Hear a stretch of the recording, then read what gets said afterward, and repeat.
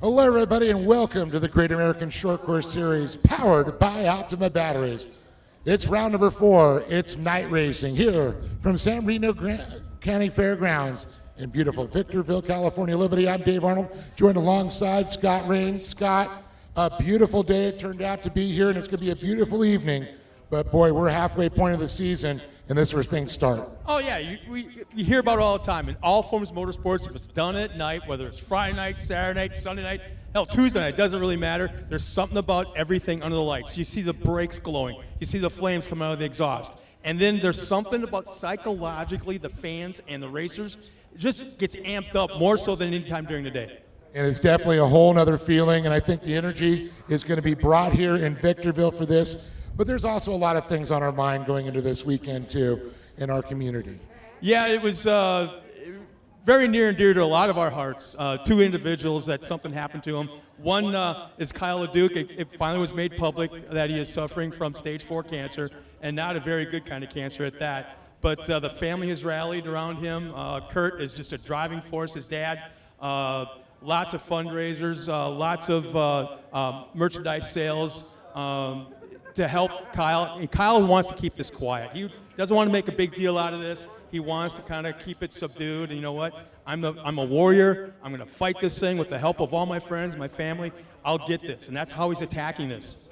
And then yesterday afternoon, during round 1 qualifying of Champ Off-Road back in Wisconsin, a very, very popular driver.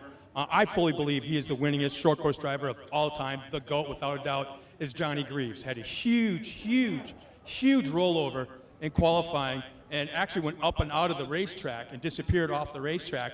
And he's in the hospital right now. He suffered, I believe it's 4 broken ribs, a punctured lung, broken clavicle. And if you look at the picture on the internet, his left hand is swollen up to the size of a boxing glove, and his right hand is normal. That gives you the idea of how rough this was. The side of his face is swollen up more than the right side of his face. But Johnny, again, he's on the internet this morning on Facebook. The thumbs up that he's going to make this. A lot of people are saying that he's going to sit out the rest of the year, and Johnny is saying, no, I'll see you by Fall Crandon. And he's a tough old bird, man. Like I say, he's the GOAT. There's nobody's got more wins under the belt in short course history than that guy right there.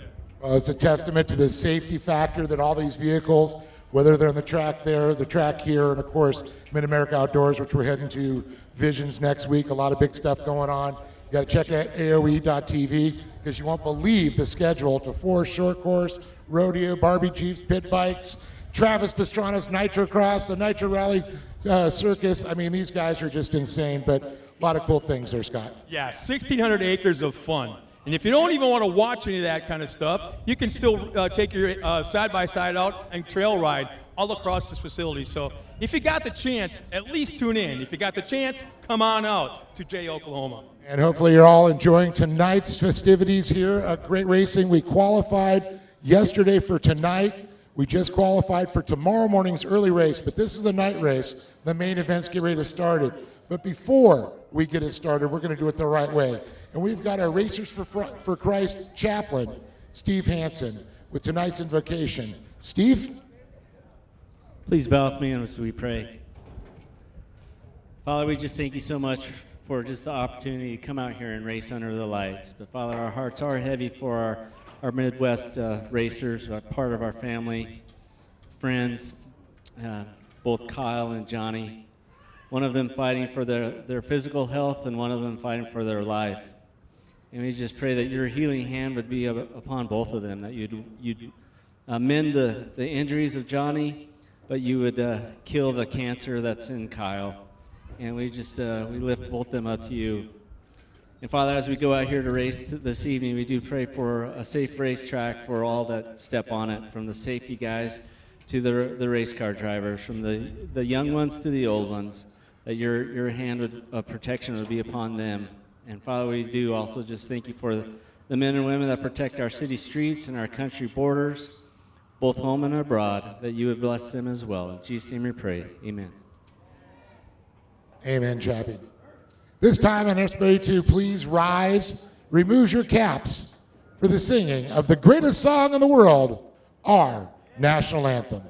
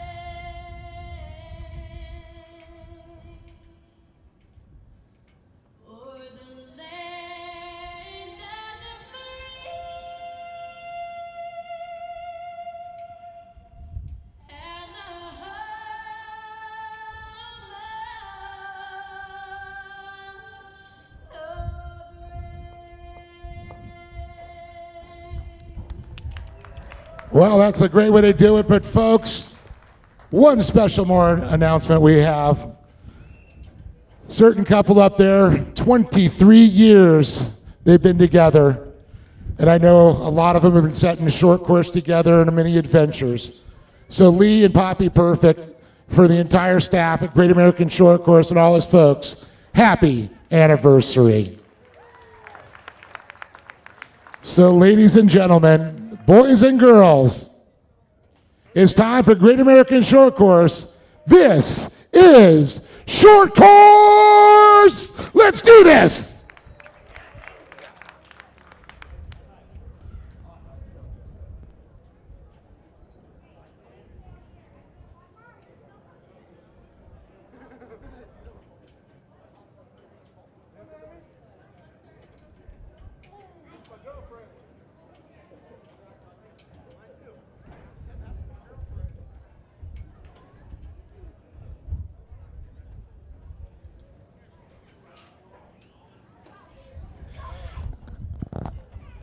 Well, as old man Dave makes his way up here to the sound booth, I don't know, did anybody else notice this besides me?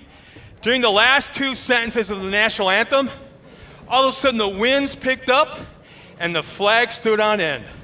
It was such a beautiful thing to witness, and it was just like it was on cue. So somebody is on our side here tonight to bring to you some very, very, very cool racing. And they're all looking down on our short coursers, that's for sure. And I know Chappie had a direct line to the man upstairs. So as we get ready for the first race of round, once again, everybody, welcome to round 4 of the 2023 Great American Short Course season at San Bernardino County Fairgrounds here in Victorville, Southern California. Here's our first race of the evening. Are lights on yet? Yep, some lights are on. And it won't be long before they're all on. So we're going to take a look here at the points here in Junior 1 Kart. I'll get you some oxygen. Don't worry, Scott. I got some spare in my truck. I'll take care of you. So third place with 146 points right now, it's Samuel Gibbs.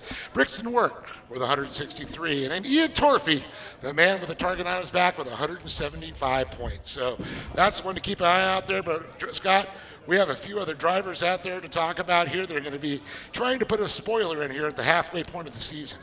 Well, here's the thing. Yeah, we got 8 racers coming out, and here's our lineup on the front row. We got Caden Granke in the 2023 sitting on the pole at 215 is Samuel Gibbs.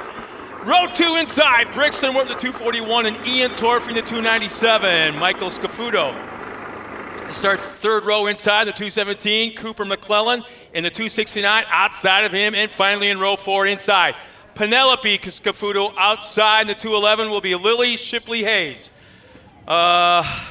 This could be good. Dave, we talk about all the time that more times than not, throughout the afternoon and throughout the evening, in this case, of racing, the kids put up some of the most entertaining, fun races to watch. The smaller the vehicle, sometimes the more action. Well, they're the stars of the show for sure because of the future of motorsports. Speaking of the future, the green flag's in their future, and there it is. The Optima battery says green, green, green. And it looks like Granke and Gibbs there out front. Still side by side, yeah. And great to see that 23 number flying again out in short course, but in this case, the 223 of Granke. Looks like the outside's pulling the whole shot. That would be Samuel Gibbs. And a little bit different configuration. If you've watched us here at Victorville in the past, the track has changed up actually quite a bit with the banking. We're going 3 wide into turn number 3 in the infield. Let's see who that is on the inside. Making the issue, pushing the issue. Side-by-side racing for the point coming into the final corner. And it looks like Brixton Worth back in 4th place right now, trying to shoot up in there. See him back there with the black and green, but I'm trying to get an eye on the green and blue in 3rd. But it's going to be the 297 there out front. Ian Torfey from outside of row 2. Right where he left off at round number 3. Yeah, exactly. So Samuel Gibbs right now running that second spot. Brixton Worth, Ian Torfey falls back to 4th. And top 5 would be Michael Scafuto. And this is something else we talk about all the time, Dave. It's like the lap 2, 3, and 4. they start to stretch out, they start to separate a little bit, and then something happens later on in the race, and they start grouping back up again. And right now, the only battle we're actually seeing would be back there in that fourth and fifth spot. That's right. 10 laps make up the distance here, 9 laps remaining. And you talked about that race within the race, the comp caution, the halfway point, where they're going to go ahead and group them back together, and we're going to see the second half of racing. But Torfey, the man out front, that lead he's starting to gain is not going to last for long if he stays there in the position after that comp caution. He's going to have to dap it again. So Samuel Gibbs, McClellan in that third position, Brixton Work, and it looks like Granke running fourth right now, followed by Penelope Scafuto, Michael Scafuto Jr., and looks like Shipley Hayes there. And I believe Shipley, the daughter of Larry Hayes. So a lot of other, and of course we're going to see big Michael Scafuto later on in Pro Buggy. He's got both his kids racing in this one. And of course Samuel Gibbs, the younger brother of Trey Gibbs, a pro light driver, is competing at Champ Off-Road this weekend. Well, and I mean, right there's a perfect example of how much this is a family-oriented sport. You got 2 kids racing in their respective classes and dad racing in his. Yes. You know, and what is near and dear to my heart, and I often think about it now because I can look back at the same thing when I was growing up, the memories that dad is making for the kids, that memories that mom and dad are making for these kids. They're going to remember this, maybe not when they're 20, 18, but when they're 40, 45, and 50, and they'll value how their parents brought them up in a scenario like this. And the time they got to spend together as a family, that's so true. And I mean, earlier on in qualifying, we saw the grandma Miller jump in. So she's got 5 grandkids, and the husband, you know, race. I mean, it's so cool to see that, and that just shows there's 3 generations hanging out. So as we swing back to the racing action, it looks like we got a pretty good battle running for that second and third spot now between Sam Gibbs and Brixton Wirt. And this is a battle that is not far from the last round. We saw that. Torfey, of course, up top. Gibbs and Wirt battled it out there, waiting for Granke to get up in the mix there. We're going to see at the competition caution when that comes along there. But Caden Granke in the 223, that SC Fuels machine. So as they come out of that final turn, headed for the front straightaway, man, the gap between second and third is shrinking as Brixton is virtually on that back bumper. You can see it right there via our drone. How about the drone pilots? Yeah. Jeez. That's really cool to see. I mean, you can see Wirt right up in his bumper, and that drone gave you that perspective that you would not normally see from a track camera. This is right up and personal. Well, you see 2 different things. As it looks like there's going to be side-by-side racing. Let's see, no, there's still nose to tail. But you got to see the condition of the track. As low as the pilot, right there, you can see how that track is. They're going to the corner. Very little, if any, dust is being kicked up, and that's a credit to the entire track crew that's been working. We took an hour break between qualifying and now. They didn't. The track crew didn't. They're out there, and look at that. Just absolutely stunningly perfect track conditions. Well, we had George Hamill up, and he talked about it's like chocolate cake, and of course we made the reference. You always got a food reference with George. But he's true, because Calvin, you know, as they watered, he worked into the dirt there, and I see a caution flags coming out here. We're going to get them, but getting back to that thought, it's getting the moisture worked into the dirt so it stays in the dirt, not just sits up on top. Otherwise it gets greasy. Well, we're going to line it back up. Torfey, Wirt, Gibbs, Granke, McClellan, Michael Scafuto, Penelope Scafuto, and Lily Shipley Hayes. Or Shipley. You're having a hell of a time, aren't you? Yes, that's the Shipley. There we go. Well, you can see that Honda Talon, that 4-seater, the crew Talon there, leading around. Now, see, this is the competition yellow we talk about all the time, and for some of the fans that may not have tuned in before, or other fans are not aware of this, it was instituted back in 2007, I believe it was. Maybe 2006, actually. I think you were right. You were going there. And it was to create strategy, vehicle setup, first half or second half. Where do you think your car is going to be best set up for? The track conditions and how they change, but also to prevent a runaway. Yes. Who wants to sit up in the stands and see somebody almost lap the field, which at the time was happening in certain circumstances with guys like Rob McCaffrey and Johnny Greaves and Scott Taylor and Walker Evans. Sometimes they were creating a runaway and they were almost lap the field. Well, this took care of that.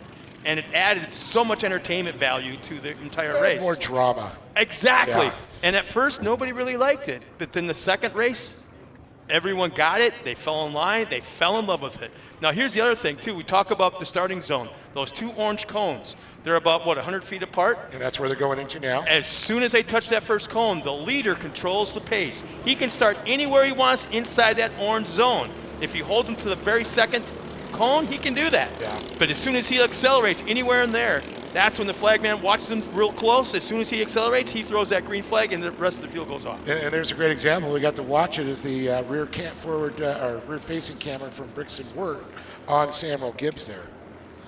And look at this battle, a great overhead shot as we see them battling for that 4th position. Top 3 have kind of established themselves with Torfey, Wirt, and Whoa, Gibbs. we had a car go around. Let's see, I believe, or is that 2 got around, hooked up? Yeah, there it is. Yeah, 2 cars got together and were forced around. But here's an example. Okay, we're taking care of a situation there. We got racing going on right here on the track. And off to the side, you can see the track crew is working on a portion of the track that's not being used until later on today. The large new addition. The larger course, yeah. So this track crew is like thinking straight ahead, completely, totally on it, and that's a credit to this whole bunch here. Yeah, not often do I hear, when I go down for the podium interviews, I hear a lot of the drivers that thank Kelvin for out there and the work he does. And it's so important for the driver to really like the track, to have a good flow. Lee's designed it, helped build it, get it built, and then Kelvin and the water truck crew is maintaining it, and that's what's so impressive. Tell you, Greinke and Gibbs are having a pretty good battle right now for that top spot.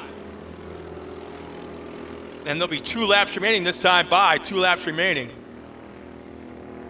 Well, actually, we got Torfey and Lee, Wirt, Gibbs, Greinke right on the butt of Gibbs. And then you got Penelope Scafuto's moved up, and so is Shipley Hayes. And look at Michael Cafuto's dropped back just a little bit. And McClellan. Wow.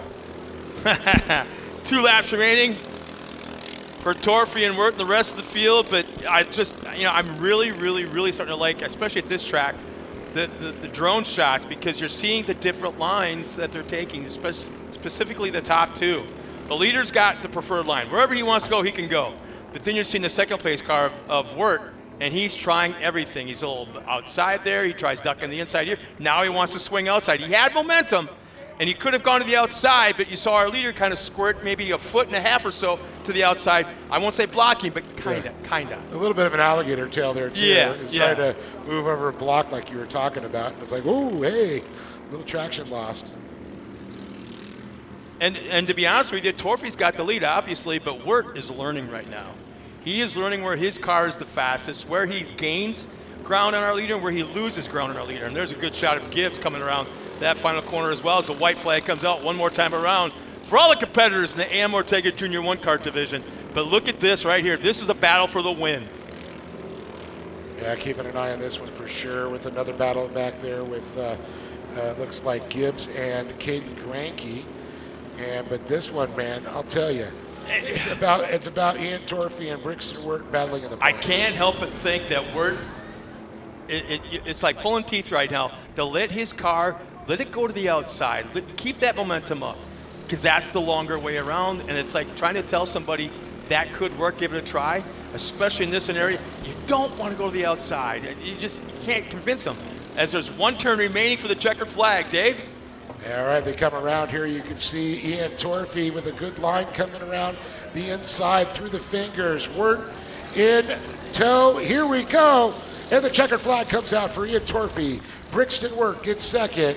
And it looks like it's going to be Samuel Gibbs coming across with the 215 in that 3rd position, followed by Greinke as he makes his appearance. Penelope Scafuto. I really like how that family's carried that paint scheme along there. 211, Lily Shapley Hayes. And we can see Michael Scafuto makes his appearance there, as well as McClellan will round out our field here. And I'm going to go ahead, Scott, and head down, talk to Torfey, Wirt, and Gibbs.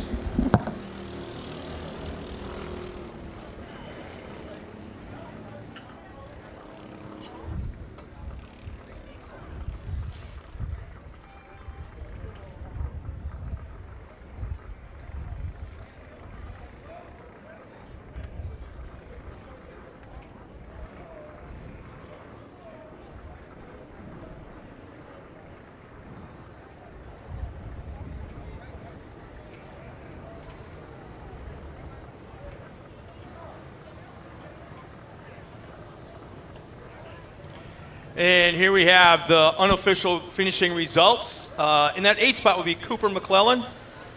7th will be Michael Scafuto. Lily Shipley Hayes will finish 6th. Our top 5 consists of the 212, Penelope Scafuto. 4th, Caden Greinke. Samuel Gibbs will finish on the podium in that 3rd spot. Brixton Wirt. 2nd, the 241. And our winner in round 4 of the Great American Short Course with the 297 of Ian Torfey. As Dave makes his way trackside to talk to our top 3 finishers, they're crawling outside of their cars. And if you look closely, you can see how they are so belted in right now, the fire suits head to toe, the gloves, the helmets, the head and neck restraints.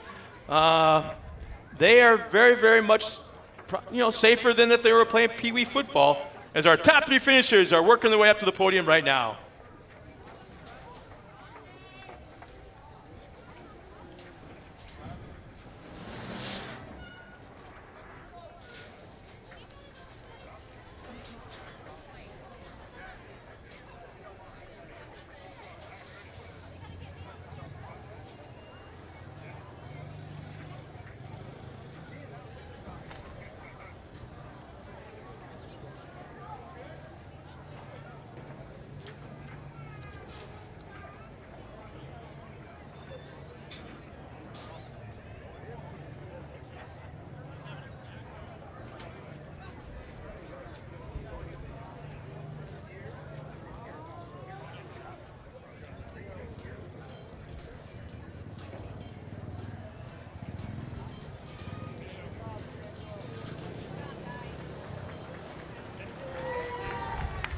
All right, here they are. Give it up for Samuel Gibbs, Brixton Wirt, and Ian Torfey.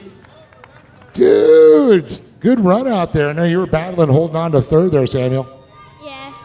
I was in 2nd. I was battling with Brixton for the 2nd place spot. Yeah, and then you got shuffled back, and then it was like going to protection mode. Yeah. Did you have fun?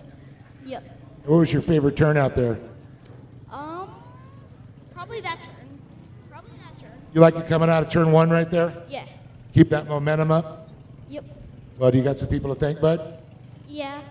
My spotter, Shaden, my mom, my dad, Steve, Mike, Garrett, KB Engineering, my grandma, and everybody else who sponsors me. Give it up for Samuel Gibbs, everybody. A great job there.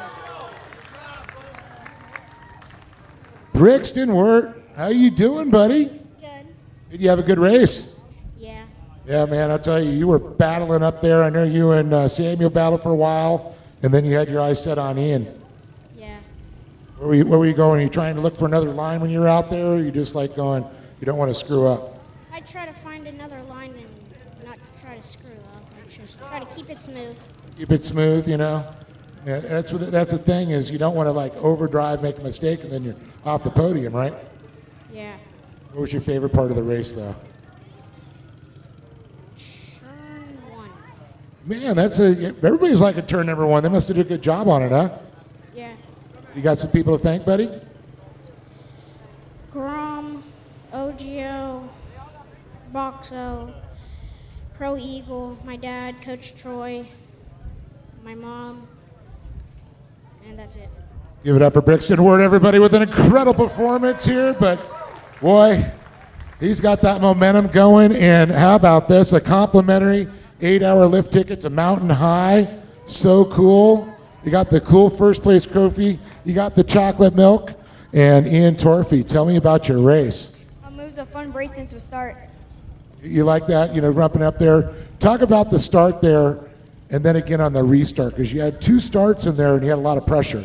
Yeah, it was a lot of pressure because everyone behind us, front, and everywhere. Everybody. So what was your favorite part of the track there?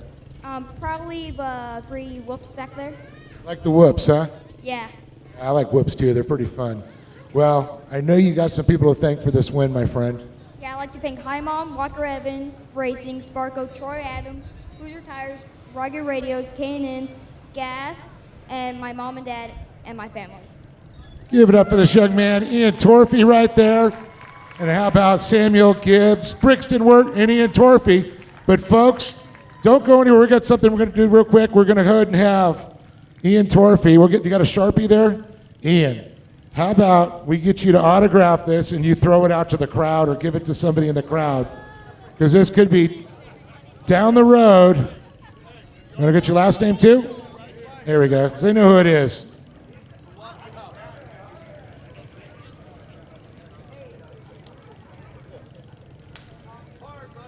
Give it a good throw. Wow, wow, look at that. Oh. There you go, my friends. Good job, guys. All right, the kid's got an arm, too.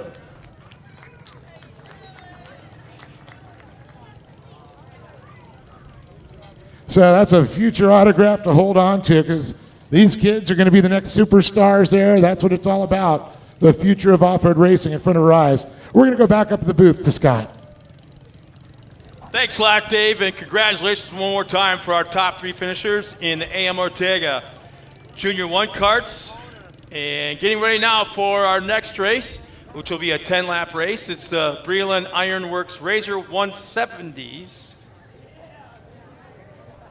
Getting ready to come out here trackside. And once again, you can see how perfect the track is. And again, I just want to throw it out there for all the fans that are watching us at home. That's our next race in staging right now. Getting ready to come on out, and you see a couple of cars that may not have a driver in them. That's because they're just at the podium. Now they got to hustle down in the staging, jump in the next race car, and come on out here for the second race. So once again, for all the fans watching us home, let us know where you're watching from, whether it be poolside, campside, the living room on the big screen, wherever, up here in the grandstands even. Who's your favorite driver? If you got any kind of cool questions for us, nothing's too big, nothing's too small, let us know. We'll do our best to answer any and all questions for you, and we'll try to call you out as far as who your favorite driver is and where you're watching us from. So once again, thank you for tuning in to the Great American Short Course, being brought to you for the Great American Short Course. Here's our unofficial points. Actually, these are the official points for the Razor 170 UTVs, our next race. Jake Hill is currently third with 148. Triton Lawrence not very far up in front of Jake Hill. And Luke Vale is 10 up on the entire field, Triton Lawrence to be specific. Luke Vale with 162 points. And that, again, is the Razor 170s coming up next. So, yeah, it's going to be fun to watch. There's no doubt about that. And Dave and I both have talked about this more times than not. Very often, the littlest cars have the best action. And kind of put it to the big boys as far as putting on a show. And Dave, there's one thing missing. You had the very cool trophies, the very cool interviews. You had the very cool autograph frisbee. Where's the chocolate milk? That was he got the chocolate milk. He did? Yeah. Oh man. Yeah, so I guess we just had a starting grid pop up here. Yeah, in fact, I can live it to you right now.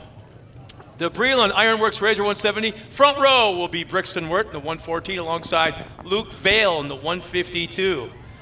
Row 2 inside, Triton Lawrence in the 110, Samuel Gibbs outside in the 115. Row 3 inside, Cassidy Walton in the 191, and Brianna Walton in the 190.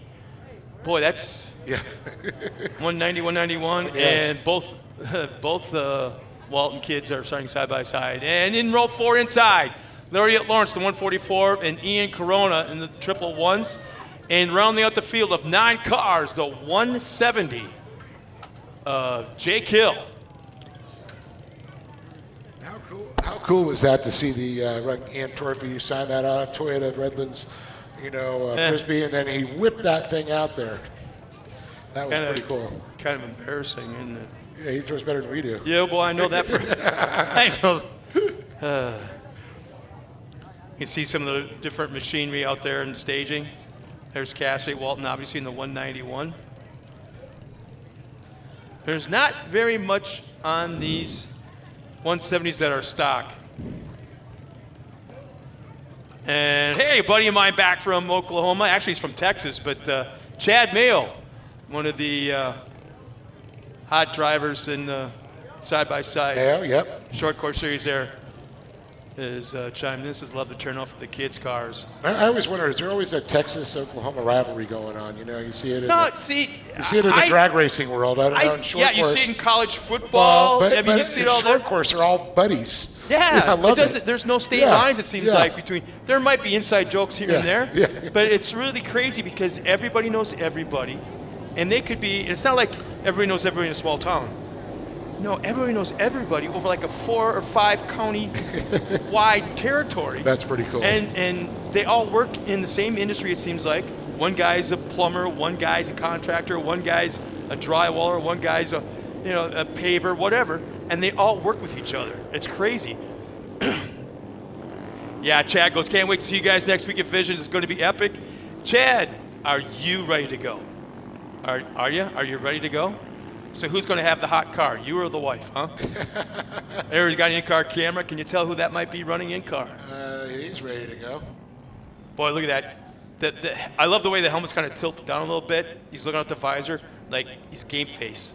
Yeah, you can tell it's intense for sure. Yeah. You can see the Parker pumper. You can see the air filter there, a little cover of dust, to keep off, but that blows fresh air into the helmet, keeps it from fogging up and getting really extremely warm inside the helmet. Some of the guys in Oklahoma and Texas and that are actually running in Visions next week need to look at how some of these kids are belted in there. Specifically, I believe there's not enough mud munchers being utilized at MAO. That is one system that really needs to be checked out. Instead of just the tear-offs, because sometimes you grab too many tear-offs, you tear them all off, and then you're flipping your helmet up, and then you're getting mud in the face and the eyes. And some guys wear glasses, and then they're rubbing the glasses, it's smeared, the lens is smeared, mud munchers. I mean, they're great. I remember a story Carl Renner Center was telling me.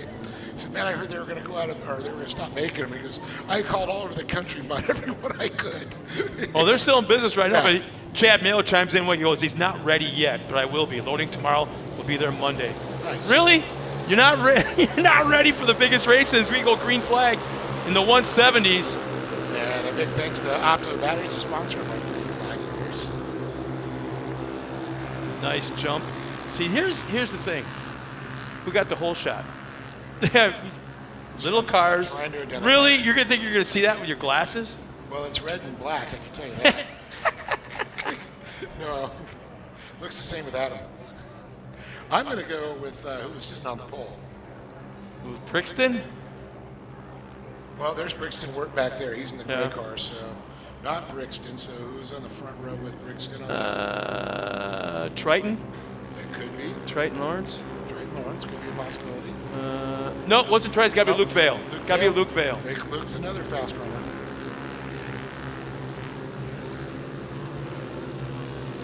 Track is absolutely perfect right now. There's not a speck of dust to be had anywhere. The 152. Yep, it's Luke Vale, the whole shot.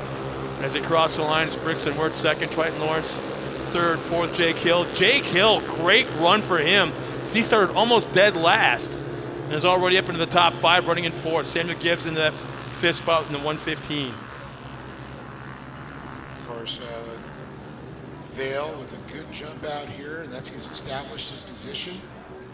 I wonder if there are any relation to the Vales that are running out in at MAO. Yeah, Carson Vale and Marvin Vale.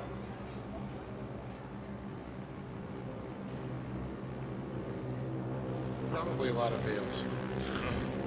But there could be a connection somewhere. Oh, you can see. One lap ago, there was a big gap between the top 4, and now look at this. Top 4, bumper to bumper to bumper. Man, oh man. Look at these two groups. We just got a great shot over there. Look at this. They're trying to split up. We almost had 3 wide. Wirt was trying to make a move on them. Vale, though, holding up well to pressure. And then we can see the second group back there. We catch the beat cars. We see our Well, you know why? front. You know why that Jake Hill, our dead last, is already in 4th? His lap time is 56.6, and there's nobody else even close. All in the high 57. You can see Brianna Walton there, the 190, a great onboard shot there. You can see her hot little pink Parker pumper there. And that was Brianna we saw with the game face. Oh, touching wheels. As we had a big change for the lead. Our top 4, they're going back and forth. Oh, look at this. Lawrence. Trenton Lawrence there, and Triton in the red machine there. Look at Luke Vale. He's fallen back to 4th, possibly 3rd. Yeah. But what did I tell you? The little ones usually put on the better show than the big ones. And every race, they get closer and better each time. And you see the improvement. Well, it's like they're learning where they can rub, learning where they can touch. It's, like before, they would just ram up on top of the car in front of them with, willy-nilly, not knowing what to expect. They didn't, they're so young. Yeah, look at this. They're not touching.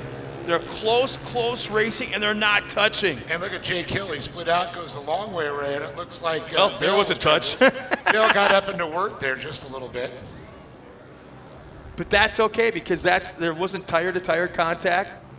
Nope, you're right. Perfect. That's what we want to see.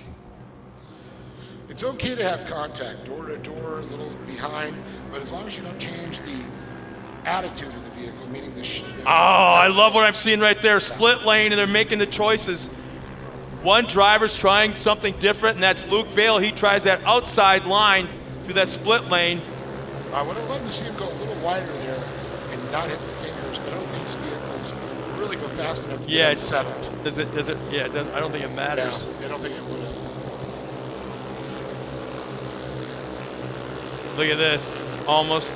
Vail's got a nice run coming out of the corner. Looked like he was going to try the inside line. Now he's going to try the outside line. Where is he going? He's trying to find his spot. There's no doubt about that. It almost looks like our leader, Triton, is holding up the field. As we go back on board with the other Lawrence, the sister, the great perspective. I love seeing that, see what the drivers are going through. Once again. How about this? I don't mean to interrupt, but look at the back.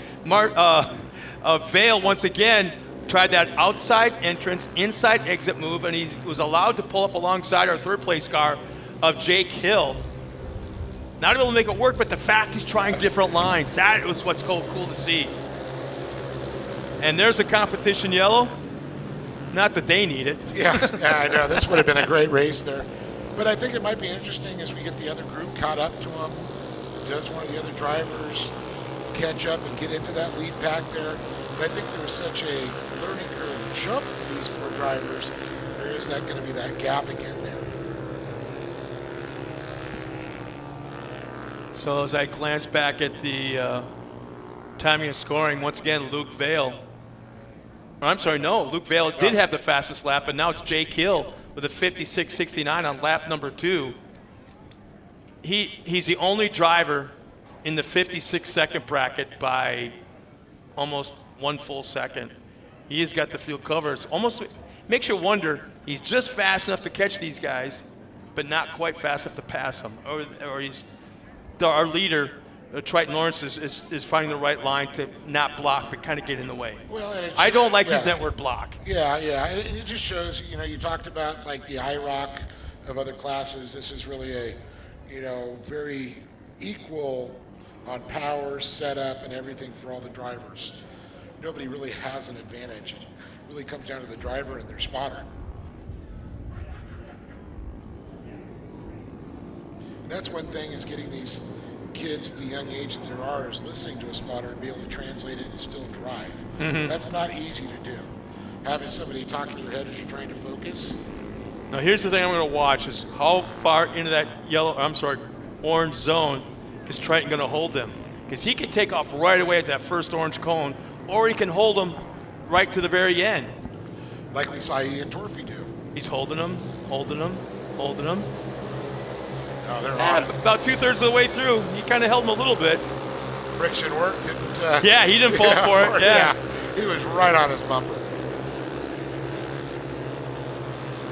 Now let's see if Samuel Gibbs can hang with him. Our top 4 have been just about nose to tail or side by side the entire race. Is that Hill ready to make a run up the inside there? Yeah. Battle for second, he might have it. Looking down, challenging for first. Looking low, the door gets slammed in his face by Triton Lawrence. Wirt, Hill. And it looks like Wirt is now back to 4th place there. Vail has now moved up into that 3rd position. And Jake Hill giving Triton Lawrence a run for his money now, trying to turn the pressure up. This will be interesting, Scott.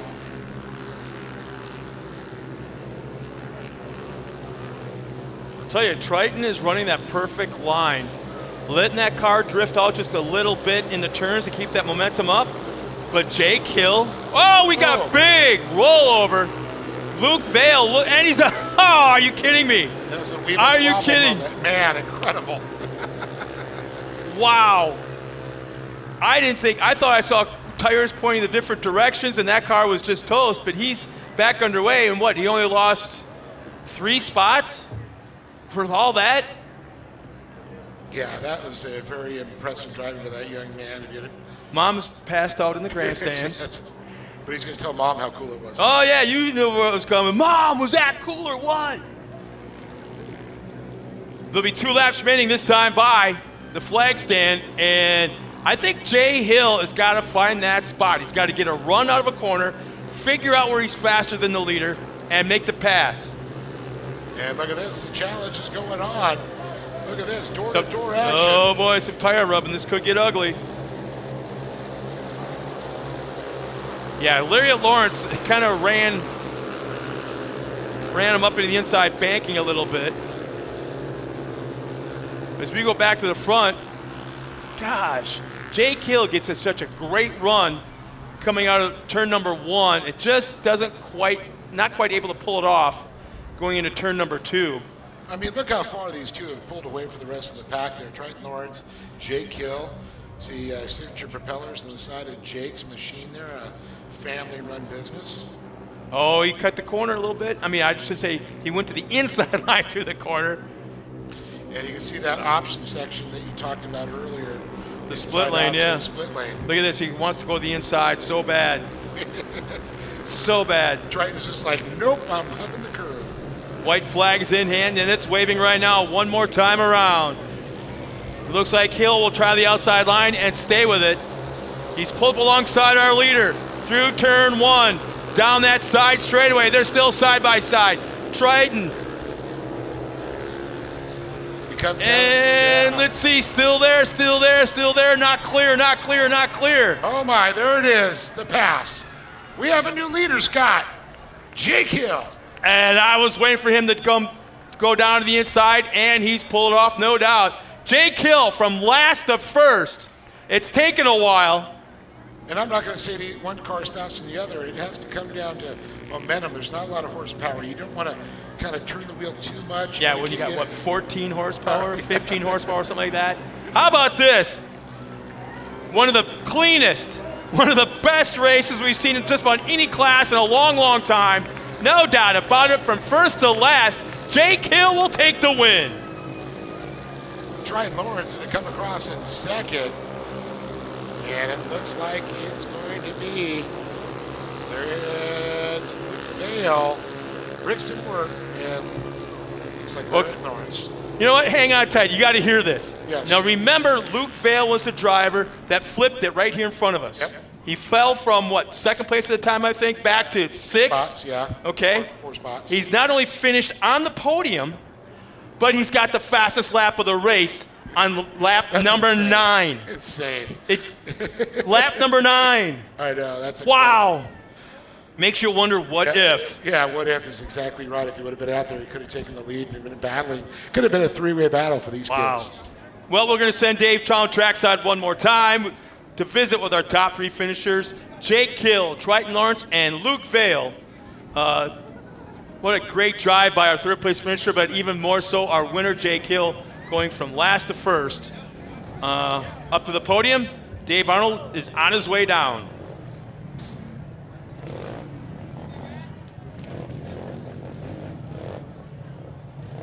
Our unofficial results for our fans back at home will be Ian Corona will finish in that 9th spot. 8th will be Cassidy Walton. Brianna Walton will finish 7th. 6th, Samuel Gibbs. Our top 5 will consist of Larry Lawrence. 4th, Brixton Wirt. Luke Vale, a very impressive 3rd. Triton Lawrence, 2nd. And our winner, then 170, will be Jake Hill.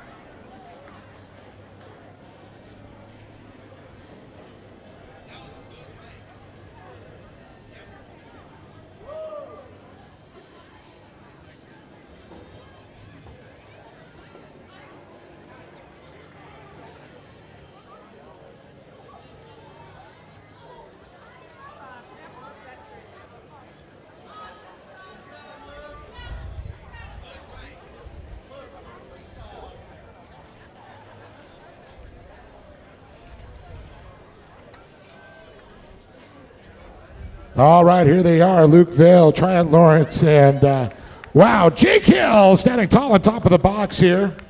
Gonna go over and talk to Luke. Man, talk about a wild race for you, my friend. Man, yeah, you're running up there, you got the lead, you hit the whole shot, you're running out front, then you slip back and you get into a battle, you go up and over, land on your rubber side down, and look at you. Yeah. Oh, What, were you just like going, I'm not giving up, right? yeah.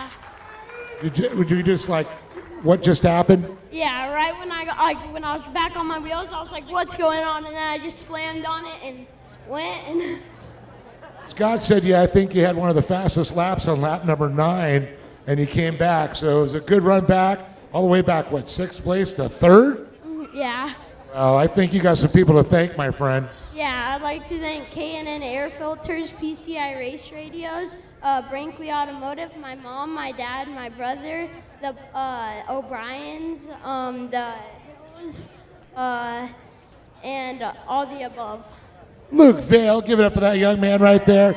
An awesome performance. And Lawrence, buddy, what's going on, man?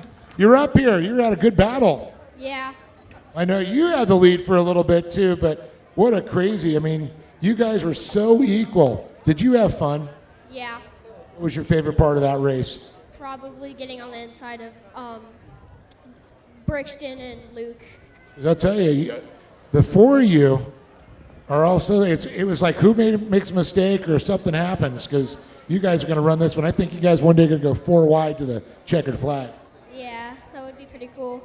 Well, I got to ask you, on that last lap there, coming out of turn number 1, what was going through your mind with him there next to you? Just gotta hold off Jake and not let him get first. It was a rough one, but you know it's all about points too, right? Yeah. Do you have some people to thank, my friend? I'd like to thank my mom, my dad, Tri-Law Racing, Verlon Ironworks, Quick Lifts USA, CMI, and my spotter Jaden. Give it up for Trent Lawrence, everybody, with a great job. Drove his heart out, so impressed. And how about this young man, Jake? Complimentary 8-hour ticket for this next season. I hear it's going to be snowing a lot in Mountain High. You're going to have to get up there, but let's talk about this race. There was 4 of you, these 2, and then you had Brixton work there. So I know you and Brixton were battling together. You and Luke were battling for a while. Of course, Triton and you 2 were going at it. What was going through your mind? Was there a lot of pressure? Well, the thing that was going through my mind was Don't mess up. thoughts. Lots of thoughts. Your spotter in your ear quite a bit? What? Your spotter? Oh yeah, he did a good job telling me how to get around Trenton. It's hard to tell when they're like right next to you or out there, so you have to rely on your spotter. Yeah. Is that hard to concentrate and drive with them talking to you too? Not really. Well, you had a great run. Congratulations. The 3 of you ran a great race. I know you had a friend, and it's fun racing with your buddies, right? Yeah. You want to thank some people? I want to thank Signature Propellers, Redline Oil, King Shocks, Gates Belt, CMI, my dad, my mom, my sister, Zach, his family, Vales, and Brian. Well, give it up for Jake Hill as these 3 drivers are going to host those Louis Tozier Design Trophies High. A new unique design, an awesome job. Let's give it up one more time for Luke Vale, Triton Lawrence, and again, Jake Hill standing tall on top of the box. We're going to go ahead and have each one of these kids. Hold on, kids, come here. Let's have you autograph each one of these Toyota Frisbees, and then we're going to have you guys throw them out or hand them. You don't want to say, yeah, hit him in the eye. Get him out. Those are the great autographs.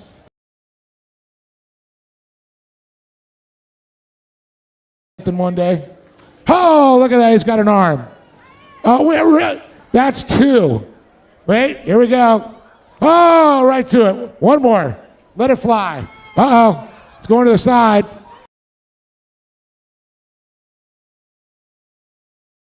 High five. High five. There we go. Jake, don't leave me hanging, buddy. There you go.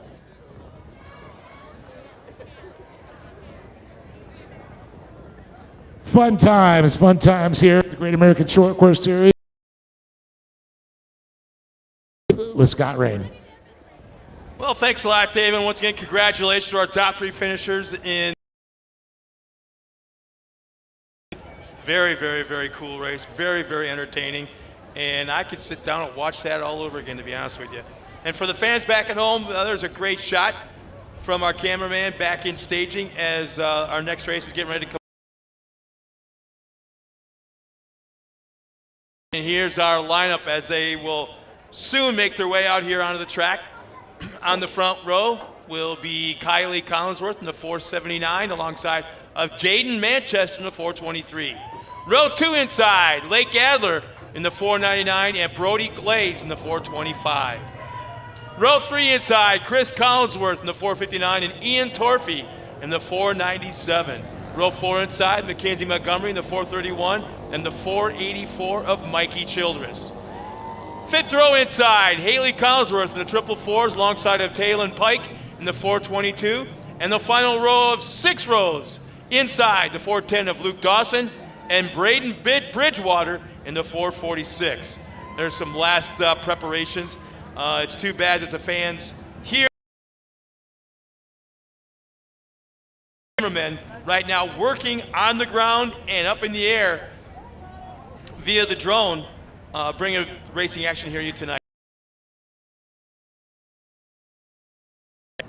Like I said, the final preparation, getting a thumbs up to some of the officials to let them turn them loose, and they're on their way out trackside, and here they come.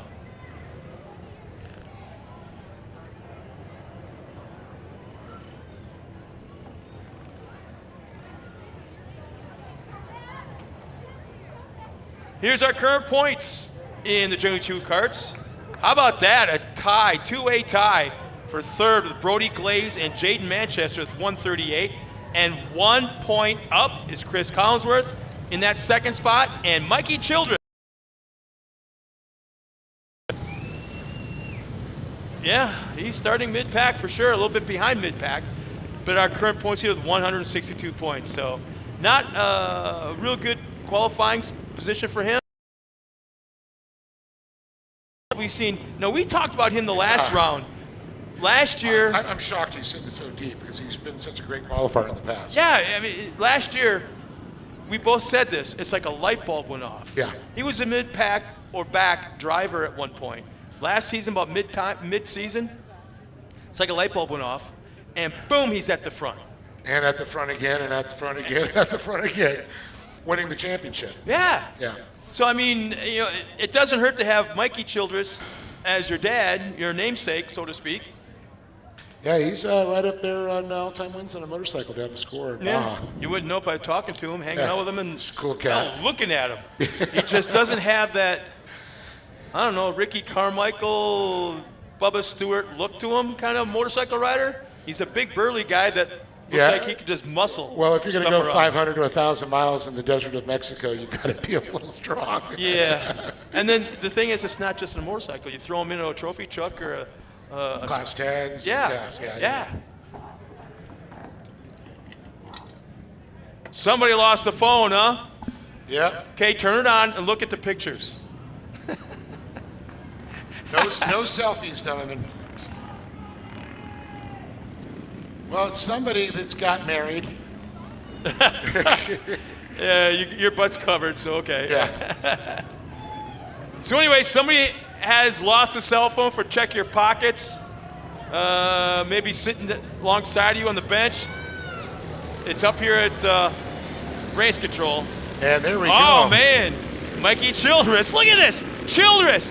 Inside, outside, threading the needle back and forth, working his way to the front. Was he playing the old inversion game? I don't know, but his inversion start sucked, and he's working his way to the front already. It looks like in the top 5. And how about, look at this. Lake Adler. Gets a little wide there, but able to hold back, slide into that 5th slot. And Mikey Childress already in the 4th. Oh, man. Adler got smashed up from behind going into that last turn. He got pushed way forward. It was an accordion effect going into that turn, and Adler was right in the middle of that accordion. There's a lot of beating and banging going on there, that's for sure. But it's Jake Manchester, that Vision Canopies machine out front.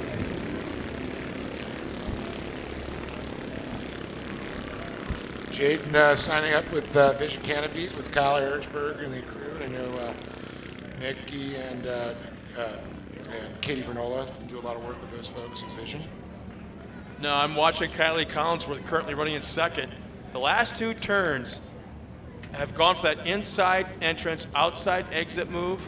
Still on the inside, still not able to make it work as Jaden Manchester's hanging out of that top spot. With Brody Glaze in third, Mikey Childress in fourth. Yeah, Mikey always stands out, maybe just a white body, but he's got those day glow rims. Wheels that definitely... and Childress moving up in the top 3. Here comes Adler right behind him. Adler having one heck of a race right now. Yeah, it looks like he got shuffled back just one position there, back to that 5th slot.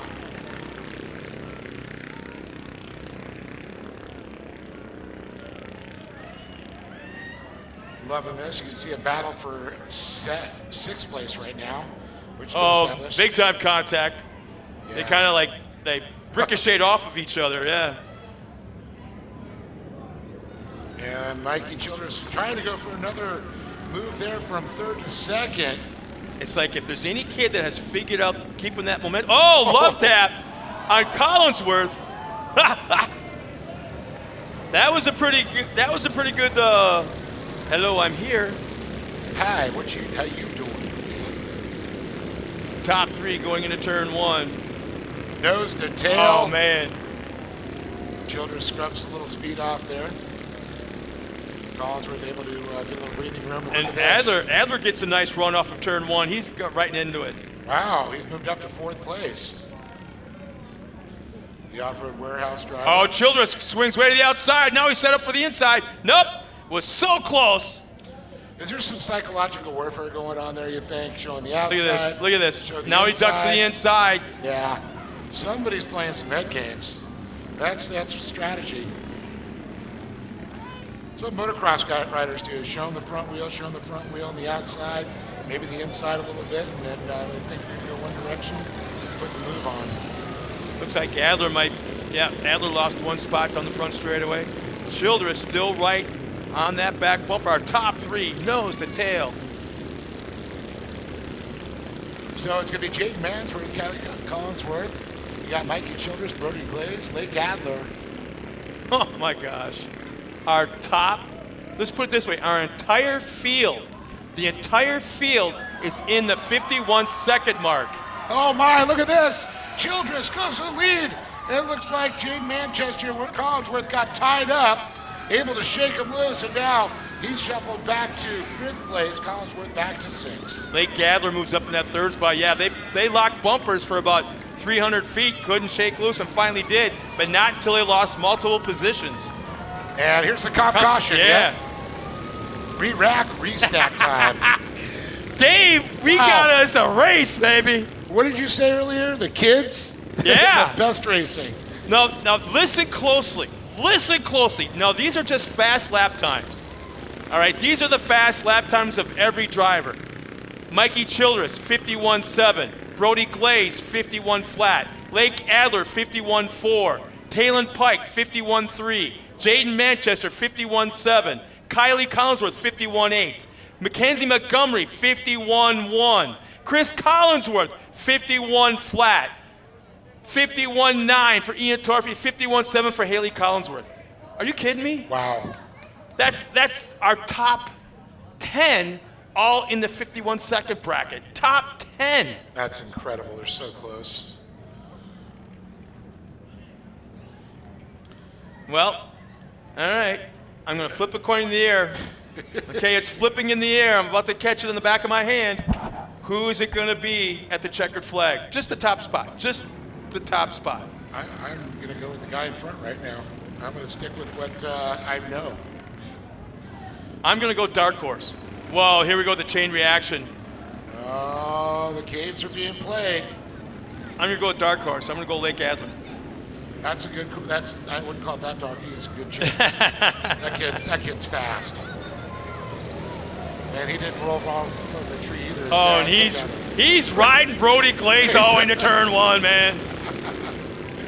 Oh yes. And here's the definitely. thing: if you looked at his truck when he went by, you saw damage to the front end. It now looks like a ramp. Yes. So he could actually, in theory, we got cars turned around, contact made, 1 car over, 2 cars made contact, 1 is turned around, 3 cars are in this incident right here. And that's going to bring out a full caution again. I think we're going to see a restart in this one.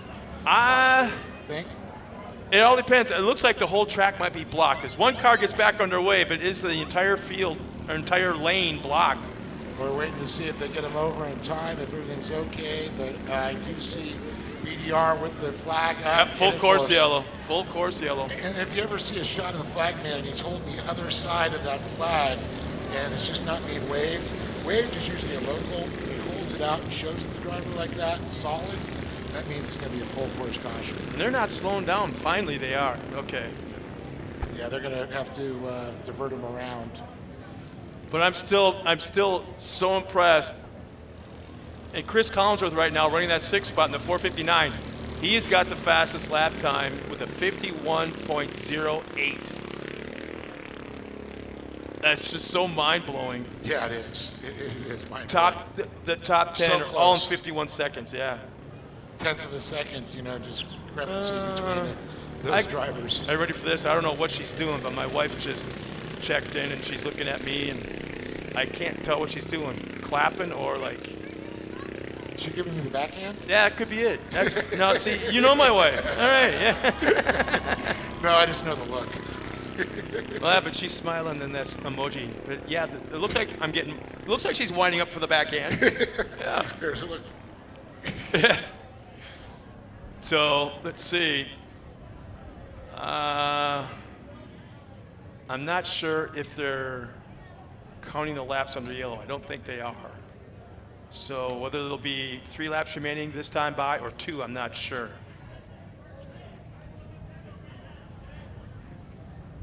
As 3 laps remaining was the call there. It is cleared. They should go green flag, and I'm not seeing if any laps have been cut yet.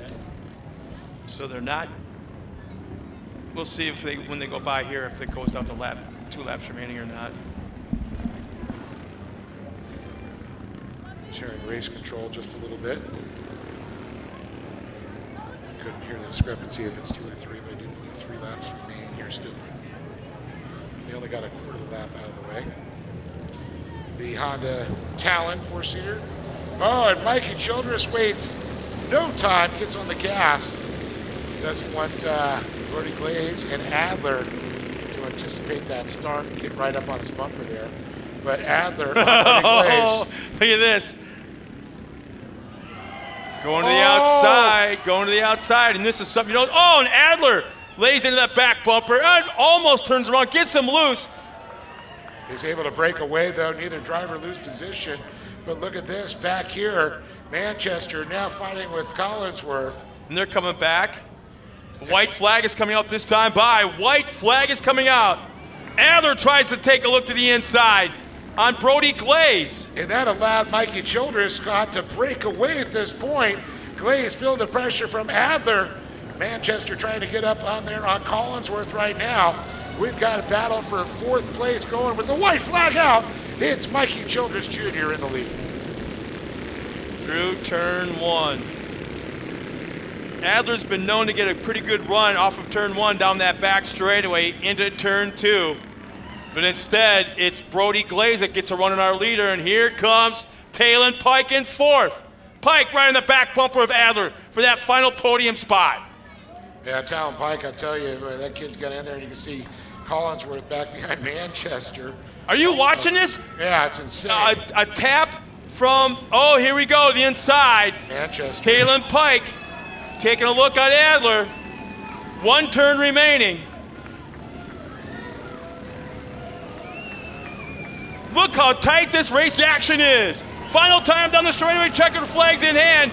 It's going to be Mikey Childress, Brody Glaze, Lake Adler, our podium finishers. Wow. Talon Pike, Jaden Manchester, our top 5. Chris Collinsworth, Ian Torfey, Haley Collinsworth, and Kaylee Collinsworth, Mackenzie Montgomery, our top 10. Should I just say the kids have definitely stole the show today so far? I'm telling you, the boys better be back in the pits watching this because they're going. I can't help but think that some of these guys are going, oh, crap. Yeah, we're going to go deal with those kids already stole it. Oh, man.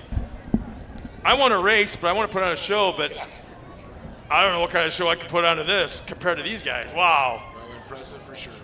Well, let's set, I don't know what you're going to ask these kids in this one, but man, oh man, back and forth, bumpers locked, rollovers, back underway, podium position finishing.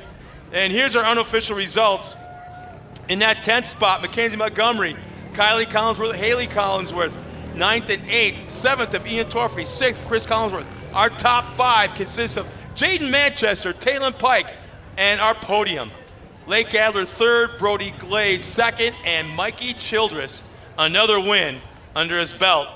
And what a way to start his trophy collection. But you know what? I think there's got to be one wall for Dad and the other wall for Junior because that's a lot of trophies in one house.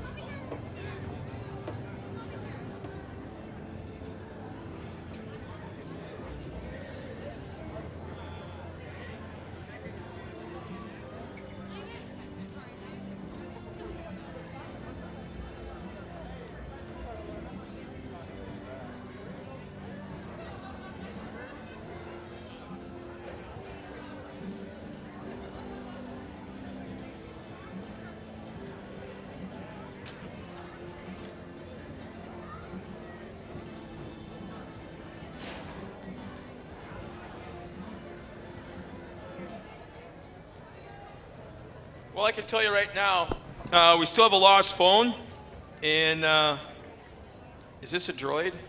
I think it is, or is it an iPhone? It's a Red, whatever it says Red down here. So it's got a crazy case. Yeah, Red medium machine, hydrogen. There's a red, I don't know if this is red means anything on a phone, but it's a sticker on there. But once again, we still have a lost phone up here, so look in your back pocket, the seat next to you where you thought you put it, because it's not there now. So once again, it's up here at timing and scoring, or race control, I should say. It's a big phone, too. How that fell out of your pocket, I don't know. But it's still up here.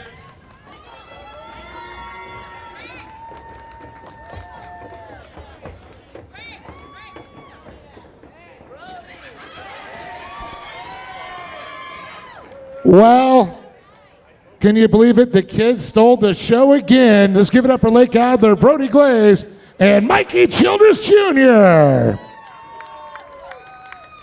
Well, Lake, man, tell me about this race, because you were a little deeper in the field and you fought your way up to the podium. Yeah, it was pretty crazy. I know. The number 99 was for Kyle LeDuc, and I was like at the first place at the start, people were all bumping me, and now my front's tacoed. Did you have fun, though? Yeah. That was a good race, wasn't it? You bet it was. I know you got some people to thank, my friend. Off-Road Warehouse, Dylan, Zach, for prepping my car, Raceline Wheels, Rigid Headlights, Odyssey Battery, Liquid Molly, MagnaFlow, FK Roddens, Fox Shocks, and VP Racing Fuels. Give it up for this young man right there, Lake Adler, or I should say Lightning Lake Adler. And also Elevate Suspension. There you go. Make it nice and smooth on the track, right, bud? Yep. All right. Oh, man, Brody, what a race. Let's talk about this battle you had with Lake, Manchester. I know Collinsworth was in there. You guys were just all battling within like tenths of a second. Yeah, we were all battling. I almost got Mikey, but he was too fast in the corners. But What was your favorite part of that race? probably when I passed everybody on the last turn, and got up there. You really held on to it. Now, you were in a podium position. There was like a caution came out. You had to restart. What was going through your mind? I was just hoping that the restart was good because I'm not the best with the restarts, but it was good. Well, it worked out. And you got some people to thank for it? I'd like to thank Titan Electric, California PP, my parents, and everybody that came out to help us. Give up for Brody Glaze, everybody, with an incredible performance. And talk about performance. My goodness, Mikey Childress. Well, sophisticated events, $100 and $100 from K&N right there, my friend. And I got to say, I think you just gave your dad an awesome birthday present, Mikey Childress. Yeah, no, we've had a lot of problems with the car this weekend. Didn't have any good qualifying laps. We got 8th in the first one and then 6th in the second. So we just had to be smart during the race. We just kind of waited for everybody to take themselves out and take each other out, and we were able to make our way up to first. Brody was catching runs on me, giving me a few taps here and there. Definitely a lot to hold. Well, talk about that restart. What was going through your mind, the pressure? Yeah, no, I was getting pushed up, so I was trying to swerve to get off his bumper, so I got that, and then down the back stretch, he was on my side, so we just had to hold it low, and we were able to do it. Well, you did it for sure, and you got people to thank for that, my friend. Yeah, I'd like to thank my mom, my dad, happy birthday. I would like to thank Grandpa for helping so much on that car and trying to get that little extra oomph out of it. Zach Coates for trying to help me get all the parts. Jaden also, the Manchester family, Sophisticated Events, City Service Paving, Mountain High, Toys for Trucks, and I think that's it. Give it up for Mikey Childress Jr. Incredible job. But all three of these young drivers, in fact, all the drivers put on a great show, but Lake Adler, Brody Glaze, and Mikey Childress Jr. standing tall on top of the box here. And a happy birthday, Big Mikey. Love you, buddy. Back up to you, Scott. Oh, you know what? We forgot. I want all the kids to autograph these and throw them out to the crowd again. Brody, I need you to get your autograph on there. Autograph it and throw it out to the crowd. All courtesy for Toyota Redlands. Why don't you guys move down here, because all of it's flowing that way. If you want to go down there and maybe get it up there in the middle, change it up. There you go. Ah, big winner there.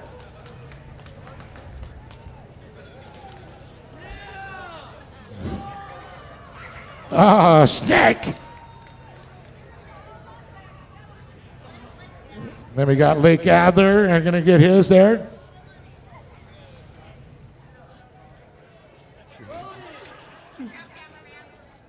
Ah, there's this.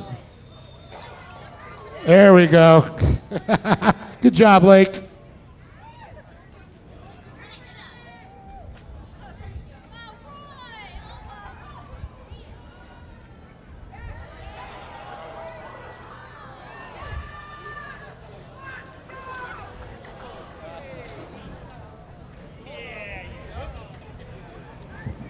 Well, as Dave is down there celebrating with the drivers and crew members, we're getting ready for our next race, and it is the mini stocks.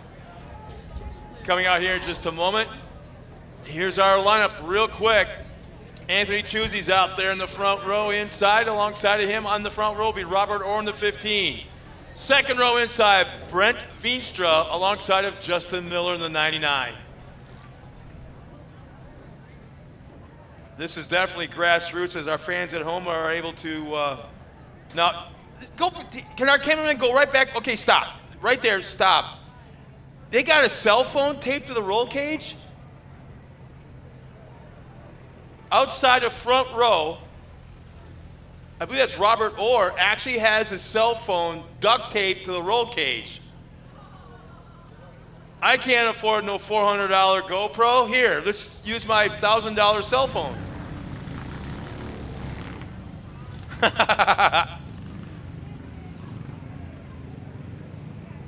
And we also have an in-car camera out there. Not exactly sure who that is. I want to say, is that Robert Orr? I think. Oh, that's Robert Orr in the number 15.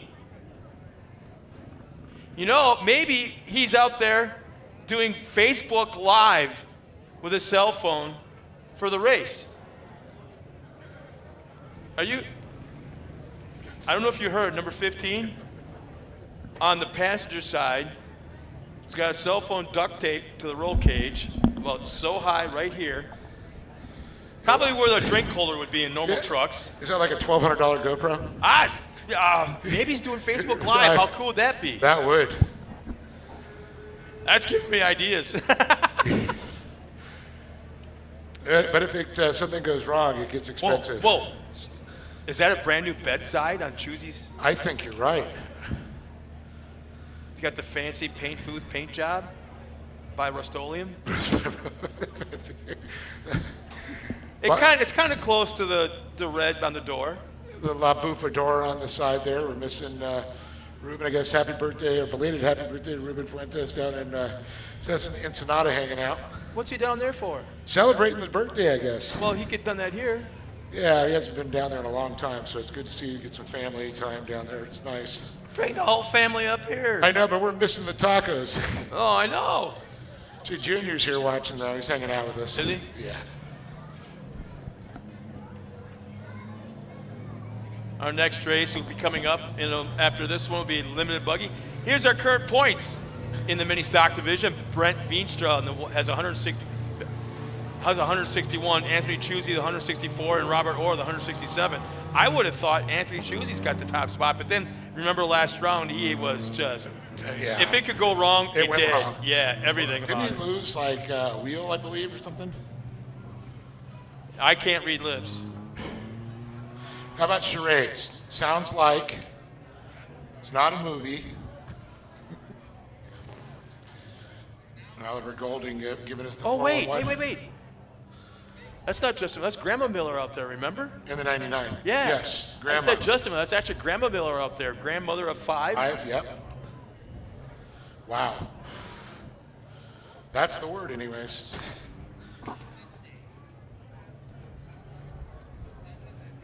Great overhead shot there, side by side.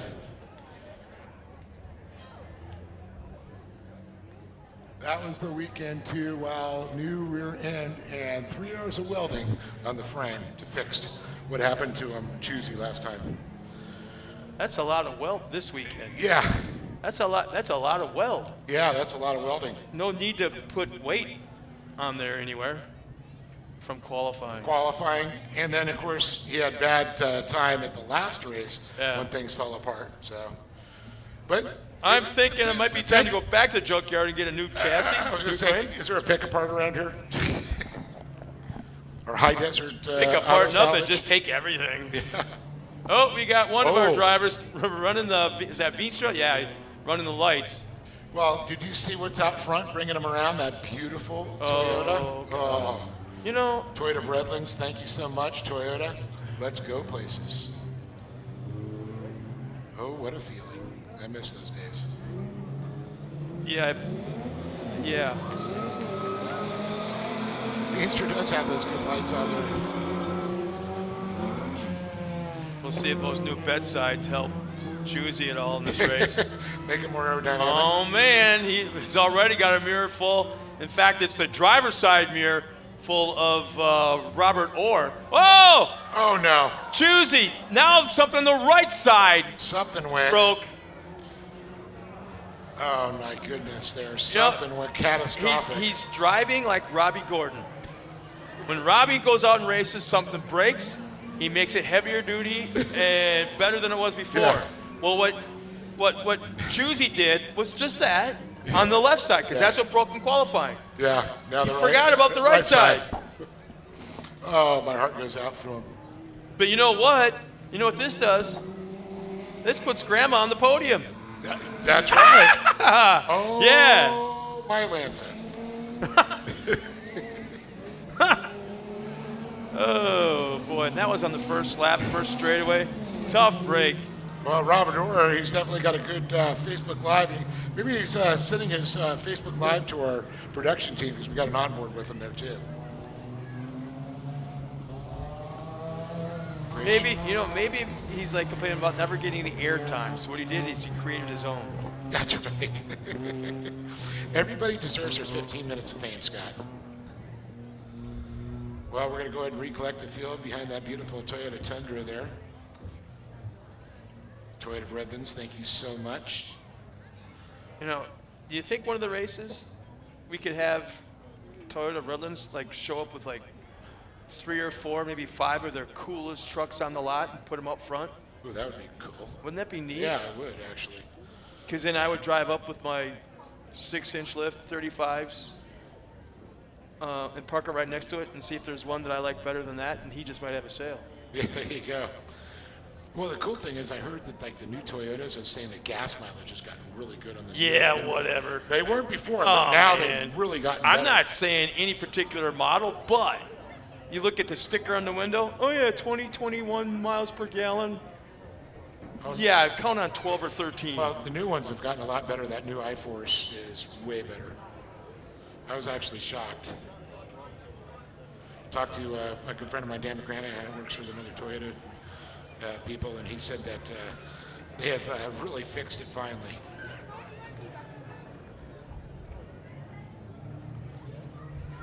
So here we go. Top 3 coming around. You can see we got the truck cleared.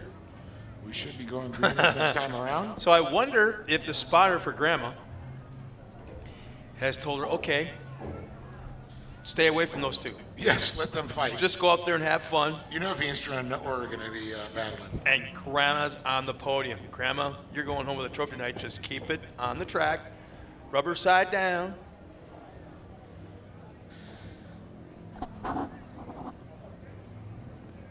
Well, the sun's definitely getting lower. You can see the lights coming more into play here. Could this be Great American Short Course history? First Grandma? First Grandma on a podium in any class. Yeah, I know grandfathers have been on there. We had a podium of grandfathers, Kurt Leduc and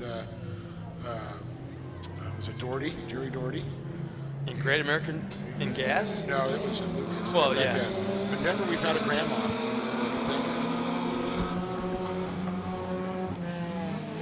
Unless Corey's daughter has a kid eventually. Whoa, we got a little action going on for that top spot right now. I told you it's going to be a battle between Veenstra and Orr. And what Orr is just like letting him have the door right there. It's completely open down that back straightaway. And look at this, going into left-hander. It's going to be interesting. Orr's going to be on the outside, Veenstra to the inside. Orr going to be, but this is going to be interesting. Look at this run here, Scott. The pass hasn't been completed yet. It's not been completed. And it's not over yet. Oh, my. It looks like Veenstra's getting ready to lose a left rear fender. And bye-bye!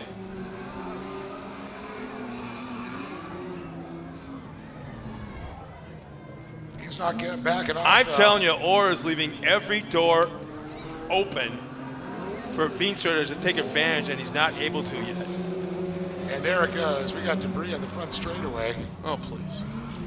Did you ever notice on that core off-road game that came out, 10 years ago, Yeah. 20 years ago? And Precaution. No, and you hit a fiberglass, but all of a sudden the whole truck was like hitting a metal fender. It just throws you up in the air and sideways, and you got all kinds of damage. And Well, sometimes if there's a lot of trucks or it's in a closed section, there could be metal hangers on there.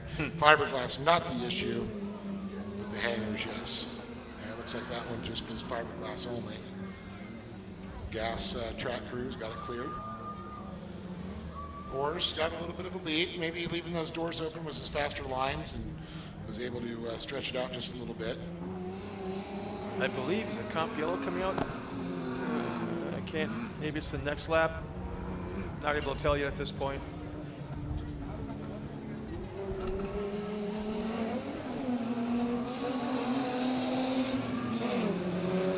Tell you, Orr's got it figured out, man. I'm telling you. both drivers just recorded their fastest lap of the race for each of them. Not surprised. They're definitely out to race each other for sure. And it looks like dusk is starting to set. All the lights are on. And we're seeing shadows. Look at the eyes on Robert Orr, our leader. Wide open, focused, eye of the prize. Just watch them shift.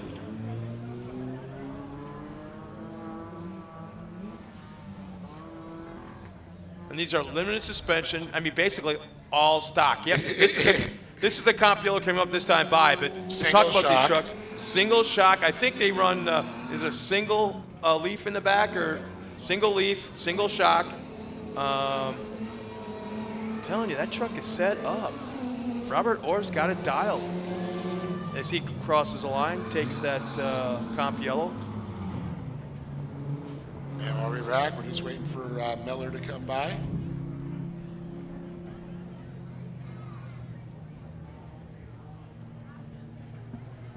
Oh, come on, Grandma.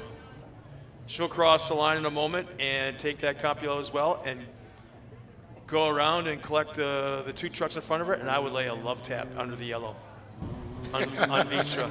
Oh, yeah. Hey, hi, remember me? Yeah. Hello. And am I hearing the word that Juicy might be coming back on? Well, yes, he is. Oh! Maybe just a flat tire. Maybe that's all it was a flat. He's going to go ahead and try and get back at least a lap still in front of Miller. Well, he's got to be at least 2 laps down at least. Oh, yeah. He just wants to get in that race and have a show with these two.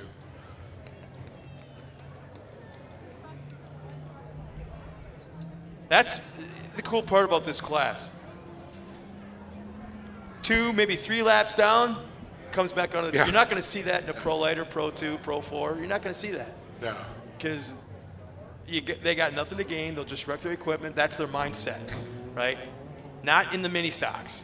Because they can go right down the road, look for a beat-up Ford Ranger, Yeah. find what they need. It's not a specially built, expensive part. Yeah. You have to track down, And you can worry about the supply chain. weld on it for 4 hours and kind of recreate that part in the gob. I talked to one of those guys and said, "Oh, we ran out of welding rods. We couldn't find it. I found a coat hanger, an arc welder. Just went to town on the machine. Welded the shock mounts back on." Okay, Grandma, you're gonna let Choosy. How about that drone pilot? Right at truck level. Right, 6 feet off the hood. Wow. We got a great overhead shot there, but you can see the other ground one you were talking about. As we go back, green here. Off the battery, starts us once again. Grandma's not gonna make turn 1 easy for Choosy.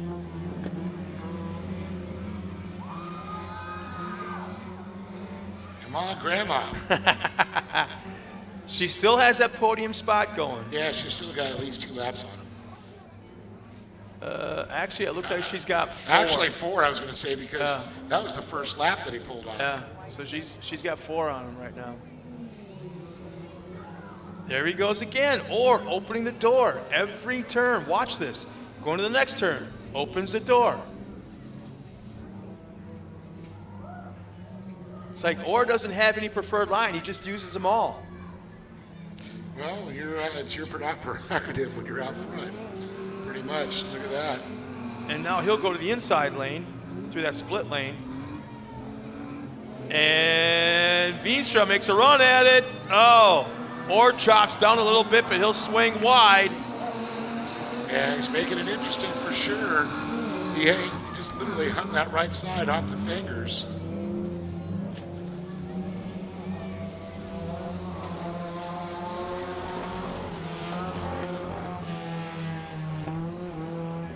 Uh, 99's got to find another gear there.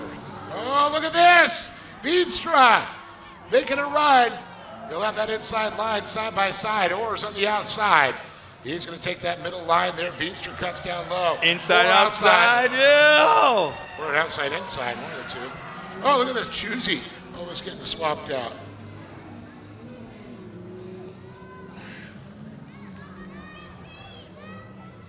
Or now going to have to wick it up just a little bit here. Veenstra goes down low, takes that middle preferred line out, exits to the top, keeps the momentum. Or now splits off on the outside. Veenstra with the inside split. 2 laps remaining this time by to the flag stand. Robert Orr's got the I'm sorry, Veenstra's got the point.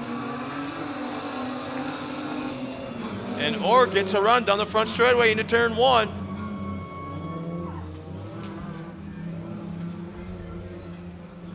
Trying to hit those low apex, go out to the high, try not to scrub off any speed. But Veenstra, though, is hitting those marks just perfectly. Is it me, or do these things look actually faster than last year? I was thinking the same thing, Scott. Before, it looked like they sometimes was almost in slow motion. Yeah. It's like they found a whole other gear. Or almost like another cylinder. Yeah, or another cylinder, that's right. They make sure to feed the other hamster. Well, we got let's see, set up for the outside. Watch that outside entrance. Here we go. Inside, move right there. Nope. Oh. Gets off the inside cushion, pops off. Rides up the rail just a little bit. White flag this time by. White flag for Veenstra, Orr, Miller, and Choosy. Well, Veenstra's going to light his way as Orr gets a little out of shape. Coming down the front, losing a little ground. Choosy, unfortunately, still 4 laps down, but running hard.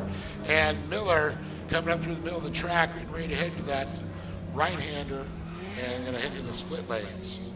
But the story, Veenstra. No, the story. Grandma on the podium. That's but Veenstra redemption is what I was going to go with. Yeah. He's been a bridesmaid to Orr so many times. Him and Choosy, and for him to get a little bit of you know what I'm noticing though? accolades. I've been watching the back of number 15, and he's got a lot of tire spin, a lot of wheel spin. It's like he's not getting the traction out of the corners. Too much air pressure, or just needs a little bit more meat? I'm thinking the grooving. Grooves? Yeah. Oh boy, he's on the back bumper. 1 turn remaining. This is for the checkered flag. Top spot in the podium. Coming up hot. Goes wide of the outside. Tries to swing it there. But no, it's Veenstra. Robert Orr is going to go across in second there, followed by, it's going to be Grandma, because Choosy, he's 4 laps down. Wow, Scott. I think, you know, when you said that, I was like, man, why do these things look so much faster than they used to? It's just incredible now to really think about it. I'm digging the number 99. I really I am. am too.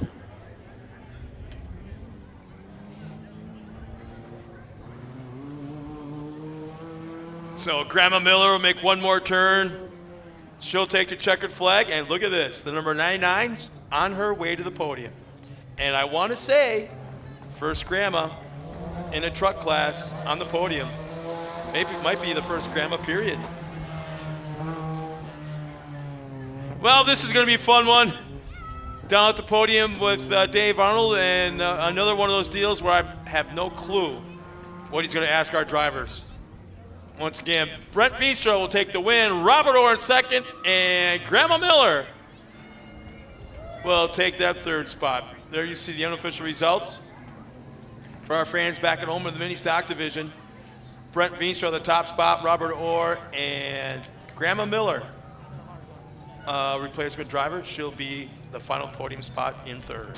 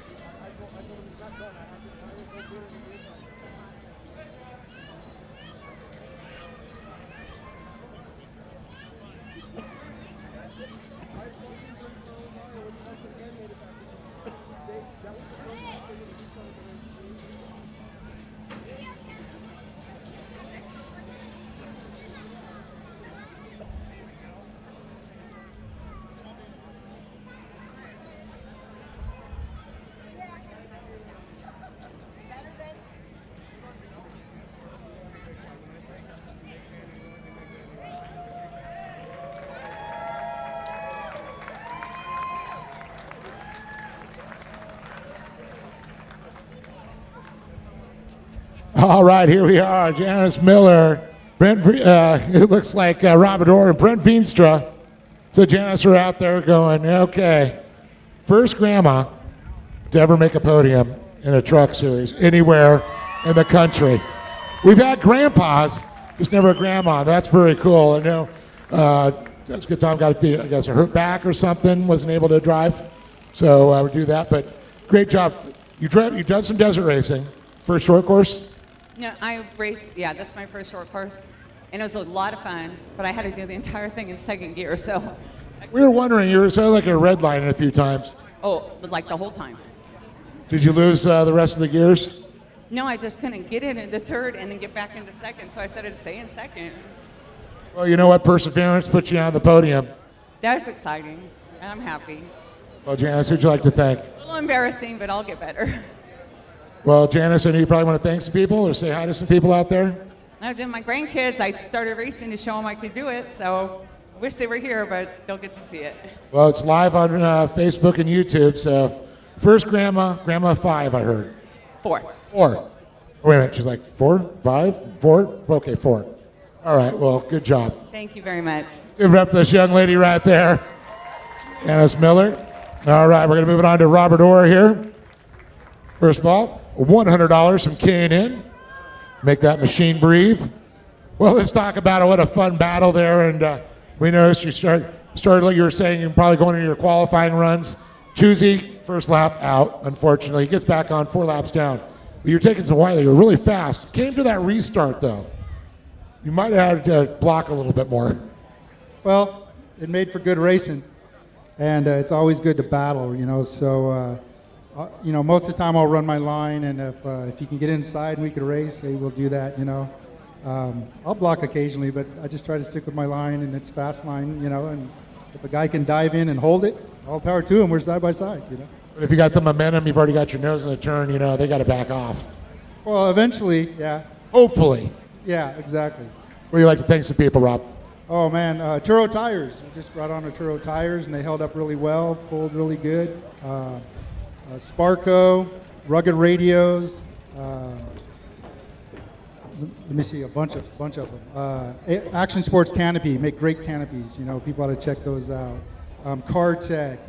Let me see, South Coast Appliance, Jeff Orr Designs, family, friends, anyone that's come out and watched, you know, people that are online at home watching, racers, and everybody at Gas that allows us to come out and play in the dirt. So. Well, I noticed you had 1 foot up there on the top box, getting ready to say, I'm taking you on tomorrow.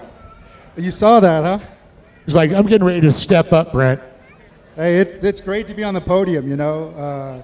Anywhere you're at, it's great to be on the podium. Sometimes you win, sometimes you don't, but if you're on the podium, it's a good day. Good race, Rob. Good job. Thank you. Well, Brent, got to say, same thing to you, though. Great job. But $100 from K&N. Now, we were talking about his lines, and I know you were saying, oh, there's an open door. So on the backside, we noticed that outside-inside move that you set up. Yeah, his lines are actually a lot different than mine. I don't have rear brakes on my truck, so I got to set myself up a night and day difference than he sets himself up for every turn. So I'm trying to scrub speed coming into the turns to make the turn, and he drives a little different. It was a good time, though, right? Yeah, it was good. Well, you're on top of the box. It doesn't get better than that, my friend. Yeah. I just like being up here. Well, do you want to thank some people? Yeah, I want to thank Alturo Tire. Their tires held up during the race.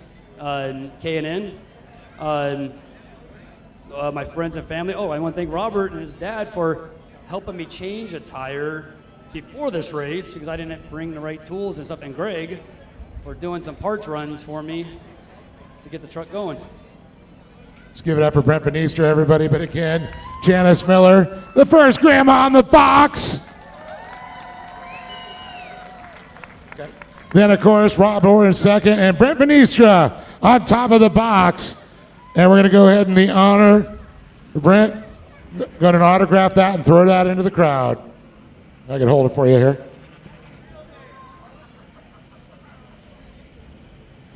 There you go. He's even got it down. I'll take that back. There you go. Oh! We got a winner right there. Good job.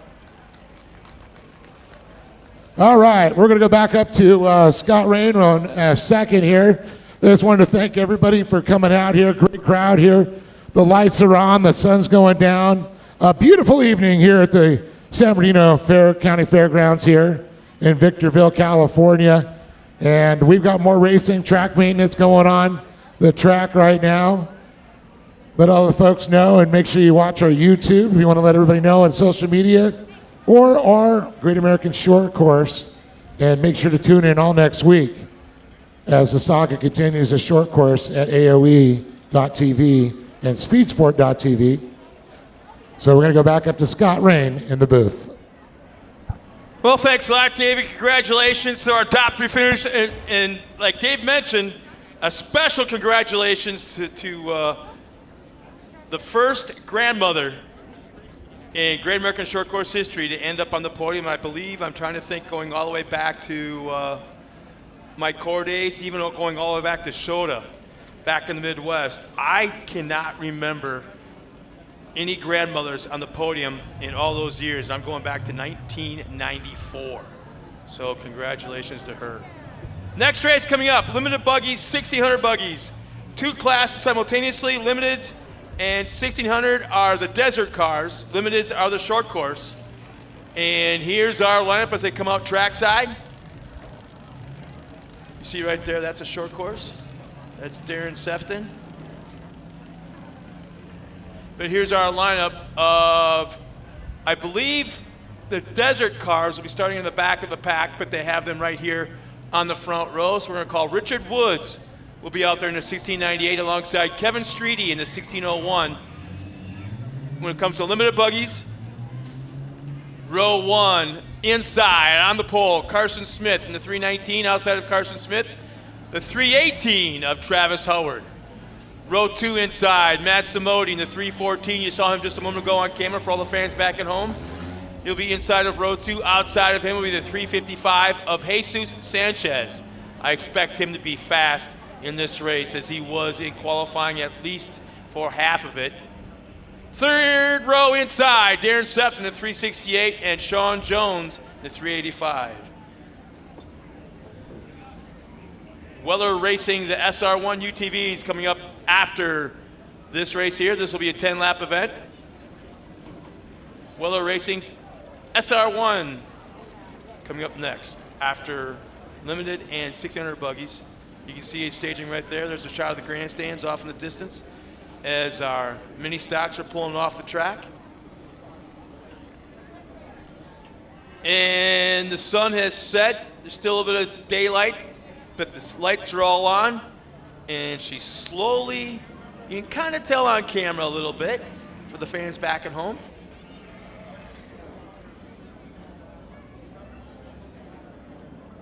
So once again, I remind everybody back at home, check in. Who's your favorite driver? Who are you cheering on this weekend? Where are you watching us from? And do you have any questions for Dave or I that we can help answer for you? As our field is coming out trackside.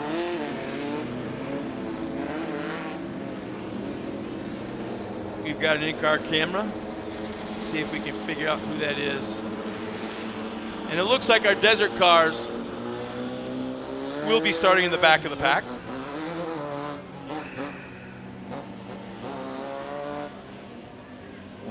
Again, this is one of those situations where I wish we had an in-car camera over the shoulder of the drivers looking forward, watching them shift, talking to the spotter on that button, hitting the other spotter of a mud muncher, clutching, turning brake.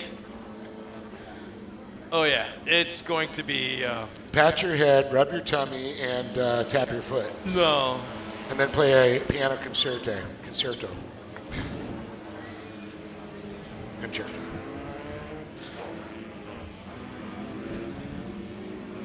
You know what we're missing is Brister, the monkey.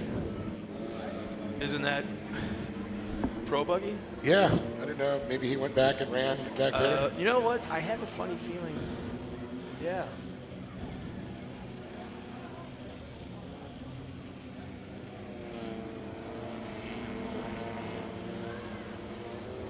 But the 24-hour Le Mans That's is still running right now, and it sounds like. How long does that race take? Just joking. You've been watching way too much Sesame Street again. But it sounds like Jimmy Johnson and the boys in that Camaro are doing pretty good. He's back behind the wheel for, I think, his second stint right now as we speak. That's pretty cool. They won the pit crew contest. Out of all these fancy Le Mans teams, they had the fastest lap time, or I'm sorry, fastest pit time. Man, we need a bunch of good old NASCAR boys to do a pit stop. That's awesome. Green flag is out. We're underway into turn 1. And I believe it's Carson Smith with the early hole shot. Yeah, I think you're all right on that one. Looks like Woods and then Howard, Travis Howard back there. And trying to see on board here. Is that Howard we're on board with?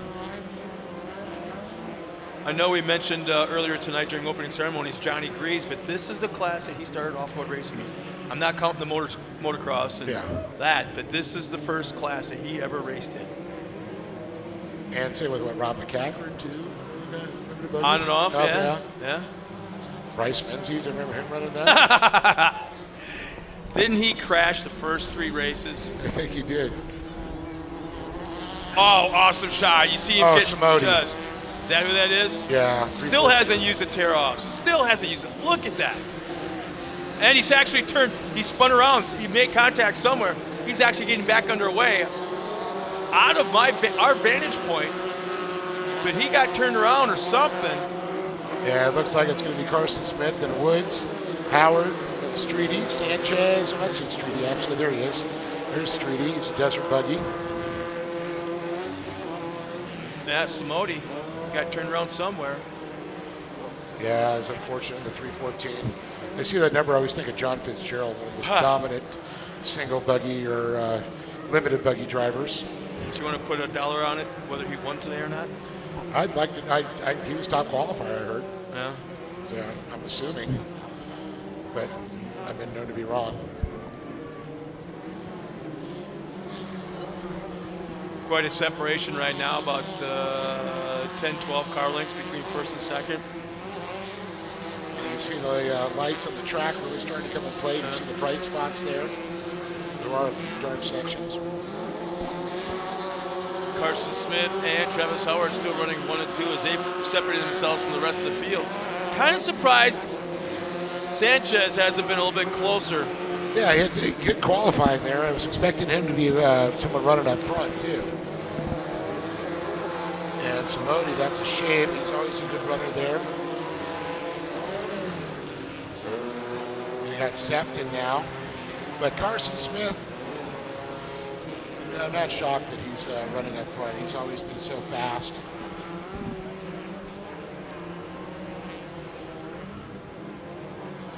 Now that my wife and I are in the process of moving to Oklahoma, it's crazy how the names, first names of a lot of the guys, you see the name and you know they're a cowboy, rodeo cowboy.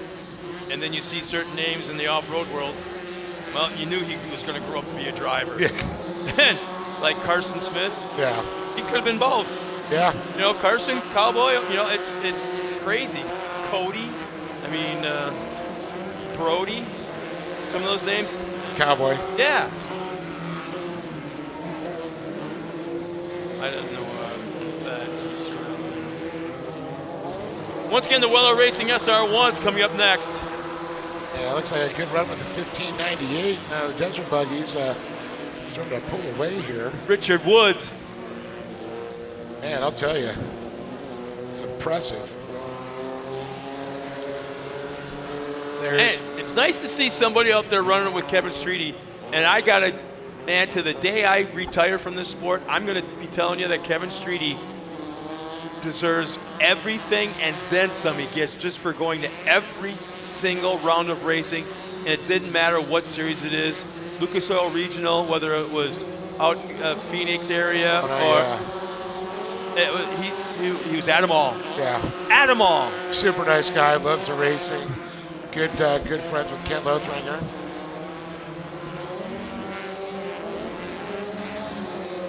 Which I have not seen him. I'm wondering if he's with Brister possibly in the Pro Buggy somewhere else. Well, you got to call on the big boys to help you out if you want to do something out there. Yeah, Lothring Engineering. Richard Woods there. Desert car there. We can see the 319 that we're watching our leader, Carson Smith. Which will be the Kennedy car. Travis Howard right now running that second spot has got the entire field covered when it comes to lap time. He's in the 60.9 mark, and there's nobody else anywhere even near. In fact, I stand corrected. Carson Smith just ran the fastest lap time. I open up my mouth, and all of a sudden I get corrected just like that. And then Travis Howard's going to come right behind him here. The comp caution, going to re-rack and restack the field here as we're getting collected behind that beautiful Toyota of Redlands Tundra. Never a truer statement with Toyota. Let's go places.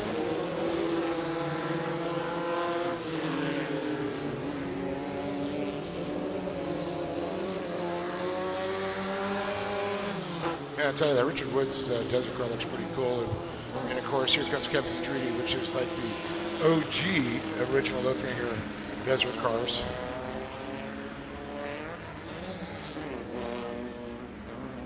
I mean, you really think about Chenoweth, you know, Lothringer, Fodrell, you know, a lot of the desert cars. A lot of history there.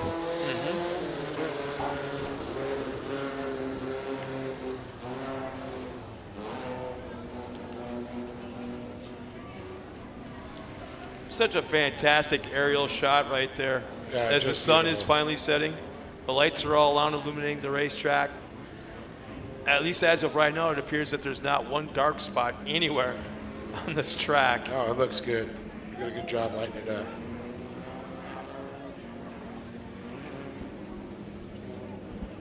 Don't know what kind of incentive they gave the immediate neighborhood to be able to run a night race. It's one thing to be out here running a motorsporting event this close to a neighborhood, but then to do it at night, it's a whole nother animal. So kudos to Lee and Poppy. Yeah. And the fairgrounds, of course. Somehow pulling it off, yeah. I guess it's one of the things you have to expect when you build your house next to a county fairgrounds. It's been here a long time. But looking at some of those houses, they've been here a long time too. Oh, what a great shot looking back there. Rear-facing shot. I want to say that's Samodi running the camera. Well, Back bumper camera? Yeah, I know Samodi had an in-car camera. I don't know, hopefully he had the one in the rear. Who's the... Samodi's now moved up quite a... Looks like, was that Sefton right behind him? No, actually, it's someone up front. Top four.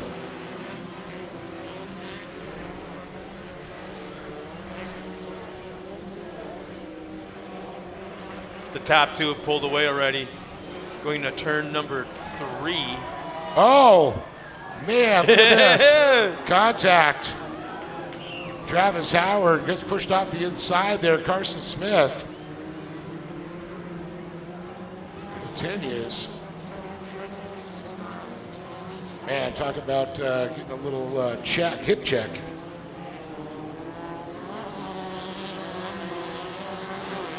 This class also has that turning brake we talked about, and the in-car camera we saw during qualifying, it really emphasized the fact that they use these turning brakes, either pull or push, but they don't lean on them. I can't tell you how important that is. Just tap, tap, tap, tap, tap going into the corners. Got to brake, you know, get the car to rotate, get traction, rotate, traction.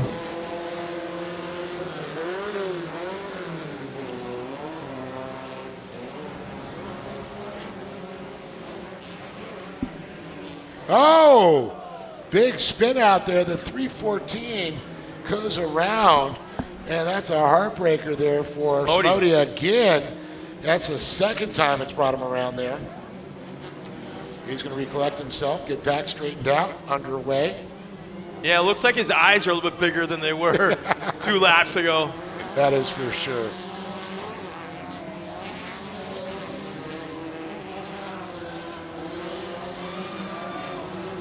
It's like Sean Jones and Jesus Sanchez were having a little bit of fun going back and forth. And it looked like they appeared, as there's 2 laps remaining, almost locked up, but they finally separated. Yeah, look at this. Smith and Howard still battling for that top spot. Howard running second. And you can see the right above there, the, I believe, cam drone. Now we go to the high, wide shot. You know, Dave, as we got 2 laps remaining, or I should say a lap and a half remaining, look around the racetrack. I'm not sure if they can pick it up on any of the cameras that are showing our live stream, but all the green lights, all the lights around the racetrack, and that is added safety that Lee and Poppy have added to this whole thing. When it goes yellow, competition yellow or yellow zone, you see those lights turn yellow, red, same kind of thing. But the drivers can see these things, even in broad daylight. Yeah.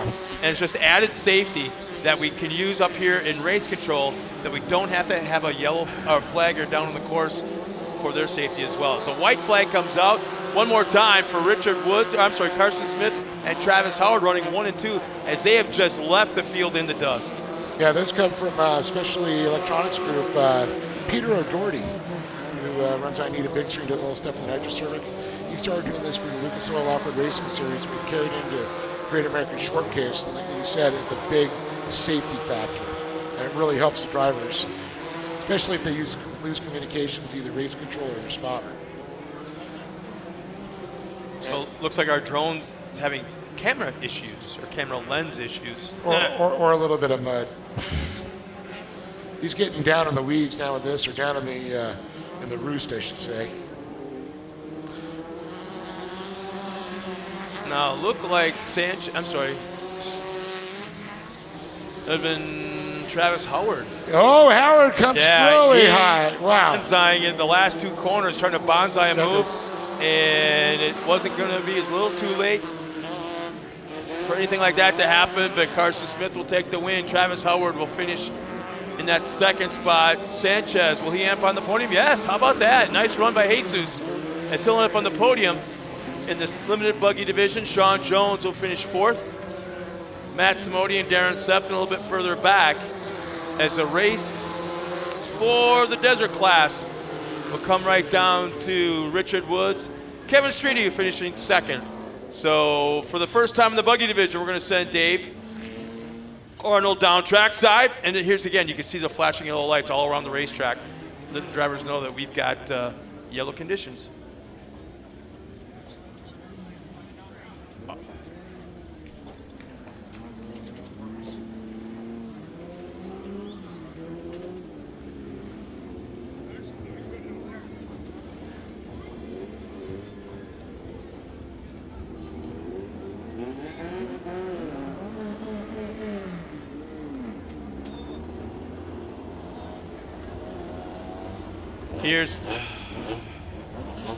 Here's our unofficial results right now in the limited buggy 1600 division. Carson Smith will take the win on down the line, and yeah, Darren Sefton was not able to finish, so he scored a DNF as our top 3 finishers in the limited buggy comes up, and our top 2 in the desert car division will come up to the line.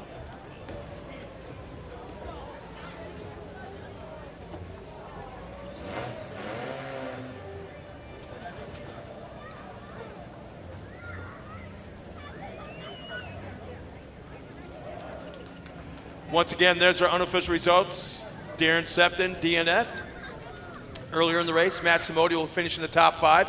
Sean Jones 4th. Jesus Sanchez will be on the podium along with Travis Howard 2nd. And Carson Smith takes the win here in round 4 in the 319. That's the limited buggy.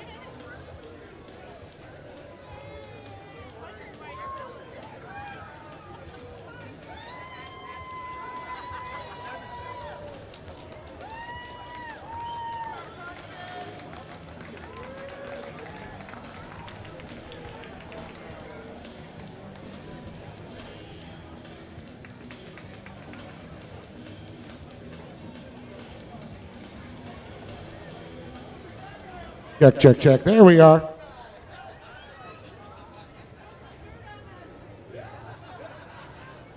All right, Jesus Sanchez, and it looks like Travis Howard, and up on top of the box there, Christian Smith once again.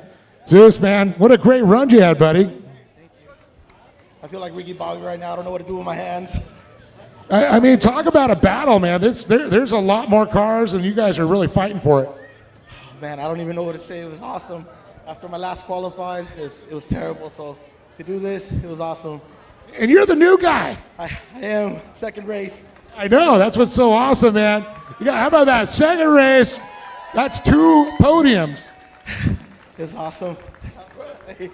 Well, you got some people to thank, and I'll let you absorb it. Of course, Carson, Travis, Meehan, Major Engines, my family, my wife. I wouldn't be out here if it wasn't for them. Give it up for this man right there. This is Sanchez. Whoop, whoop. There we go. Good job, man. Travis. We got Sophisticated Events there. And also $100 from K&N. Dude, talk about, man, you guys are throwing elbows out there. One corner, you guys are going door to door, and an open wheel, sometimes that's not a good thing, but you guys are driving so clean. Well, it was an exceptional race for sure. Like, man, we run each other hard, whether if I'm out front or he's out front, I ain't gonna give up. Never give up on anything that you want, and eventually it comes, so. That's so true. Yep, words to live by for anything really, but man, I gotta give it up to Carson, and congratulations to my man Jesse over here. Oh man, that's so cool. That another car on the track, guys. Go get a car, come on out. You can be just like Jesse right here. True competitors. I want to thank Lee, Poppy. Kevlin did an amazing job on the rebirth of the track. Man, it's just awesome out there. I was skeptical coming into it after practice and qualifying because it was really loose, and man, that guy knows what he's doing, and he really made it a good track for us all. Other than that, I want to thank some people. You got anything to say, Dave? Oh no, man, you got this. You be a pro, my friend. Thanks. I want to thank Fuel Factory. Fuel Factory's a new sponsor on board. It's a great fuel. We did some dyno tuning with it. It's just a good quality product. Sophisticated Events for always support me being here at the races. I don't know where Eddie is. He's probably up here in the stand. There you are, my man. Thank you, Eddie. Jason Holes, my spotter. That guy, he keeps me honest on the radio, that's for sure. He's like, man, just keep going, you got this, just keep going, I want to thank my buddy Andy and his friend Rob for coming out and giving me a hand. Volunteer support is always genuine help, and I really appreciate that. B&R Buggy, Joey's around here somewhere, believe it or not, but I had to put on a good show for Joe because he's invested with me, and I'm fairly invested with him. I just got to get this thing on top of the box for sure. And Mike and Julie Meehan, cannot be up here without Mike. Julie for letting him do it. They couldn't be here right now, but congratulations to Callie and Brandon on their baby. They just got their sonogram today, so I'm sorry you can't be here, but I'm sure you can see me right here. And congratulations, you guys. Other than that, I don't know if I missed anybody, but if I did, I'm so sorry. My mom. Oh yeah, by the way, hey, let's all sing happy birthday for my mom's 75th birthday. Happy birthday to you. Happy birthday to you. Happy birthday to Mama Clampett. Happy birthday to you. Happy birthday, Mom. There you go. Travis, great job. Carson Smith, you got that Sparko gift card, and you also got $100 from K&N. And you got that beautiful. How cool are these Louis Tozier design? That thing's sick. I know it's like, but it's gonna look good on your shelves. That's all I can tell you. Jesse's like, yeah, it is. 2 races, 2 podiums. Carson, You're getting a regular up on top of this box, giving old Travis a complex there. Yeah, I mean, it's a lot of fun. He's definitely keeping me honest, keeping me, making up on my mistakes when I'm making any out there. And I got to find more speed. Like he was saying, that track's a lot of fun, but I know I can find more speed in there. I know he's catching me, and he has that section figured out better than me, but I was just hanging on to it. So, yeah, it was a lot of fun. Well, I mean, you had a little contact there. You guys are racing hard but clean. And that door-to-door stuff, that's what you want to see. You really don't want to get those tires tangled up, though. Yeah, I mean, rubbing's racing, like they say, but not too much, because then it's dirty. But, just want to thank everyone that helps me out. My mom, my dad, the Kennedys, Donnie Smith Plumbing, AIC, Orange Electrical, Gordon Feed, and Action Sports Canopies. And, yeah, everyone else that helps me out. Thank you. Let's give it up for Carson Smith, everybody, once more time. Jesse, Jez, and, a big shout-out Travis Howard and Carson Smith on top of the box. And we're going to go ahead and Carson, go ahead and sign that and throw that out to the crowd. Little souvenir to hold on for the future from Toyota of Redlands. Yeah, I think you might want to work that side of the crowd this time. Everybody over here has been getting this. There you go. There you go. Little kids. There you go. Congratulations, guys. Good job, Jesse. Good side. Carson, always entertaining. Travis, always my friend. Let's go ahead and bring our desert buggies up here. I'm going to go ahead and bring up Kevin Streety and Richard Woods here, and we'll talk to them.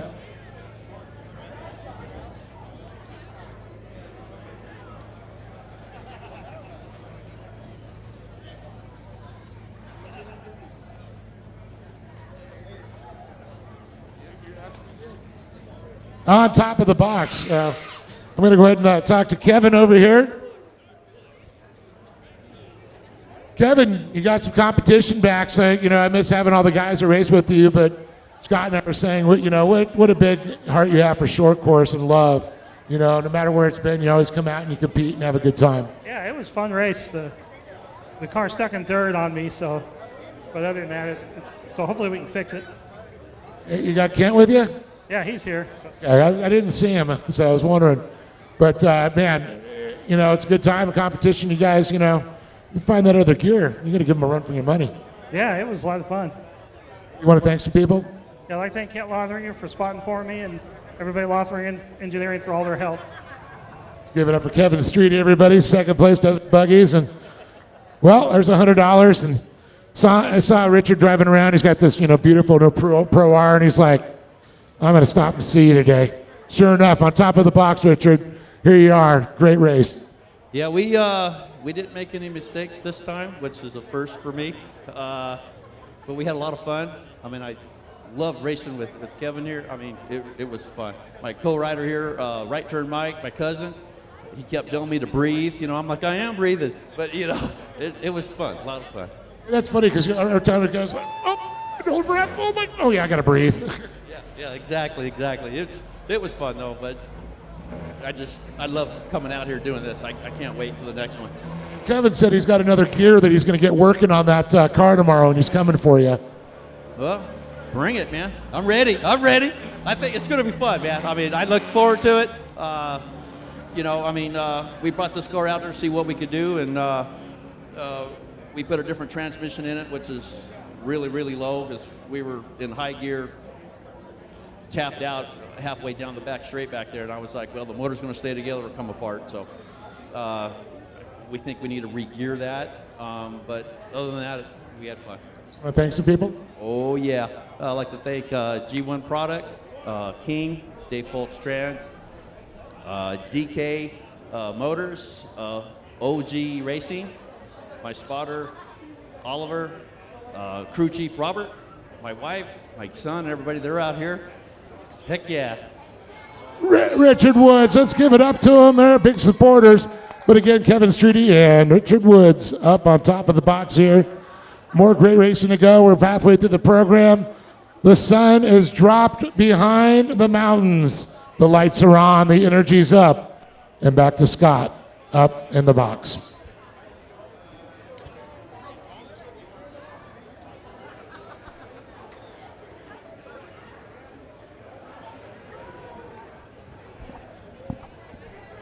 Well, thanks a lot, Dave, as we get ready for our next race, which once again is the Weller Racing SR1 UTVs.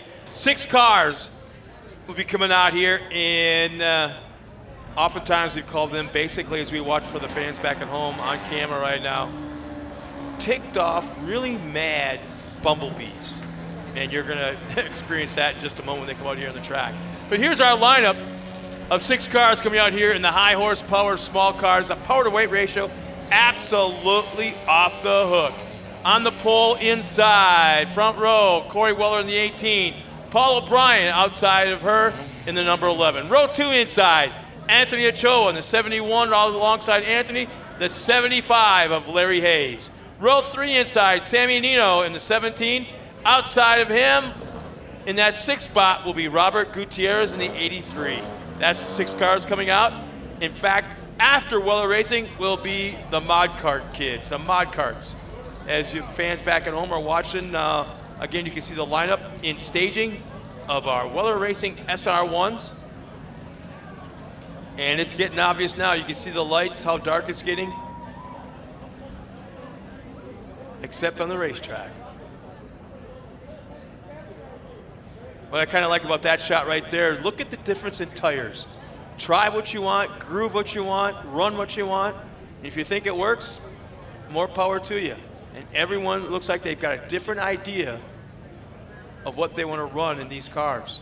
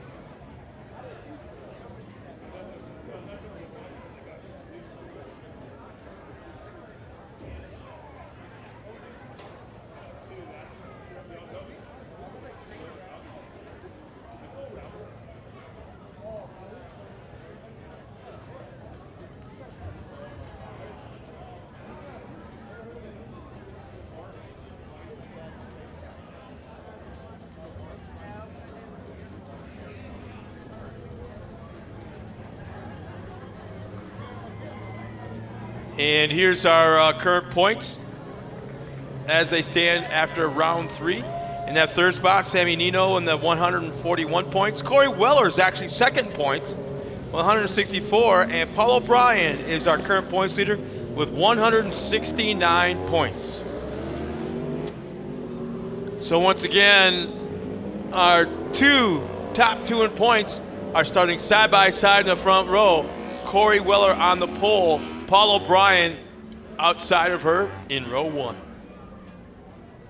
Beautiful, beautiful shot for our fans back at home looking down on the racetrack from our drone. If you're in the stands, you've got a smartphone and you've got you can watch us on Facebook. Go to the Facebook page and watch us live, and you're going to see everything that's going on in front of you and the different camera shots, drone shots, cameramen all around this racetrack. So beautiful sunset off in the distance. Wow. Drone is picking up the racetrack in the foreground. Sunset far off in the distance. Absolutely incredible.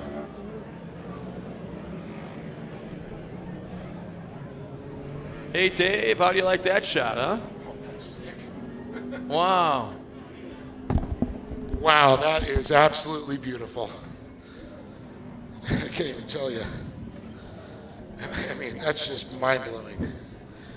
The colors on the track, contrasted against the sky as the sun sets in the west. Are you getting all romantic on me, or? Well, the lights are low, Scott. Alrighty then. So once again, our top 2 in points, starting side by side in the front row. Corey Weller, second in points. Paul O'Brien, our current points leader. Coming to the green flag, this time by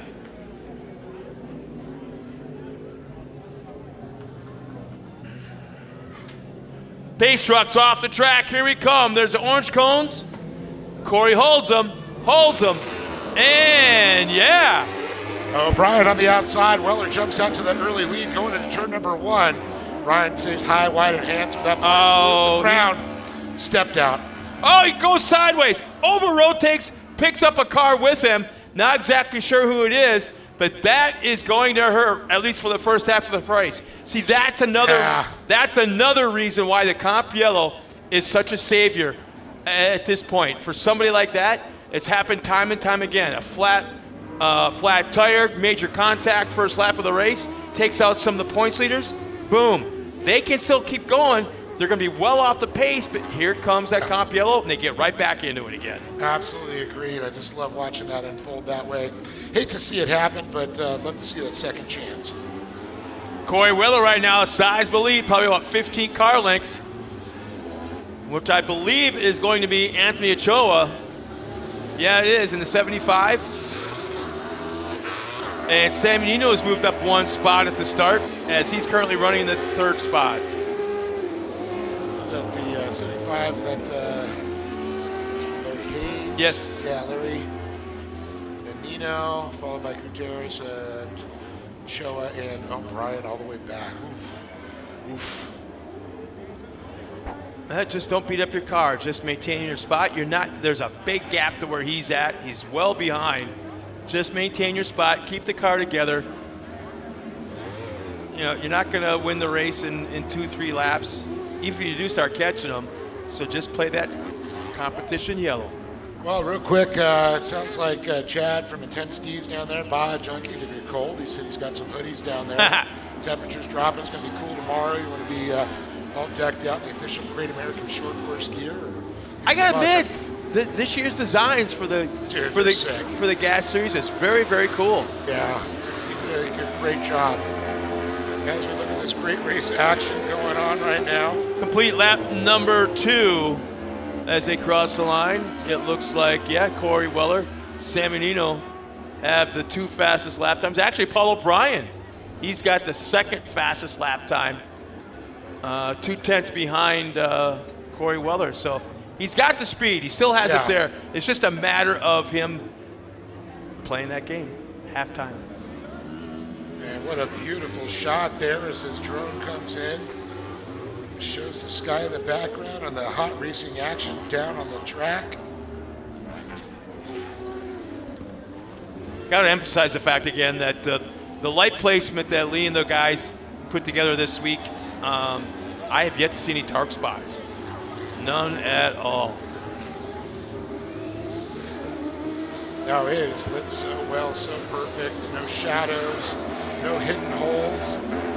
We like to say those shadows cover up. But Weller, Nino, Hayes, Gutierrez, Ochoa, and O'Brien. As it looks like O'Brien trying to make a move on Ochoa now.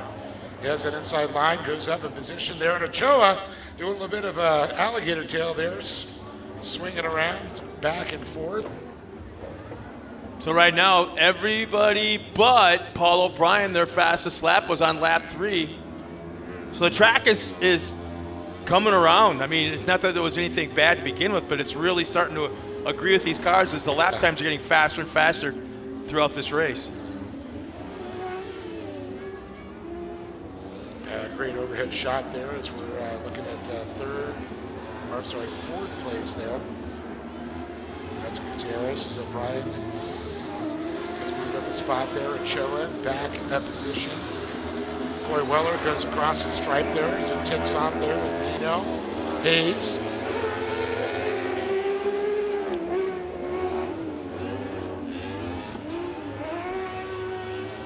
I got to say that the shots from the drones are just so much clearer because of the lights, the way they're, you know, spotlighting or showcasing the vehicles and the track at this point.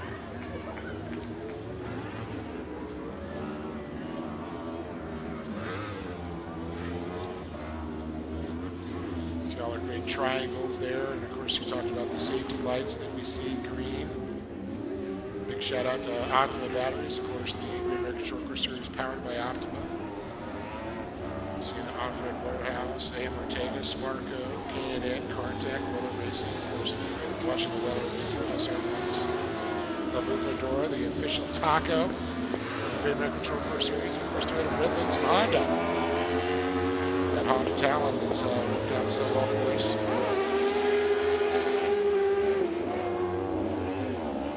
Scott's got his phone open. That's one of those wide phones where you can see all the chat that's going on. But I mean, that looks like just like a beautiful, you know, screen on that thing. It's insane. It's like just as good as our monitor.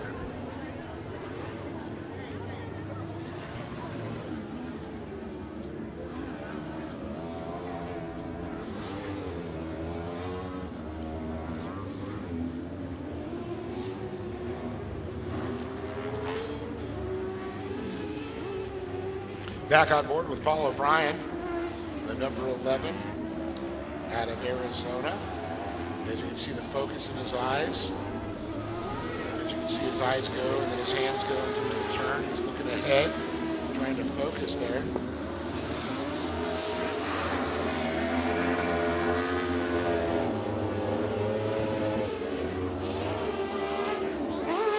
Now these are basically an RS1 Yamaha motor that they've gotten from junkyards and for the street bikes, and converted these platforms. They've taken the Yamaha chassis and built specialty chassis. Taken the all-wheel drive out or four-wheel drive, and they're into two-wheel drive. And Scott mentioned earlier on in qualifying, it's like power to weight ratio of a Pro 2. Well, I'm trying to take a screenshot of my phone and the racing action, and I'm so dingbatty retarded I can't. You're looking for that beautiful yeah, shot. it ain't happening. I guess you can't take a screenshot of a live. Yeah, you can. Yeah. Just gotta get that. Certain, I can do it on an iPhone. I don't know about that. Yeah. That would be pretty epic on that. And we've got the comp caution. I'm going to go ahead and re-rack and restack them here.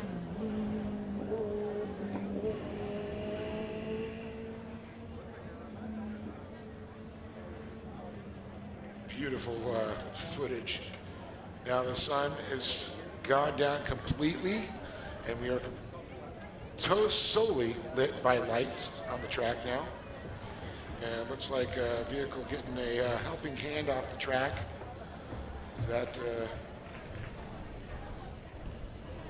Duros, I think, an issue there.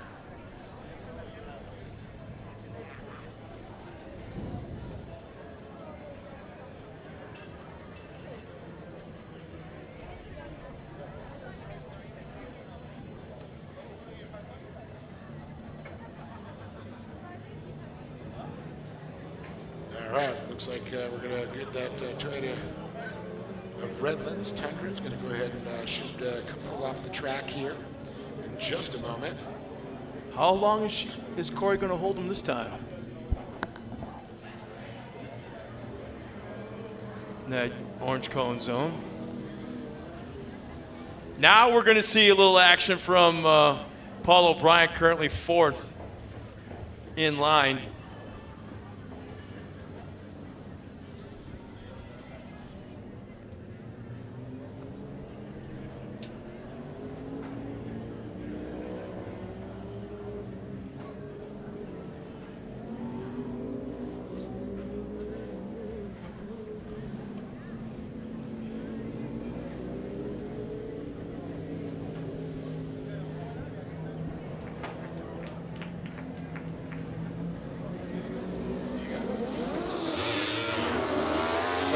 Wow, somebody kind of laid down a little bit. Did you hear that? They shifted almost too quick and was dumped down to low gear. And it kind of like, bogged down. You can definitely hear that because he's running so.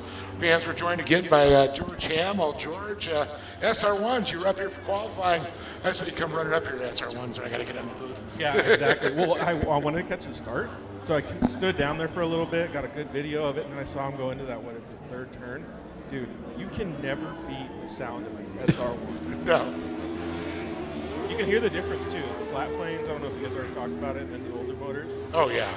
Completely different. Paul O'Brien's not moving forward as fast as I thought he was going to. He's struggling to get around to that third place. And now he should be set up. He did that outside line, was able to maintain it. Now he's set up for the inside left-hand turn. Oh, it's slick. It's slick.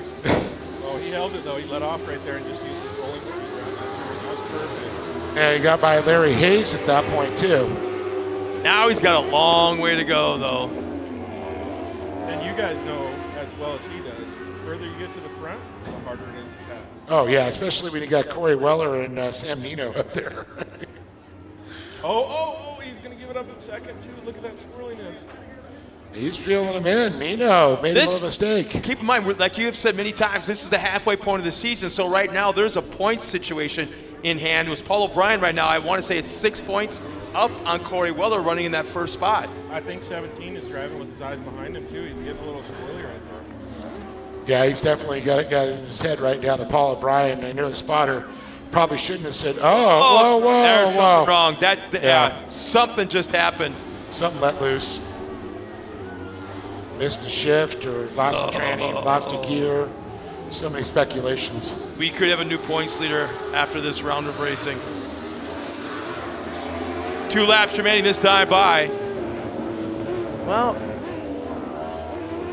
the amount of excitement for the SR1 Class 2 cars has never failed. I mean, it's started in what, like 08 or something? Like, I can't believe it's still such a driver's class. I'm thinking 09, 2010.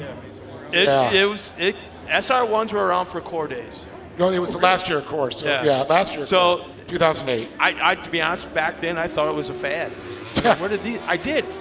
I honestly thought it was a fad, and everything did go away. The Rhinos, all those did go away for what, 3-4 years. And all of a sudden, kapow! There's the Razors. Polaris showed up and gave everything side by side new life. Man, it's so good to see those different driving styles. Some of the drivers are really aggressive in the turns. A lot of speed. Like I said before, Yeah. Oh, absolutely. You got to have a lot of control. White flag is out one more time around for our leader, Corey Weller, who's well out in front. And like I said, she might come out of tonight with the points lead. A very slight one, but it could be a points lead for her. And one of the things, too, you've got to also use the suspension to help these things turn, meaning get on the gas, let off the gas, let the suspension put weight onto the front, transfer that weight, get it to rotate a little bit, get back on the gas to keep that front end tracking. Yeah, and I think that has a difference in the beginning of the race and to the later portion of the race. You know, the car in the front, when you first get me up the end, yeah. Then not as much as yeah, correct, yeah. But it really makes you think, and that's where I think really the driver's part of it comes, how to be able to use that car to put it into that position. You know, it's funny, too, because I've been hanging out with Claire a lot today. Corey was telling me she just loves it because there you go. Yeah. She just loves it because she wins. Corey Weller with the win.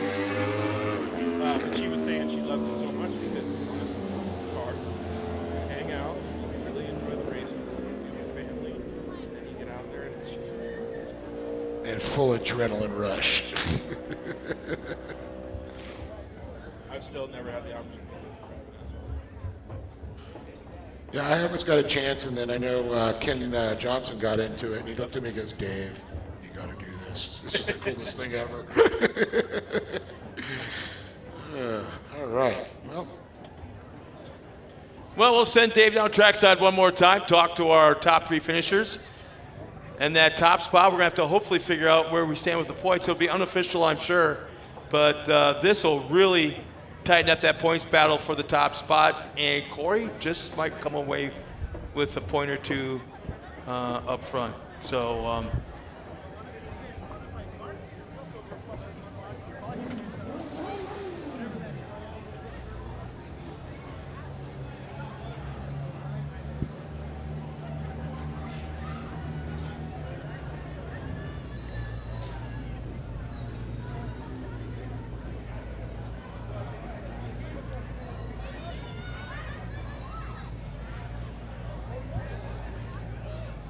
So as look at lap times, Corey Willer had the fastest lap on the very last lap, 58.8, and she's the only driver of everybody in the field that has gotten into the 58-second bracket. So nice job by her, and I'm anxious to find out, like I said earlier, to find out what the point standings are unofficially after this round of racing.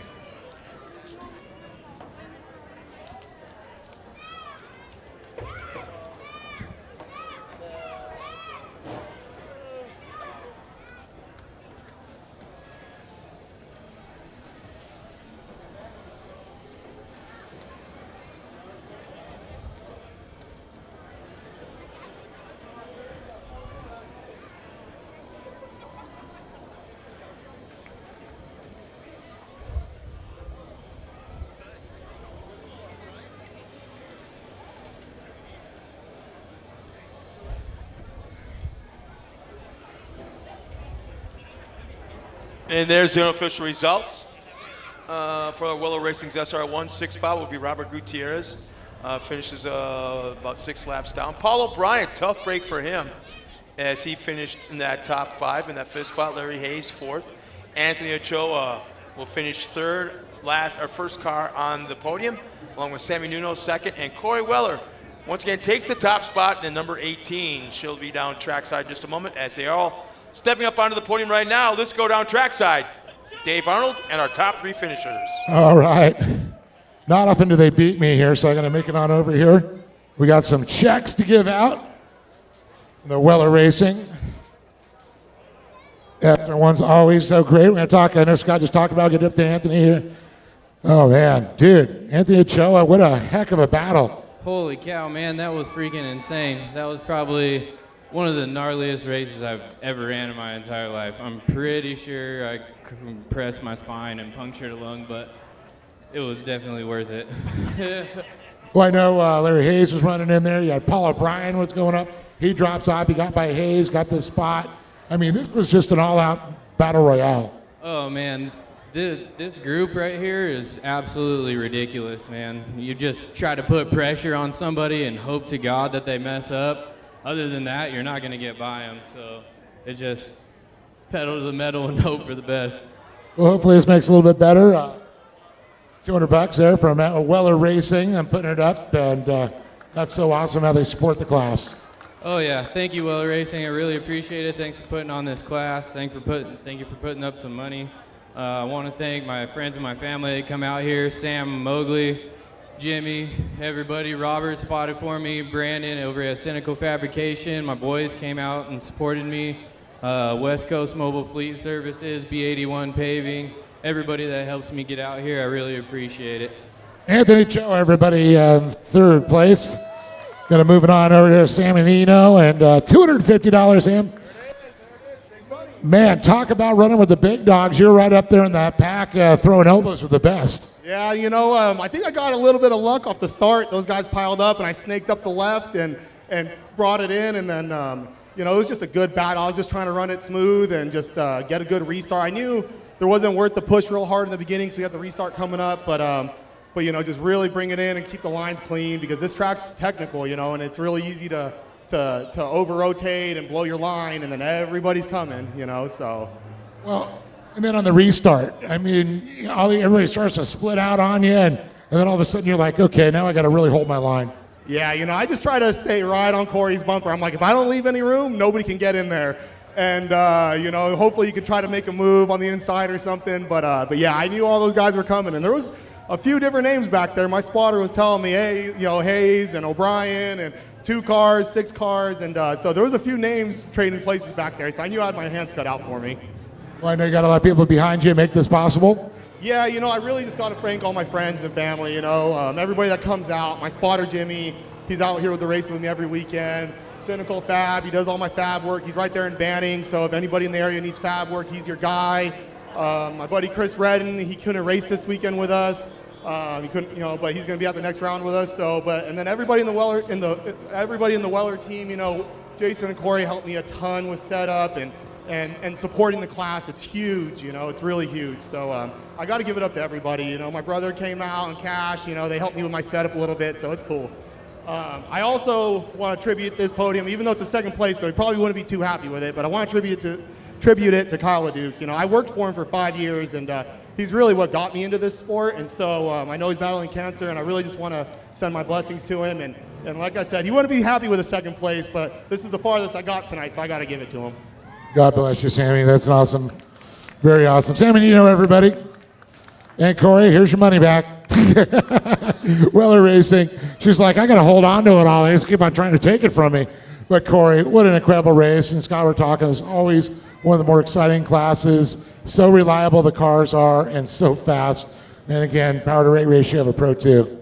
Yeah, it was really fun. I knew, I had to really get a really clean start and just try to get as much of a head start as I could on the start because everybody's fast. And got a good start, and then Jason just said, it's getting messy behind you. He's like, just go, and I just pedaled to the metal. I don't know what was going on back there, but I definitely want to watch that race, and I was just focused. So super fun, race. The cars are always a blast to drive. If I'm battling somebody, it's fun. If I'm all by myself, it's fun. It's just fun to try to drive the car without killing yourself. So that was really awesome. So huge thanks to Weller Racing, obviously, for building the car and starting this class, and the guys we don't have to do a lot of prep on it, but the guys prepped my car for me before we came out. Huge thanks to Jason. He's always helping me. He's a great spotter. Usually he's yelling at me, but and just, everybody that's in our class, I love it. I love to see new people come in. I love the excitement. I love the challenge because there's a lot of fast guys in our class, and it's anybody's game. If one person messes up, it's game on. So you got to really, really keep your focus. So looking forward to tomorrow. I think it's going to be a blast. And thanks everybody for coming out. Calvin, you did a great track once again, as usual. And thanks for Lee and Poppy again for all your work too. Thanks, guys. Corey Weller, everybody, top notch of true professional. And we're going to give it up again for Anthony Ochoa and, of course, Sammy Nino. And Corey Weller sitting on top of that beautiful Louis Tozier Designs trophy. And, of course, the young chocolate milk. And we're going to have you autograph this and throw it to the crowd. So we can get all the drivers to do that? Well, you can hand it if you want. So good job, and Corey Weller, that's one to hold on. Oh, look at that, all the kids. Oh, what did she say she can't throw? I want her on my Frisbee golf team. Well, an awesome night, past the halfway point. Mod Cart's coming up. We're going to go back up to the booth. Scott Rain.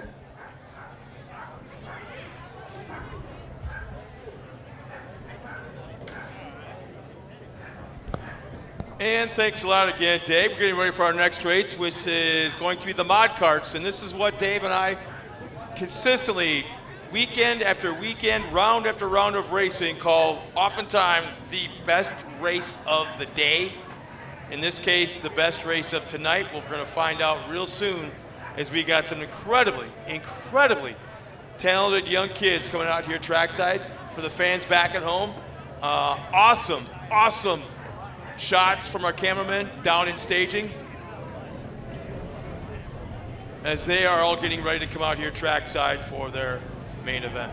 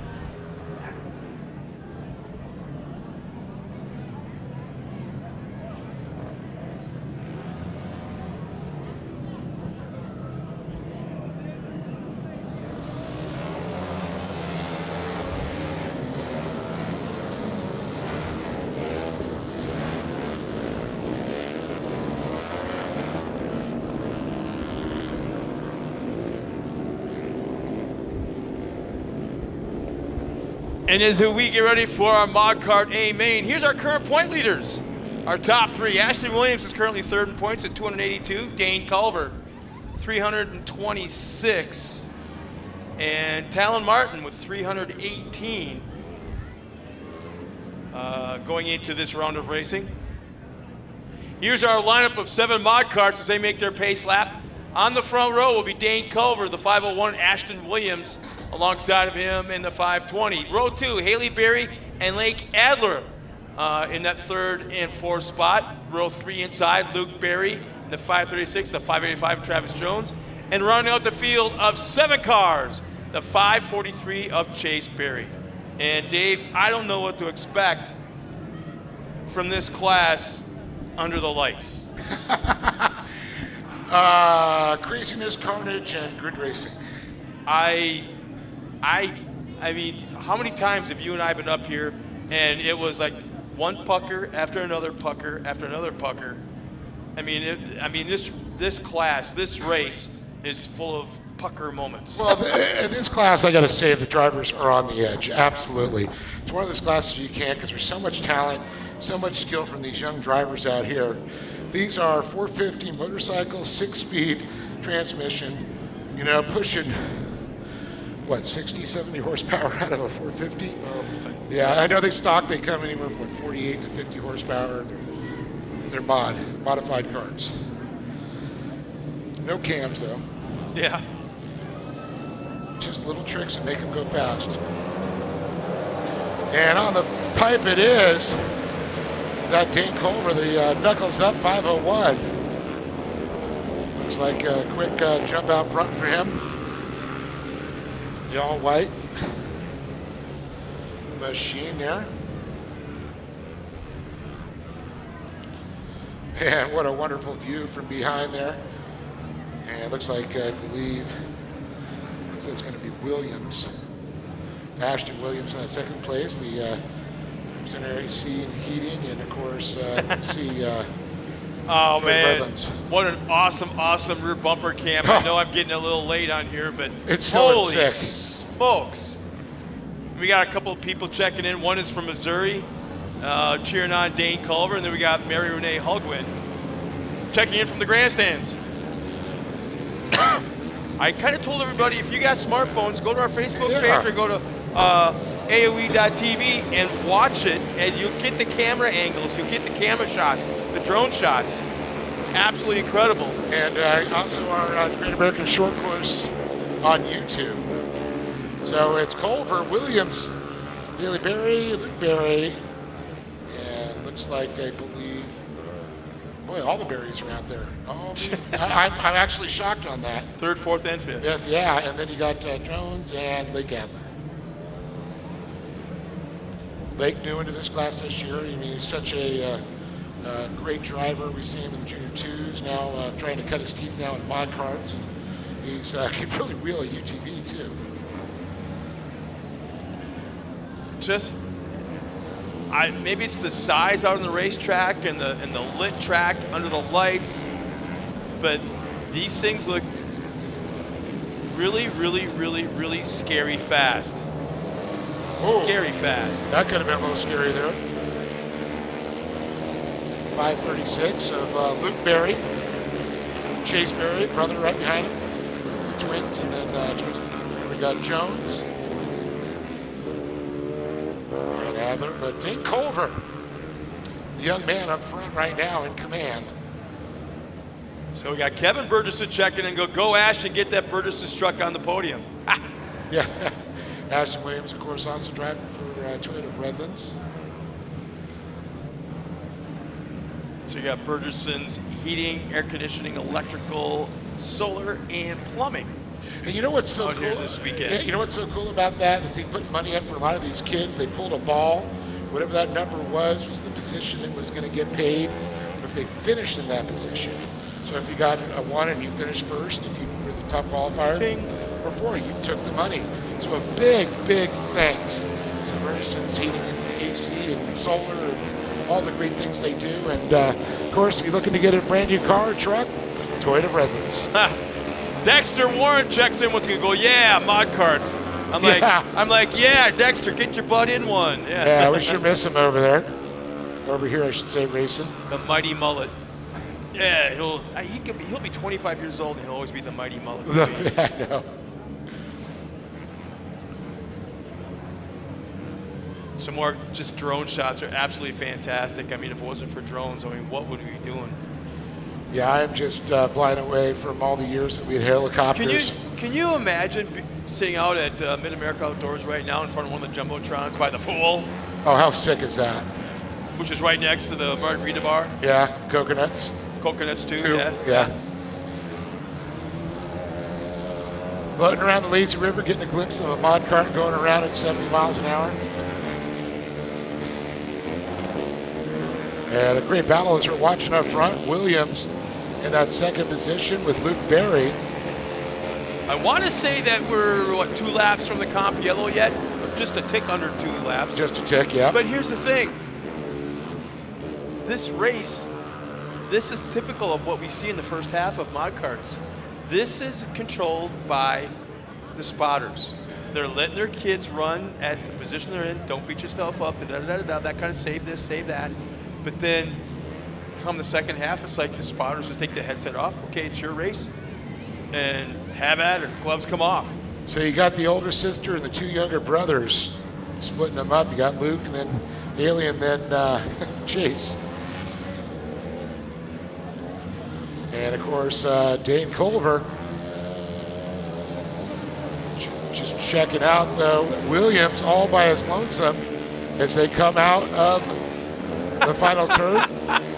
I gotta watch more racing and less talking on our live stream. Dexter's just checked in. He goes, "My school wanted me to cut my mullet off." I said, "Screw that, change schools." Don't lose the mullet. We love it, Dexter. That makes you, buddy. Yeah, individuality. Oh, he's an individual. That's right. Establish your Very, character. very cool drone shot right now following our top 2 cars. Off all by themselves.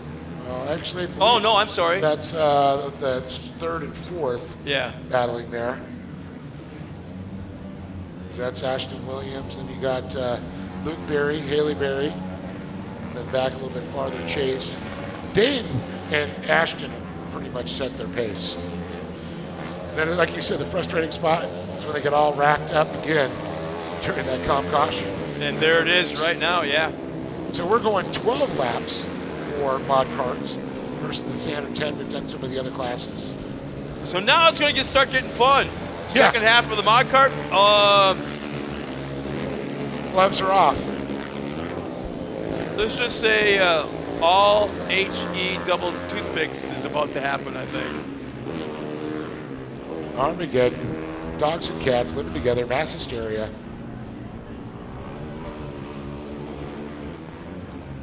And looks like we got a little shuffling going on there as we collect the field here back into their spots there. Race controls getting them lined up as they collect themselves behind that beautiful Toyota Tundra from Toyota Redlands, the official pace truck of the. Something happened that we missed because that was Haley Berry that just crossed the stripe for the comp yellow. So something happened. We missed it. At one point she was running in that 5th spot. Now she's last on the course. Yeah, I'm not sure what happened there. Did she have to go into the pits? She made a run by. Not sure what happened there.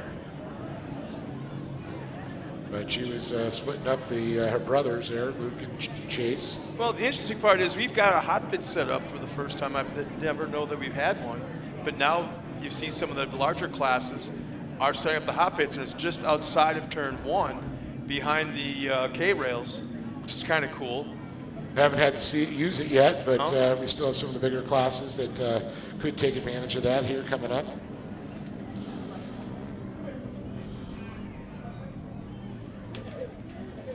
So right now we only have 2 cars that have ducked into the 59-second bracket as far as lap times go, and that was obviously Dane Culver with the 59.1 and Ashton Williams running second with the 59.7, and both those laps were very early. Yes. Fairly early in the race.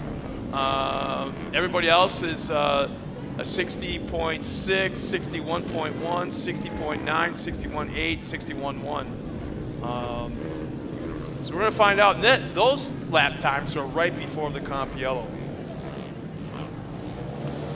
Man, they're not waiting at all. First cone, and Dane Culver is on it. He was going to try and catch him sleeping, but Ashton Williams was right on the response there. In fact, he's going to the inside right now into turn 2. They're Oh. side by side. And how about this? Dane Culver's not lifting an inch. Dane Culver hangs it out on the outside and hangs on to the lead. And Williams back into that second position. We got Luke Berry, Chase Berry back there a little bit deeper again. Jones, Adler, and Haley Berry. Oh, and how about that? Ashton Williams is trying a completely different line in turn 3, enter the corner way to the outside and try ducking on the inside and almost noses it, spears it right into the ground past that tabletop, but still able to hang on to second and might even pull up alongside going into that final corner, and they make contact. They're banging bumpers into that final turn before the flag stand. Culver moves out, he moves back into the line, takes it away. Williams going to tuck in there. You can see a great back shot. Now wow. We know who's running the bumper camera. Oh, baby. And here we go to the inside. Ashton Williams again now has the inside line, much like the last lap. But again, Dane Culver will not relinquish that top spot. Talk about just slamming the door in his face. That's what he did. Here comes Williams looking to the inside again, Scott. Culver's going to drop down low. He's going to keep that front tire on the cushion as he comes around. And right now in this race, the way these two kids are running, you know there's a lot of spotter chatter going on. Bumper tagging left and right going into the infield. Here comes Williams to the inside. And in that Culver. right-hand turn, and guess what? We've got a brand new leader. Ashton Williams already a 3-car length lead. Going to that final corner, coming around, there'll be 3 laps remaining. And Culver's going to try and get out to the outside. Can't get a run as he goes down the front straight. Williams still 3 laps to go.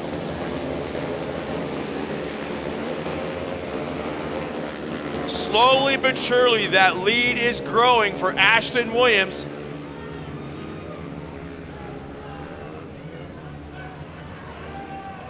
Now about a 6-car length lead.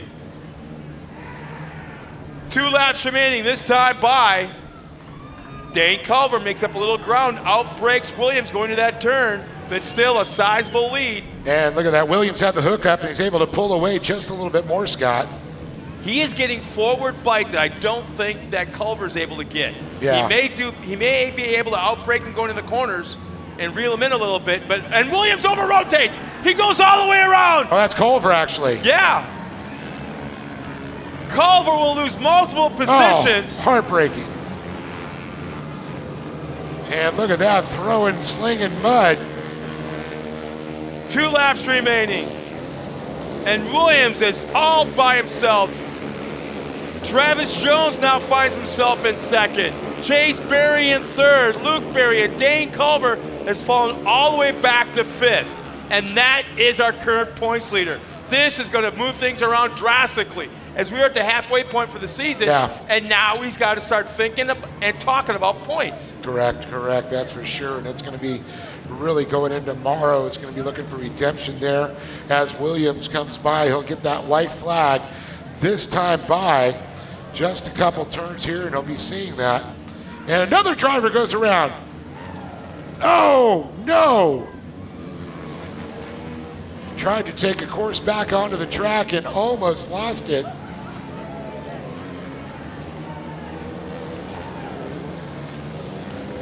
And the white flag comes out for Ashton Williams. Bergeson's Heating and AC, and of course, Toyota Redlands. Travis Jones and Chase Berry.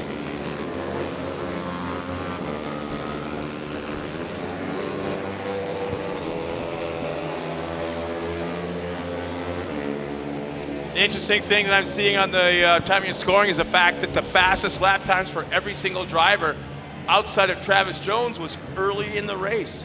Lap 2 and 3 and 4. And no one's been even to become close to those lap times since, including Dane Culver, who was a sizable leader early on. Definitely looking to turn it up here, and not a place where Dane wants to be in the back. How about this? One more time around that final corner. One of the best My Kart wins we've seen in a long time. This young driver put out one heck of a show. Ashton Williams will take the win. Well out in front of the rest of the field. Second, we're going to Travis Jones at the line. Chase Berry, a very close third to round out the podium. Luke Berry will finish fourth. How about Lake Adler finishing the top 5? Awesome. At one point was well back in the pack, and I believe dead last. Yes, and fought his way all back to that 5th position. So kudos to him for sure. But congratulations to Ashton Williams, Travis Jones, and Chase Berry. And I guess I'm going to go get the story. So once again, Dave Arnold's going down trackside to the podium. Talk to probably, I'm going to say, 3 very excited little drivers as they'll pull up to the podium.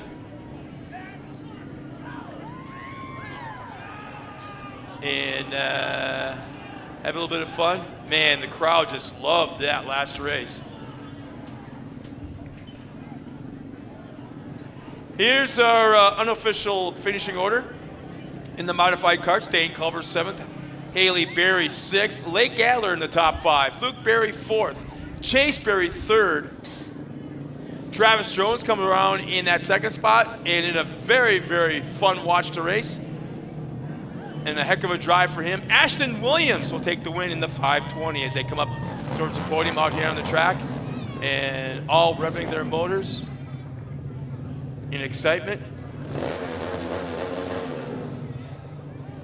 Well, I hope you enjoyed that, Kevin. Ashton had a heck of a race, there's no doubt about that.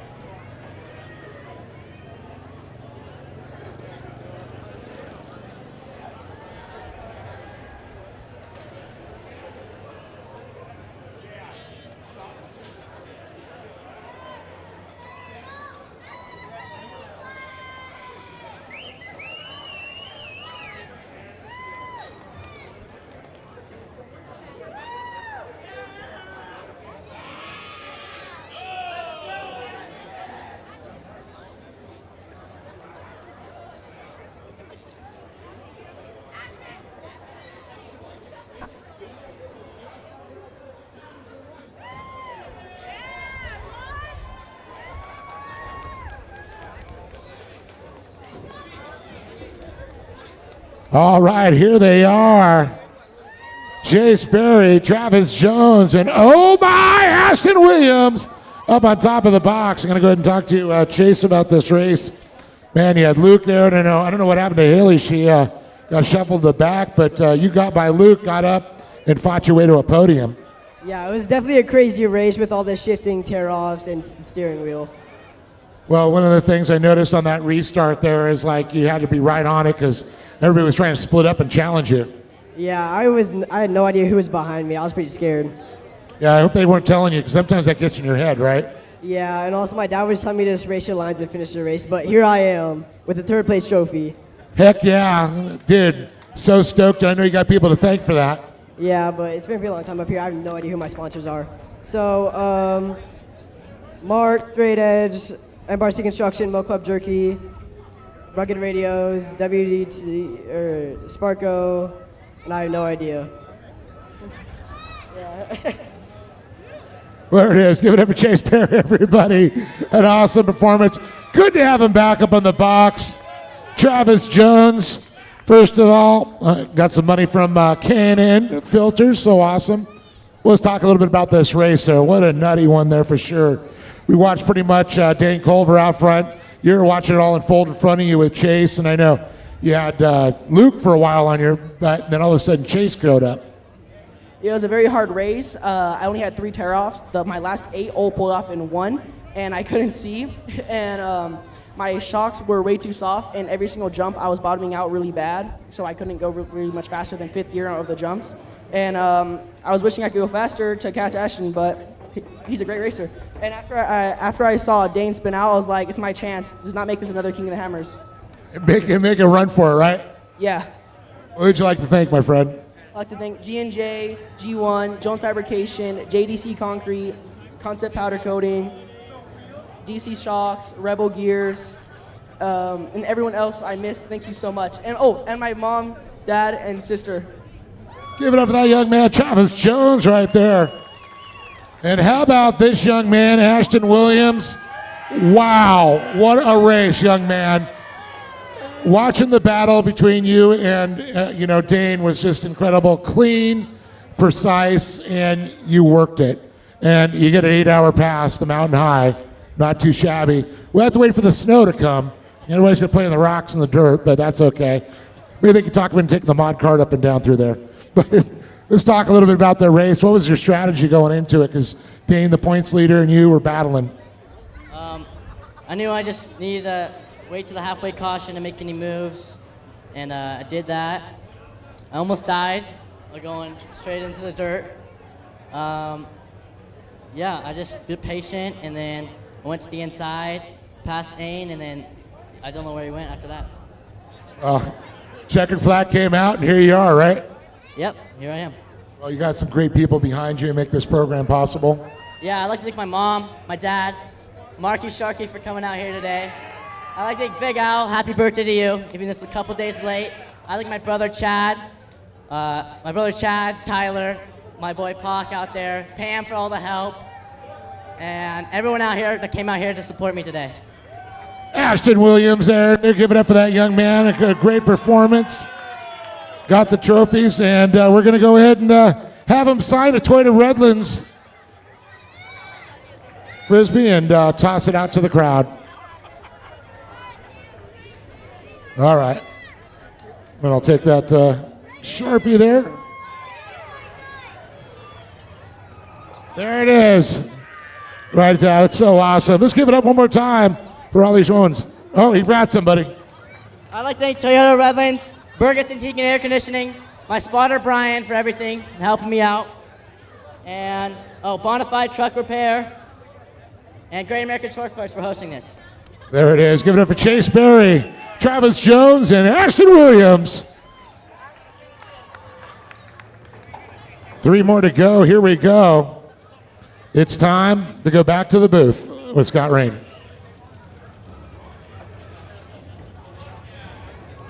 Thanks a lot, Dave. And once again, congratulations to our top 3 finishers. Once again, Ashton Williams, Travis Jones, and Chase Berry in the mod kart division. Getting ready now for race number 8, Production Turbo UTV.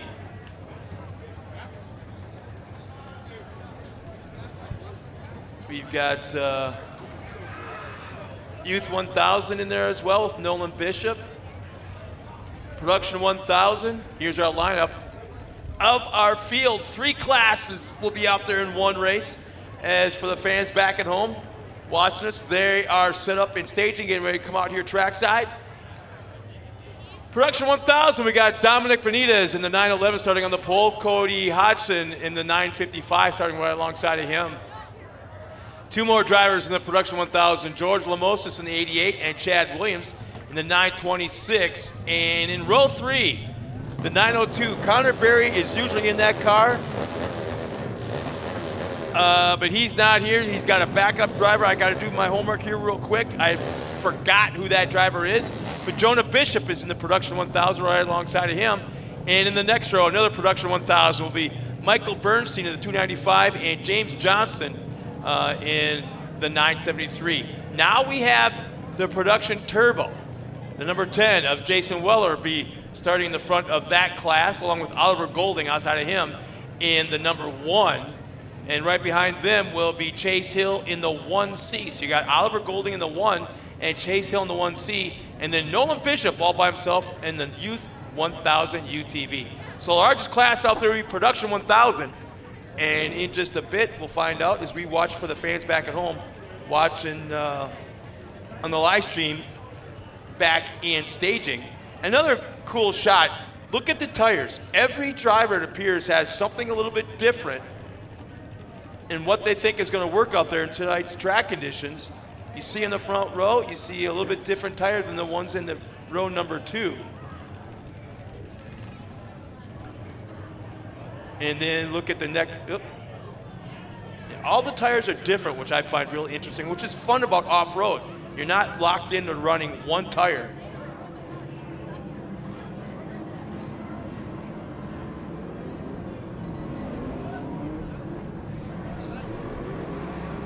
So we got one driver out there running an in-car camera. That's got to be Polaris. So I want to say, would that be row? Would that be the 9? Yep, there we go. Dominic Benitez in the 911, starting in the second row inside. Actually, no, he's on the. Here he's on the pole. There he's not. Yeah.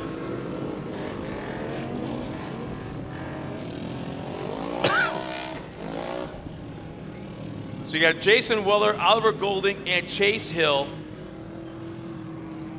starting in the front of the pack. They're the fastest cars on the track, and you want to see something just take off and run, watch that Can-Am of Weller.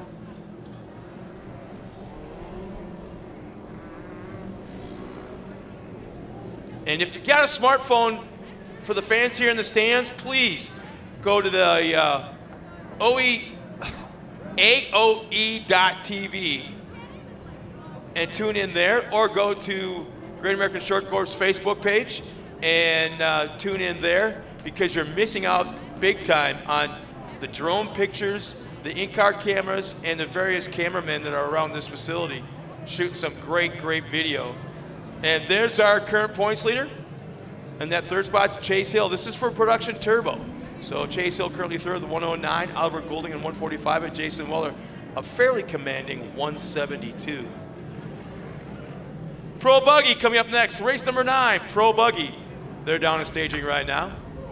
And there's the Production 1000 UTV points as they stand right now. Chad Williams is 132. Connor Berry currently 159. And George Lamosis, how about that for that little driver? 163 points coming into round number 4.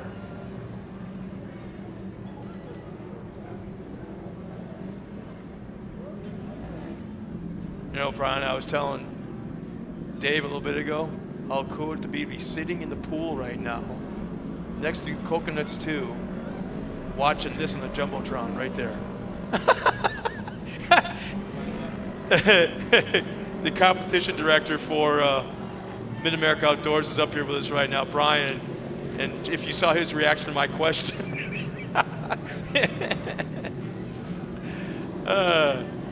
He loves you so much right now, Jason. Coming to the green flag, there it is, green flag, we're underway to turn 1. And already, Jason Weller's got the top spot going to turn 1.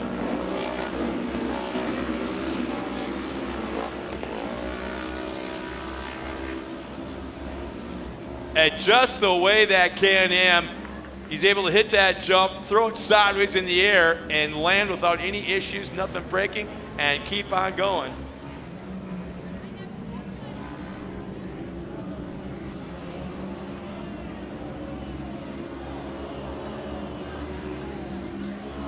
The drone was so low that it's picking up the dirt that's being kicked up by these cars. And, oh, we got an over-rotation of the car. Not exactly sure who that was. It was a Polaris.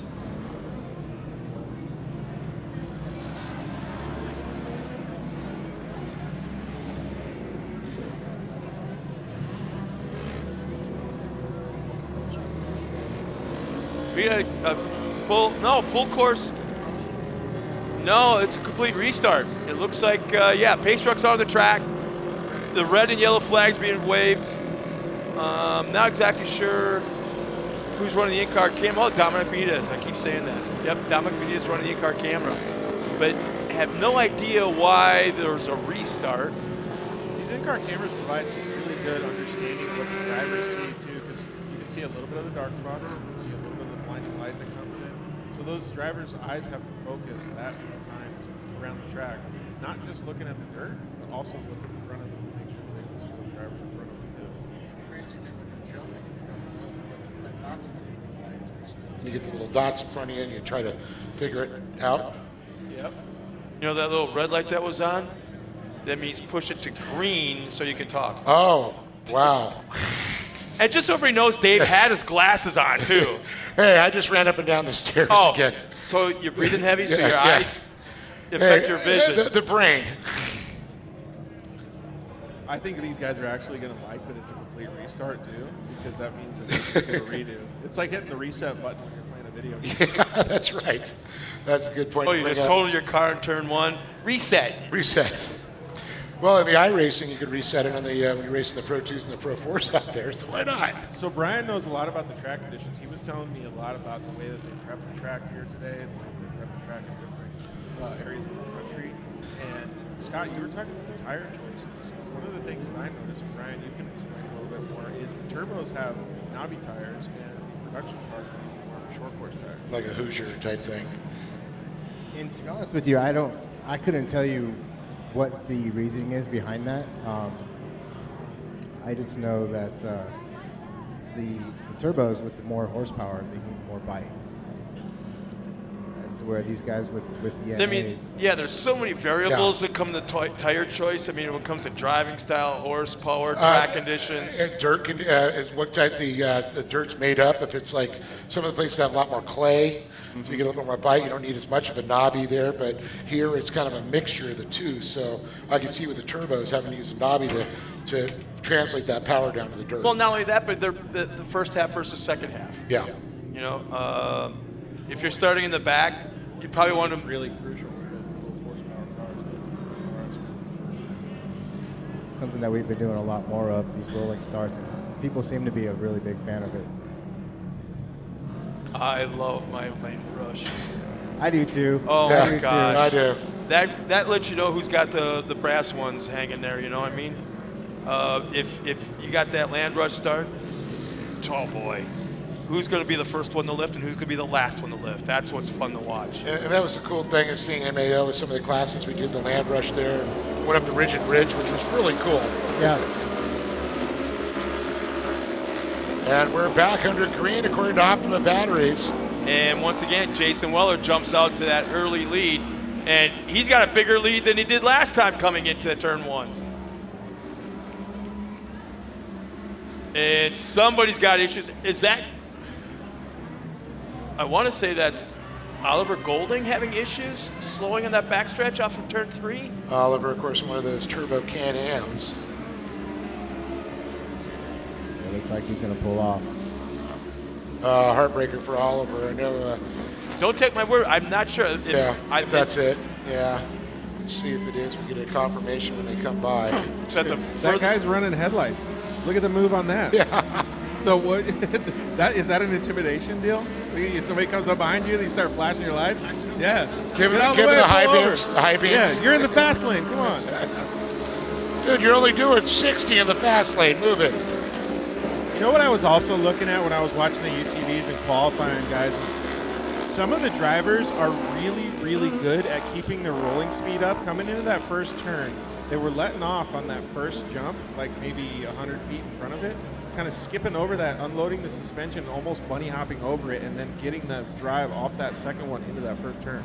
And we've got another yellow flag out there right now, and I'm not exactly sure what for. It's off in the far left part of the course, I think. Because it appears that's where safety vehicle's moving. But there is...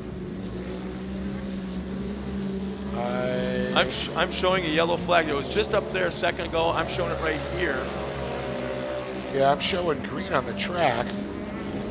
Yeah, there's green lights, so it must be just a yellow area or a zone. Local caution could be. Looks like everybody's up to speed all over the track.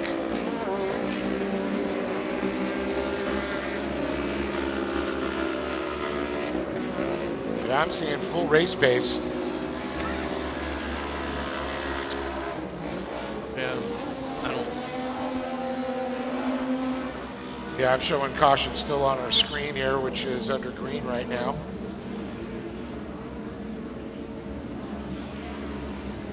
And looks like I got it on board there. You can see a little bit of the glare of the lights up, a little freeze up there. Dominic Benitez in the 911 machine. He's actually currently second in the production 1000 to Cody Hodgson. Hodgson currently sitting second. And you can see, oh boy, Benitez a little bit deeper in the field than we're used to seeing him right now. Actually, Hodgson's leading in the production 1000. That's right, because Jason Weller is turbo. Yeah. Dominic Benitez currently second. George Lemos is third. This is all production 1000. Weller is leading. Oh, we got a dive bomb. And turbo, and Oliver Golding turbo. That's good. So Scott, when you are looking through the statistics there, how much different speeds are the turbos compared to the aspirin? Actually pretty outside of, let's see, I'm looking at Jason Weller right now. His fastest lap is a 55.4. And I'm looking at production. Ogston would be a good one to compare it with. Yeah, he's a 57 flat, so. There's 56.7 down there. Yeah, it's pretty crazy how these, I'm going to say kids, just because I don't know who's driving in a lot of these RS1s, but like Mimosas and all these guys, how they keep that momentum. What it does is it teaches these kids so much about driving because they understand with the low horsepower how to get around the track without losing or scrubbing all their speed. Yeah, that's a good point to bring up when you're talking about that. It's about momentum as your friend.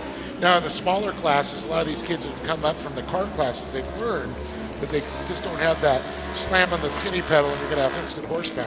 Yeah. So you learn to roll and keep your momentum up. And I think it's translating. As we watch George Lemoses, he's moved up through the program that way. And as we're seeing Lemoses start to move up through the field. That's just a great thing. Yeah. That's one of the things I miss about Shortcourse racing, man. Ever since I got here today, everybody's had a smile on their face. Yeah. That's one thing that Poppy and Lee have brought back to Shortcourse is fun. Fun, exactly. You know, and he says, he uses that word how many times in driver's meeting this morning? Yeah, it's when don't you have fun? That's the whole thing. Yeah. So as we watch Jason Weller go around the course, you know, sometimes these UTVs do have issues, Dave. In qualifying, we saw him have a little bit of issues. Yeah. Went back to the pits and hung out and ate dinner with those guys. They had to actually replace a front differential on that when they had to do that. After dinner. After qualifying, yeah. After dinner, though. Right. Jason, that works so quickly on those things. Yeah, I know. I can imagine. But it did have a couple issues. They had to replace a few parts on it. They got it all back together and looking out. Driving nice. Of course, we're keeping an eye on him and the Can-Ams. There he is on camera for the fans back at home. That's who we're talking about, Jason Weller. In that number 10. TV drone flying right next to him. Now let's take a look at the tires that he's running there. It's a little bit more a knobby setup there. Yeah, more like a traditional UTV tire. Correct. And that's going to be the comp caution. We're going to go ahead and re-rack. 12 laps, make up the distance. 6 down, 6 to go.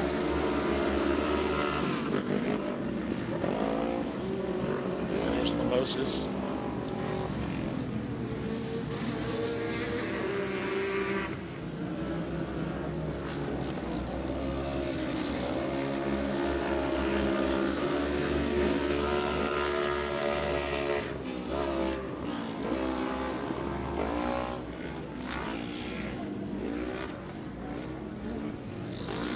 So right now on the track, we got Jason Weller.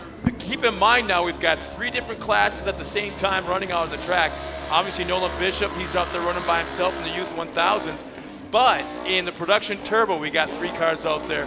Jason Weller in the top spot, Oliver Golding running second, and Chase Hill running third. Now in the production 1000, Cody Hodgson's in that top spot. Benitez has been bouncing back and forth from second, third, and fourth. currently now in second. George Lamosas was up in the second for quite a while. Now he's running in third spot, and Chad Williams in fourth, and fifth is, who was driving for Connor Berry? That is going to be Chaden Zane Mender. Okay, there you go. I couldn't remember. Yeah. So, and Chaden right now is running in that top 5 with Michael Bernstein, James Johnson running 6th and 7th, and Jonah Bishop in that 8th spot. Chaden, the stepbrother to Trey Gibbs, and of course we saw Samuel Gibbs earlier. Another family that the whole family still races together. It's so cool. You got some drivers in Anago with him right now. I think he just got second in Pro Light. Now the rest of the family's racing here at Gas. So great to see them supporting all the series. Talk about a racing family. Yeah, definitely.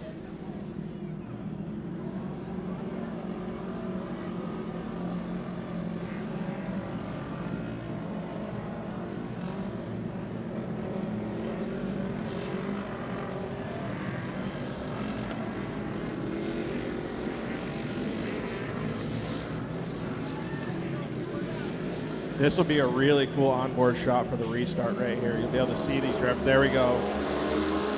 There we go. Going green. Wow. I can't help but think of, was it Golding? Kind of got caught napping right there. Brian, when the moisture comes up on the track like this, do the drivers have to change towards the end of the race their driving style to be able to keep up with it? Oh, yeah, I believe so. Yeah, I think so too. I mean, it's a dream come true when the moisture starts coming up for me as a promoter. You know the rest of the night's going to go well. Yeah. The rest of the night's going to go well. I think Lee's thinking the same right now. 100%. And that's something to talk about when it gets hot and windy. The wicks out, raises up, wicks out. When it gets cold at night, then it comes up and kind of just pans out. And it doesn't dissipate. It doesn't dry out. I got 3 examples of that, and I know all 3 of you have seen this. Bristol, dirt race, NASCAR. Yeah. This last year was absolutely perfect. A night race at Bristol, the dirt was absolutely perfect. That No was blue really roof. cool to watch, yeah. It was incredible to see it live. My wife has gone there all 3 years. First year, what a freaking nightmare. Unbelievable. They had to stop the race. Actually, they had to stop practice a lap and a half in because they were not ready for the mud. Yeah, that's insane. Everything was clogging up. So Second year was dust. And well, we just had a great shot watching the lines that Jason Weller's taking there. Oh! He came in hot there. Yeah, he did. Hoxton just got a whole bumper full there. And I think that's going to be Golding and Hill. We got Lamosas. Is that George back there in that? Oh, dive bombing into the corner. Give that spot back. That is nice. a nice, clean pass. Yep. That's what we like to That's see. making a statement right Yes. there. You mashed me in last turn, I'm going to take care of you on the clean side this time. And we can see George Lamosas, that third car that's running in that sequence right now. Hogston in the front leading that. It's going to be Benitez right behind him.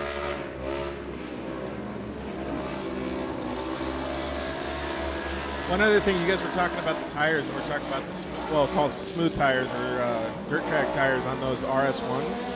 A lot of times those guys use that because it gives less aggression or tension on the belts too, so you snap belts less. Instead of having all the traction, A putting little bit more tire spin. And yeah. And some of the YXE guys, they'll use fingers or whatever as well, or the short course tires from Maxxis. But the Whoa! Up on 2 wheels. There we go. He gave up the position. Lamosa's coming in too. But yeah, it looks like he's got some grippy tires on that YXE because the sequential 6-speed, so Yes. or 5-speed. So they 5-speed, yeah. They can actually just really, really grip the track. And that's one thing. It's a lot different, with those, with the paddle shifters on them versus a Polaris. This is a really cool battle to watch, man. These guys keep switching up their lines. It's like one guy can't catch up, and then the other guy makes a mistake and gets in the way. And look at this battle going to happen again. Hogston trying to look for redemption back. Going He to the does. outside. Yeah. No, that tells me this is a perfect track right now. The way they're able to dice and come back and forth, this is a perfect track. Yeah, kudos to all the track crew out here. He's got a really good crew that takes care of this track out here. That's one thing that I noticed right off the bat is how well this track's held up all day. Now keep this in mind. This is coming from a promoter. He may now be the competition director at Mid-America Outdoors, but he's also promoter, and that's where your background comes from. Yep, absolutely. But the track that you promote is kind of like a nightmare. There's no shaded areas. It's out in the sun. It's out in an open area, so there's always wind, and there's not enough water, I think, to keep that thing looking like this. No, I mean I have 2 water trucks, depending on what time of the year you're on. But it's a battle. It's a battle all day long, for sure. White flag is out. Less than 1 lap remaining is our overall leader, Jason Weller's in the far back section of the racetrack. And it looked like our drone pilot's having he's so fast that he's having issues keeping up with Weller. Yeah, Jason's definitely in another zip code at this point. Oh, I'm hearing the crowd. Oh, they're trying to get a shot on that. It's an RS1. Somebody was off speed. Tough when it's dark, huh? And if you don't got a camera on him, you can't see who it is. And was that Hodgson that just went off the track? There's an awful lot of dust out there. Weller takes the win. He's already past turn 1. Yeah, it looks like Hodgson. The rest of the field, yeah. Hodgson just took the split lane. Hodgson just take the win. Yeah. Lamosa's second, Chad Williams third. That is in production 1,000. Dominic Benitez will finish in that 4th spot. Bernstein will finish in the top 5. Johnson 6th. Connor Berry, his car will be in that 7th spot. Jonah Bishop 8th.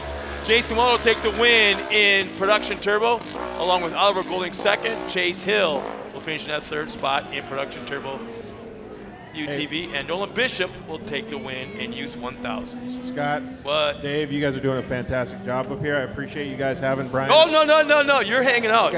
We're taking a break. In 2 days. But yeah, we got to head back down to Southern California. Well, it's more south than this. I appreciate it, guys. Yeah. I'm like, where the hell you think you're at? An hour old. But thank you guys. George, thanks for joining us, man. It's always cool because you've added a perspective that a lot of us, we just don't think about. So thank you for joining us. And Brian, also, to get a promoter's standpoint, I'm going to let Jason know that you had a really, really good time and you want to come out here more often. All right. Well, I was kind of kidding. I thought you'd want to be in the pool by the Jumbotron next to the Coconut Stew. So we're going to send down Dave Arnold for a whole lot of interviews. Actually, I want to say 7 interviews this time for our top 3 finishers. There's the unofficial Production 1000 finishing order with Chad Williams on the podium in that 3rd spot, George Lamosa 2nd, and Cody Hodgson will take the win in Production 1000. Benitez, Bernstein, Johnson, and there's Nolan Bishop, who is the only competitor in our Youth 1000. So the young man was out there doing some laps and getting some experience.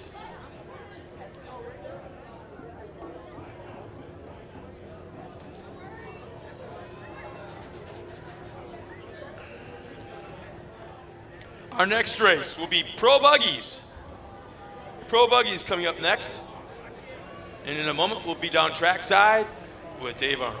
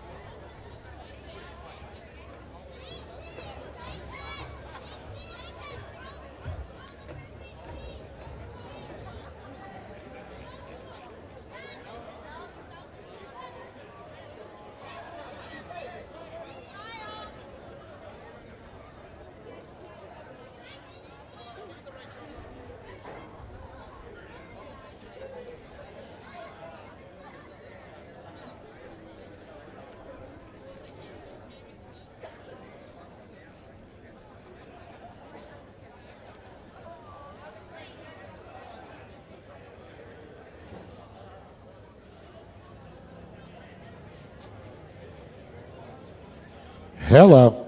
All right, we got Chase Hill, Oliver Golding, and Jason Weller. There you go, Chad. All right. Man, what a crazy race. A couple different classes out there. You got the K&N money, and man, let's talk about the race. How'd it go? Obviously they're in the box, but a little nutty out there. Yeah, the race for me honestly didn't go very well. I had some issues at the beginning, had to pull off, fixed it, went back on track, tried to stay on the lead lap, was just going to race to the competition yellow, and then ended up like breaking an axle. But you know, shout out to Great America Short Course. The course was awesome, the track was great, the event's great. Thank you K&N for the card, and I'm just looking forward to getting it fixed and trying again tomorrow. Well, we're going to see you go ahead and make this happen then. Get back to the pits. Right back to the pits, right back to the wrenches. There you go. Give it up to Chad Hill one more time, and we're going to go moving over to Oliver Golding. And Oliver, at first we thought you pulled off, had an issue, and then bam, look at you on the box in second. No, I just wanted to start in the back today. I wanted to try passing some cars and work on some car setup. But the saying is to finish first, you have to first finish. But in this case, I guess it's second place, but we'll work with that. Well, definitely a good time, and I know you got some people to thank for being out here. God, my mom, my dad, everybody that works in the pits, Danny for working his butt off. Want to thank Richard Woods for allowing me to spot for him and giving me a place to stay. I'm just happy to be out here. Borla Exhaust, just tried some fuel wheels, love them. Hoosier Tire, S3 Power Sports, Assault Industries, PRP Seats, Parker Bumper. Anybody else that I'm forgetting? And thank you, Lee, for putting on this great series and allowing us to have somewhere to race. And my prayers are for Kyle LeDuc, and I hope he has a speedy recovery, because it sucked to hear that at the beginning of this week. Oliver Golding, just give it up for that young man right there. And man, the Weller family, 2 top of the boxes, got to be a good one. But I'll tell you, we were watching some of the overhead footage, watching your lines there. Just been so incredible. It actually sees how you set up for each turn and your tire selection. We're noticing the difference between now the turbos and with the production, and like the different, like the flat track Hoosiers and a little bit more knobby. It looks like you got that combination down. Man, this track, Calvin's got that thing dialed. It's really fun. You know, it's really long, but it is technical. It's something you got to slow down to get the rhythm, and you can over jump stuff. So you got to check up on the jumps and really try to be smooth. And I learned in qualifying today, I blew out my front diff and drive shaft and everything, and my whole pit crew helped me get that switched out. But it's so much fun coming out here, and the weather's been great, and the people have been great. One thing I noticed about this series is all the racers, when we're over at like staging or hanging out, like they'll come up and talk to you, and it's just really cool. Everybody's super nice and friendly. So huge thanks to our crew, Corey, my wife, and Jeff and Vicky, and the guys at the shop, and Can-Am, and Demon Axles, and Sparko, and all our fans. Thanks. This is a fun one. Give it up that man on top of the box right there. One more time, Jason Willer.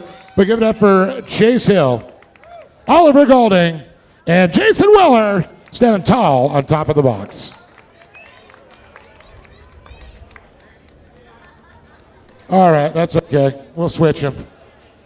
I know they got him in there. We'll leave him up for the next guys. We'll make it easy.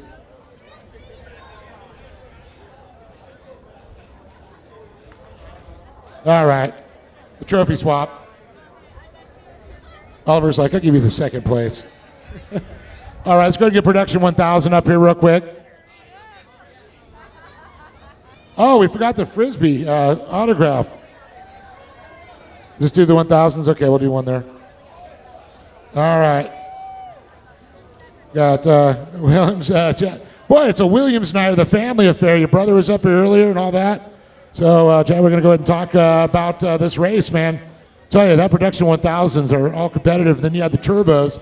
So you're like going through your head, which one do I got to pass? Yeah, right. The first half of the race, they had like 10 cars on me up front, and I knew we had the halfway caution to kind of get back. So I was staying back a little bit, waiting for the halfway caution to give them what I had on the halfway. And they still walked on me in the field a little bit, but I think we can make some adjustments to get up there and battle tomorrow. Luckily, we had a little toss-up with Benitez, so I ended up on the podium. But no, it was a good race. The new track is sick.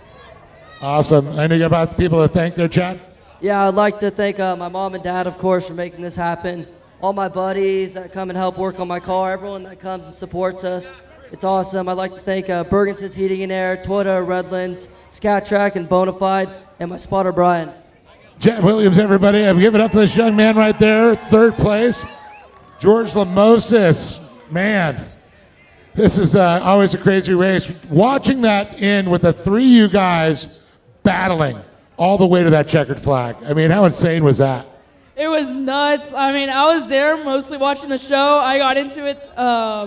I mean, I was third most of the time. And then last lap, I was just hoping there would be a mistake, and it popped up. I was able to get by, get second, and yeah, I'm right here on the box. Well, it definitely paid off your perseverance there. Moved up a spot, second. It's all about the halfway point of the season for points. Yeah, but yeah, I think we should be good in points. We'll have to see after the race, but yeah. Well, you got some people to thank, George? Of course I do. I have my mom, my dad, of course, my two little brothers, God Sam Performance, Trophy Burrow, Walker Evans, Sparko, oh my gosh, okay. PB Performance, Piston Bone Sprinting, JMR Performance. We got God Sam Performance, G-Force Belts, Estrada Precision Welding, Bethod Race Wheels, Pro Eagle, and a bunch more. Give it up for George Lamosis, everybody. A great job here. Now, Cody Hoxton. Man, that was nuts. I don't know, as all of a sudden, it's like the last lap, I saw you kind of duck down. It's like on that option, you hit a big old dust bowl. Yeah, I don't even know where to begin with that. I mean, right the start of the race, it was smooth sailing. Car felt great. I thought we were going to, just make consistent laps and run it to the end. And then all of a sudden, after the competition yellow, I started developing a vibration in the right front. And the steering wheel starts walking to the left, so I'm going down the straightaway with the wheel turned to the left, and slowly my brakes are starting to lose pressure, so I'm having to double pump the brakes. And of course, this is when I got a bunch of heat, so I was just doing everything I could to hang on to it and try and keep Benitez behind me. I got lucky, and then I almost looped it in the last turn trying to hang on to the thing, but we got it done. So I just want to say thank you to my dad, thank you to my mom, my wife, my mother and father-in-law for coming out, driving out to hang out and watch me play in the dirt, and little one for coming and staying up late tonight to watch me race. My sponsors, B3 Motorsports, Ram Mechanical, Double Nickel Industries, and Great American Shortcourse for always putting on a good show. I love these night races and love the new additions to the racetrack as well. So. Cody Hoxton, everybody standing tall to the box one more time. Chad Williams, George Lamosis, and of course, on top, Cody Hoxton, standing tall.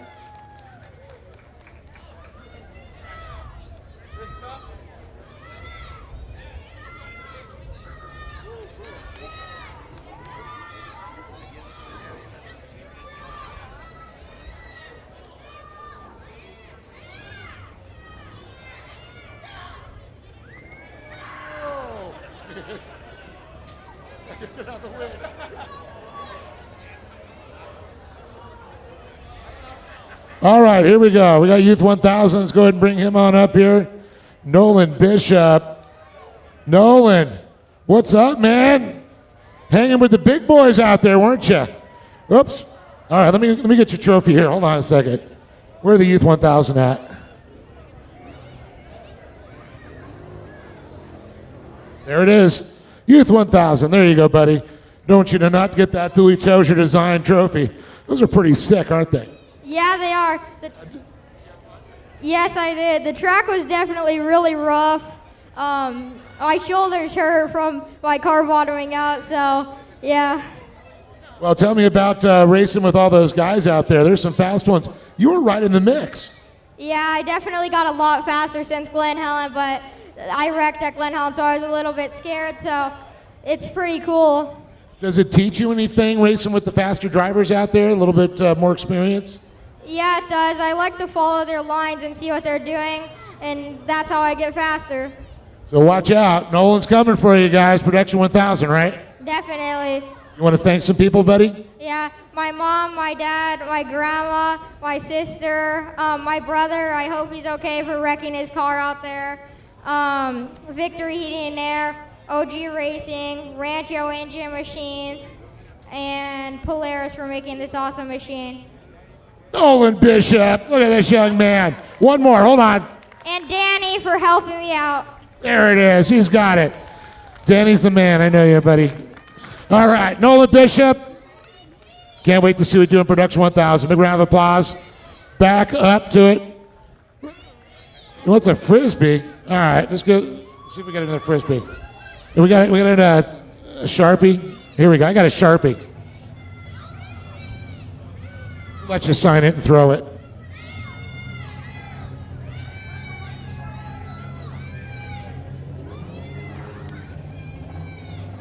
Scott, back to you. That's all right. Go ahead. Toss it out.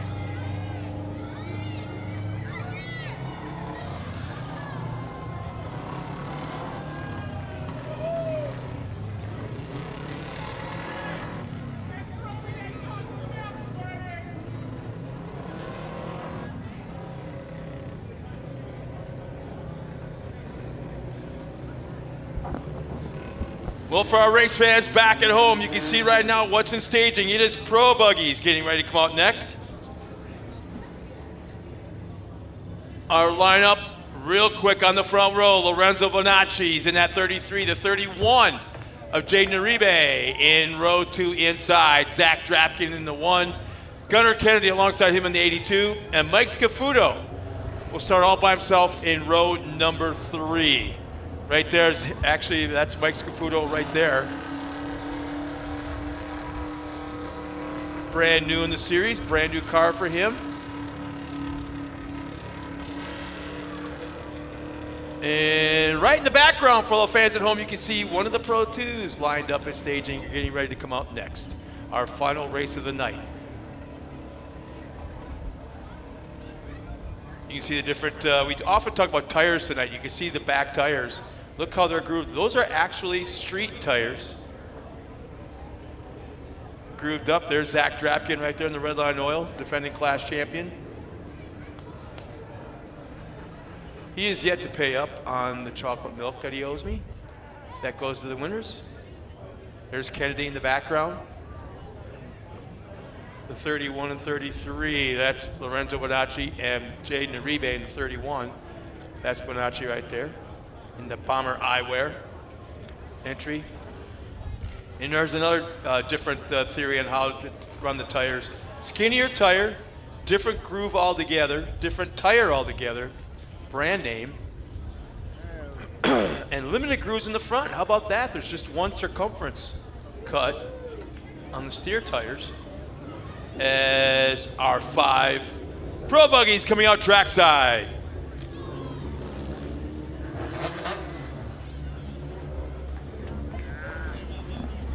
I'm back. There's our official point leaders coming. Oh, that was a quick graphic. Zach Drapkin on top. Yep. I saw that. Matt Brister and Gunnar Kennedy, 2nd and 3rd in points. Yeah, unfortunate. Bonacci had some issues the last couple of rounds, and this made him slide back. But he was sitting up on the pole tonight, I should say. Let's see who's running. It would be. Well, that's Scafuto back behind him. So you're in front of Scafuto. Can't tell if it's outside or inside, so I'm going to say it's an inside Inside, car. and that is Zach Drapkin. Drapkin. Running the rear bumper cam. We'll see if he's run. Okay, he's got the rear bumper cam. We'll see if he's going to have the in-car camera as well, like some of the cars have had here tonight. They've had both in-car and bumper cam. Liking it.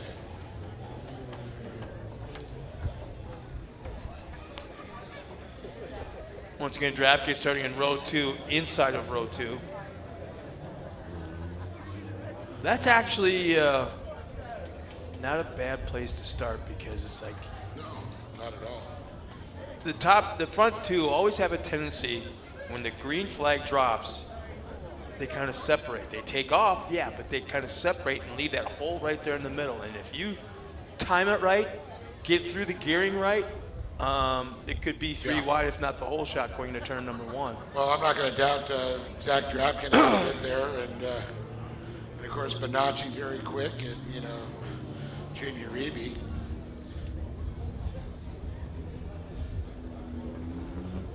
Great shot there. The different cars out there. crafts. We got some Funkos. That was great to see them battle it out.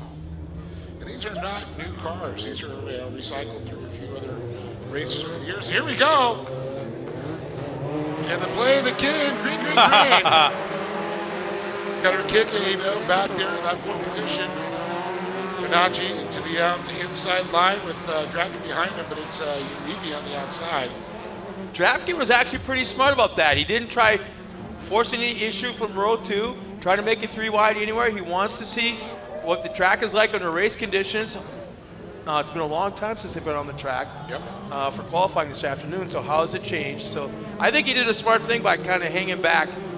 Picture of the crowd right there. Awesome to see. And finally, Zach Drapkin I think has gained some patience. That's not something he's been known for in the past. I think he learned a lot with that championship last year and what it took. And I think what we're seeing from him is dare I say, a mature. Yeah, I think that's a good way to put it, Scott. Definitely, he's maturing there. Him and Uribe are battling it out. That's for sure. Well, he's got the door opened up for him, and he took it rather easily. And Uribe has his back, goes to the inside, looking for a line up. Trying to get that nose in there, and he does, and takes it back. Drapkin's going to come down there, nerf bar to nerf bar. Man, neither driver's given, and Drapkin, again, there's that patience.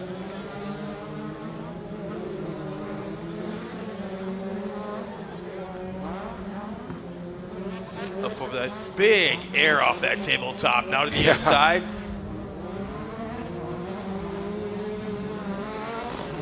Tell you, he's driving a smart race. It's just a matter of time before Uribe, I think, opens up the door just enough to let Drapkin, because he's right there. Absolutely. He's sizing up. He's taking notes. Trying to think his game plan for the second half of the race during that comp caution. One of our pro classes again, 12 laps to make the distance at 6. We're going to see that comp caution.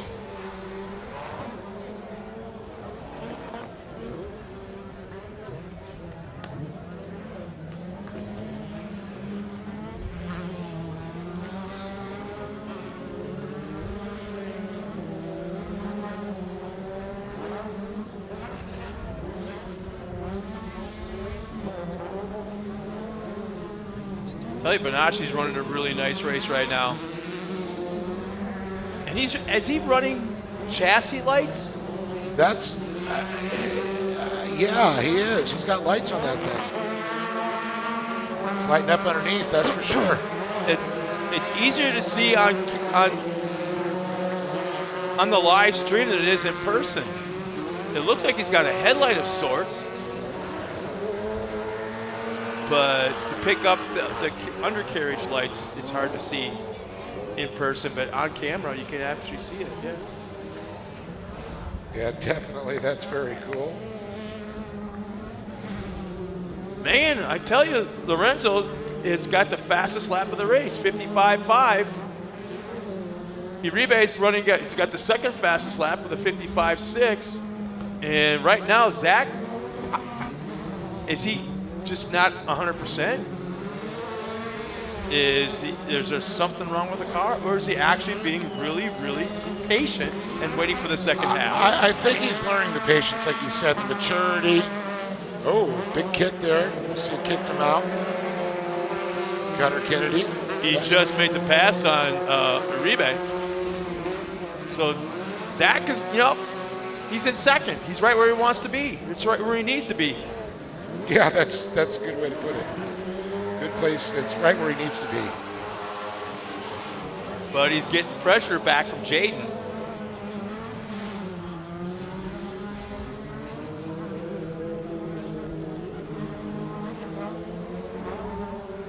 Bonacci's just pushing it super hard. I think the comp will be coming out one more time around. Yeah, comp should be coming up next time around.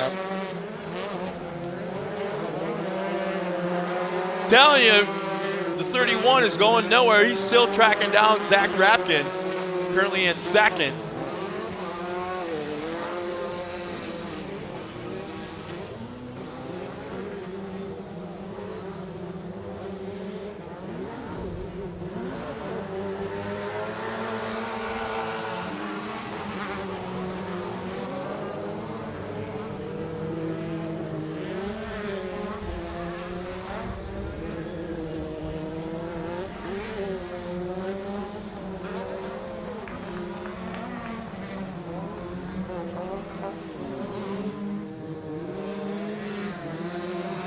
And I'm looking at lap times once again, and Lorenzo's actually averaging over the last 6 laps. His average, yeah, here comes it. There's the comp yellow right there, but his average lap time, I'm trying to say, is that he's still over a full second faster than Drapkin. Yeah. His lap average. That's incredible. That's one thing We you got to wouldn't keep. It is the consistency. Yeah, we wouldn't have said that last year, the year before. No, you're right. And so Bonacci's, he's getting it figured out. And I would agree.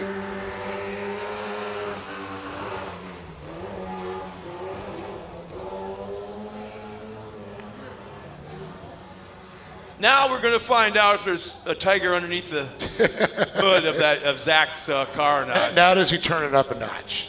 Oh, and I failed to mention somebody that has not checked in yet. Oh my goodness! And he's actually Zach Drapkins. It's his hero. It's sponsored. Sponsor? Yeah, well, he helps him out a little Does bit. he? Yep. He helps out Zach? It gives him the deals on certain things. Adam, where are you tonight? Dollar over high retail. Where are you?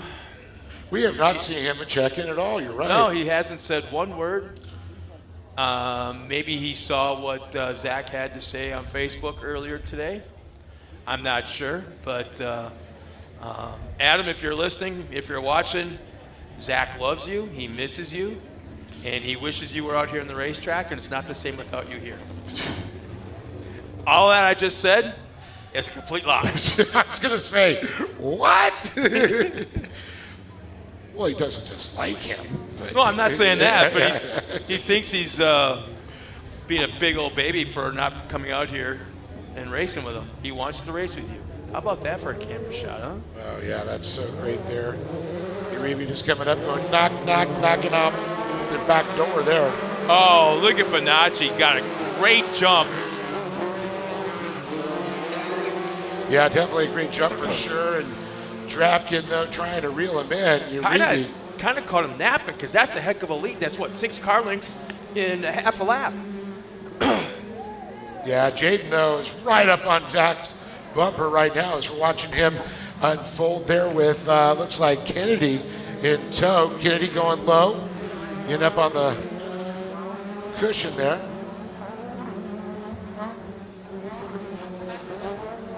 Big time.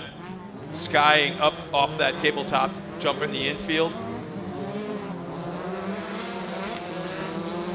And you can see that split option we refer to so often there. You see Scafudo.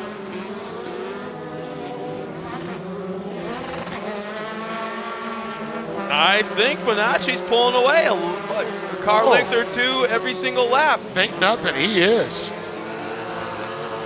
But Jaden Uribe is not letting Zach Drapkin get away. Looks like Kennedy stepped it up as well over the first half. Yeah, that's what I'm going to agree. There's Kennedy now trying to get up in the mix, trying to battle with these two. Look at this. Oh, wow. Guess who just messaged me? Would that be a guy in Phoenix? Well, he says he's not in Phoenix. He says he's at someplace, you know, kind of like I feel bad all of a sudden. But if he's at this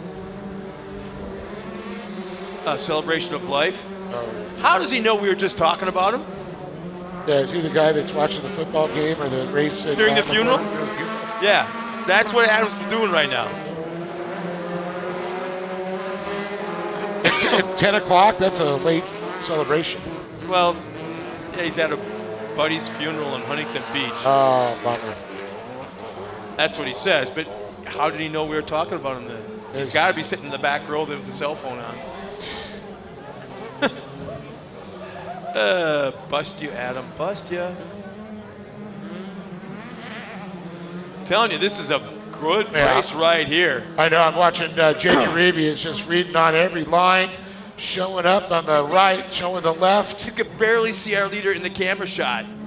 Yeah. Well, now you can, but I mean, on the straightaways, he's all been checked out. Well, this is allowing him to check out. The battle, Drapkin's trying to protect, Uribe trying to outmaneuver, which is slowing these two down just a little bit, allowing that young man, Lorenzo Bonacci, to pull away. Well, here's the other thing. Tire choice. They're running two completely different tires, our leader and that is true. Drapkin. That is true. Bonacci has got the thinner tire, the taller tire, yes, and the BFGE all-terrains, but with a single cut across. That's it. And it's not even very close. They're like this far apart, so according to what I saw on camera back at staging. Where Drapkin is running the wider tire, low profile, BFGs as well, I think I saw, and cut up way more. So it's like two different. When you went to Mickey Thompson days, that's the tire you saw. Yeah, more aggressive, type of, see, they can take these DOT tires and they can actually shave them down, put grooves in there, change the tread pattern to fit the track conditions. And that's what he's referring to. White flag is out one more time around, and Bonacci is all but checked out. And looking at Uribe, he's also about the same as Zach on the setup. Can't see the grooves though at the high speed that they're going. Uribe using a lot of the track. He's all over the place. He's been backing it in. He's just aggressively going after the second place car. Looking for that faster line to catch up.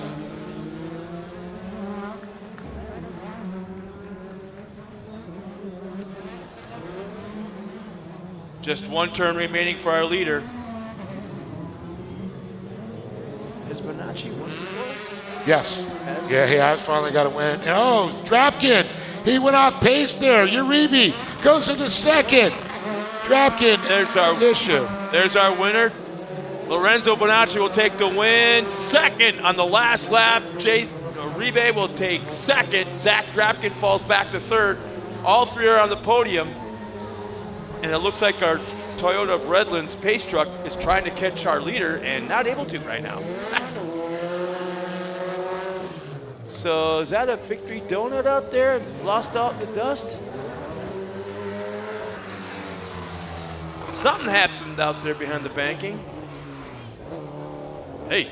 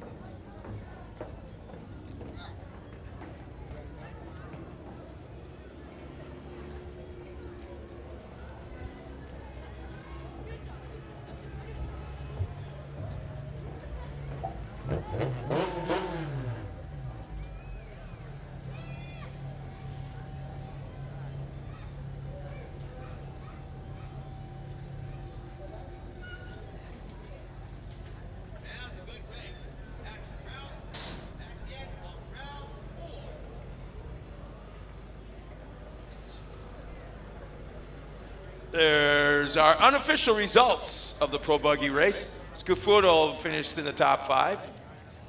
Gunnar Kennedy 4th. Zach Drapkin falls back to 3rd spot on the podium, though, on the last lap, I think with 2 turns going. Jaden Uribe finishes 2nd in that 31, and Lorenzo Bonacci will extend that points lead in that number 33. So nice job by him.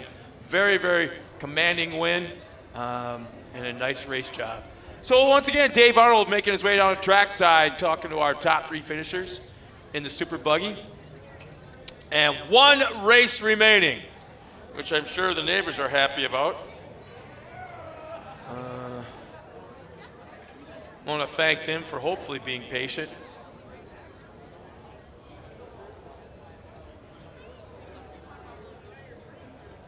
But when you live next to a racetrack, you gotta expect stuff once in a while. It's not like we're out here every other weekend or every weekend. But you know what? I think if I was a promoter of something like this, I'd go over that whole neighborhood, give them 4, 6 tickets, whatever they wanted. Come on over. Here's a coupon for a free hot dog. Snow cone for the kids.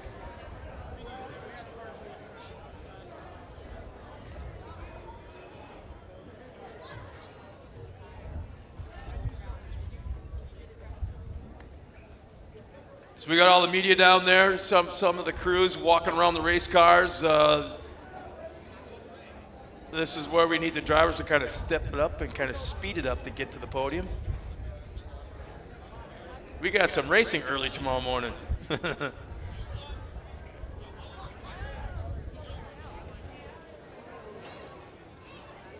there's Zach.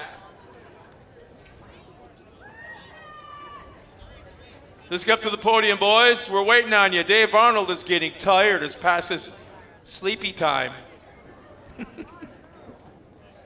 Well, Dave Arnold, let's go down trackside to our top 3 finishers in the Pro Buggy division. Dave?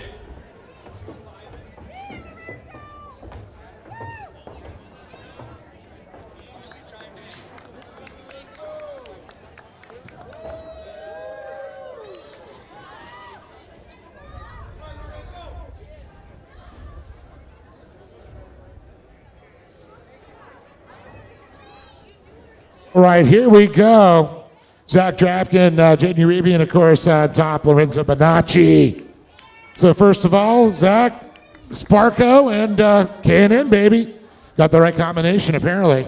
So let's talk about this, man. You are battling, trying to chase down Lorenzo, and then you had to deal with Jaden. Jaden was all over you. And it's always hard to chase somebody when you're trying to hold somebody off. 100%. Battle with both these guys. I was chasing them the whole race, and towards the middle of the race, I'm looking at the gauge. We got a red light popping up. I wonder what that is, and oil pressure was dropping. So we went 5 seasons on that motor. So that Ecotech went, let's just say this, that thing was a trooper. Hopefully we'll get it rebuilt, and we'll put a fresh bullet in for the next race and give these guys another run for their money. Tomorrow, you putting a new one in tonight? Nah, I'll run it tomorrow. Tomorrow, just find a way to, you're going to have your dad pumping oil in that thing? We'll do a fresh red line oil change, and hopefully that'll pump it up a little bit. We were running it pretty hot. Well, not hot temperature, 175 degrees all the way across the board, but she ran good. I'm stoked to be up here still. Like I said, in that last corner on the right-hander, it just shut off. And I was like, oh, no. I knew Gunner was behind us a little bit, so I could try to get restarted. But towards the end of it, it was $3,000 max, and it was just crackling and popping. So we'll go through it a little bit tonight, and we'll hopefully have something for them tomorrow. But if not, we have a drop race. So I should, like Matt Brister in Hawaii, I hope he's watching, but we didn't do it this week. Whoa. Matt's in Hawaii. Matt's in Hawaii. He's using his vacation time. Hey. So they don't have pro big racing in Hawaii? Yeah, there's hopefully one day. Well, let's work on it. But, I know you got some great people behind you, bud. Oh, definitely. My whole team that backs me. Redline Oil, Skydive Elsinore, Signature Propellers, Competitive Edge, Sparko, everybody that's on the suit. Timmy over at Sign Pros. Epco's built me an awesome carbon fiber body. That thing's light, quick, smooth. Cynical Fab, those guys, everybody that backs me, my whole team, and realistically all my friends and family that's out here, Jake, Jordan, Corey, Chad, the Beavers, everyone that's out here that supports us, and I just couldn't be more stoked. Everybody that's still out here, it's cold. I'm cold, and I'm in a race suit, and I give you guys props for still being here and supporting the series. Zach Drafkin, everybody, give it up for this young man. A good run. So moving on over here, Jaden. Boy, talk about hounding somebody. You can see Zach was getting, a little nervous there. I could tell the pressure. Trying to chase down Lorenzo. You're chasing him down. You guys were battling. And I could he had a rear camera whole time. I always thought it was your front end. I was definitely getting on him. Funny you say about pressure. Ironically, I had almost no brake pressure after lap 2 or 3. So the whole time I was just trying to work around barely having any brake on the grabs, just trying to get the car to slow it down, and I was still right on his bumper, so I was pretty happy with that. If only we got brakes, I think we could have pulled off the win for sure. But congrats to Lorenzo and thanks to Zach for giving me a good race and something fun to follow. He made a mistake going into the right-hander on the last lap, and I also did too. But I was just able to capitalize off of that and get it in the right gear and just took the bottom lane and just stayed tight the whole way through and just carried through. Well, it definitely made for a fun race to watch for sure, and I know you got some great people behind you. Oh, 100%. I want to thank everybody for watching and coming out here. Thanks to you guys. JW for the media, Mom and Dad for also supporting me through this, Barry being my main guy, Barry Sr. for the sweet suspension setup, and anybody else I'm forgetting. Thank you. January, everybody, give it up for this young man right there, and bob it up here. Bomber! He's bombing, that's for sure. Lorenzo Bonacci. What an incredible race. These two were battling as you were walking away. Oh man, dude, my car is set up so good right now. We've been chasing our tail on this car for so long. Shocks, radiator. We actually just got our radiator fixed because it took us out at Glen Helen. And I want to thank Racer Engineering and Chris that works there for relocating my radiator and re-plumbing it and everything. I haven't seen anything over 185. It's so killer. I'm so thankful, man. The cool thing is, look at these beautiful EBCO mud covers there. I guess one of our drivers has set that up. Who was that? The driver we got that, Smody, was it? What? Oh, yeah, I want to thank Michael Scafuto for giving me these wheel covers. They're just the awesomest thing ever. I've got them on my rear wheels on my Buggy. Way better than the plastic ones that we came out with. Me and Danny were able to engineer brackets to hold these on our wheels, and they are just spot on. Well, definitely. Anybody else you'd like to thank? I'd like to thank my mom and dad, first of all, for working so hard to get me out here. I wouldn't be here without them supporting my dreams, Obviously, I want to thank my sister because she has to tell me to. I really want to thank my uncle Tommy at Bomber Eyewear for helping me be able to be sponsored by Bomber Eyewear, and it's awesome to be here, I want to thank Chris Newer and Reese Newer, his kid over at Sparko Racing Suits. I've always had a cheesy crow suit, and I went and sold all my RC cars and got this really nice crow suit, and duh. I know, I'm sorry, Sparko, but it's like sitting in a lazy boy in my car. I can reach everything, and I'm not fatiguing halfway through the race. I want to thank King Shocks, Action Sports Canopies, Maxima Oils, Walker Performance Filters, and anybody else on my car that I didn't mention. Thank you guys so much. And also, I want to thank God for keeping us all safe on the track today. He does. I'm just so glad to be up here. He gives us all the time and the effort to come out here and race. Thank you so much. Lorenzo Bonacci on top of the box. Give it up for Zach Drapkin, Jamie Reeby, and standing tall on top of the box, Lorenzo Bonacci.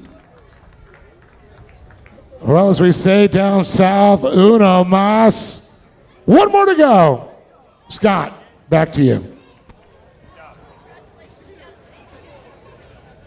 Thanks a lot, Dave. And once again, congratulations to our top three finishers in the Pro Buggy division. We got one race left.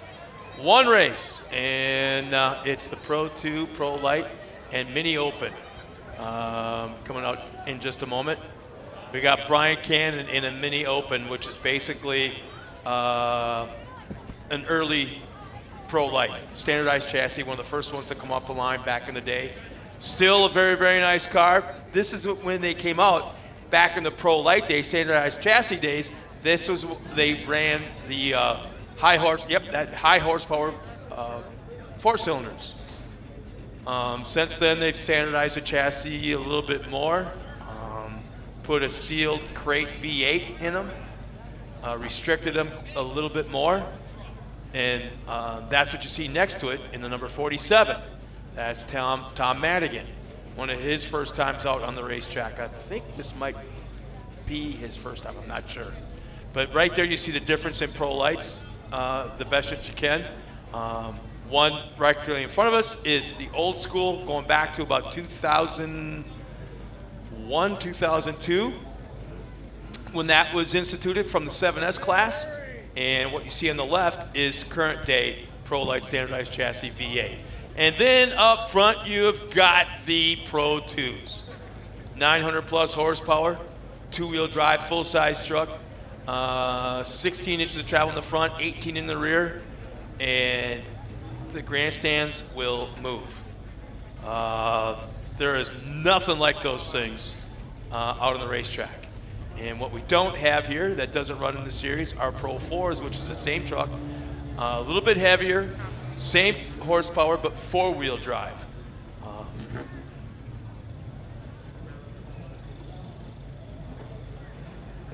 So,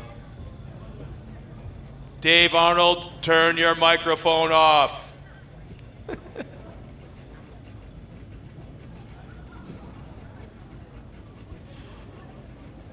But we're getting ready to come out trackside in just a moment, as we have 3 classes of cars coming out here trackside. I heard you the whole time.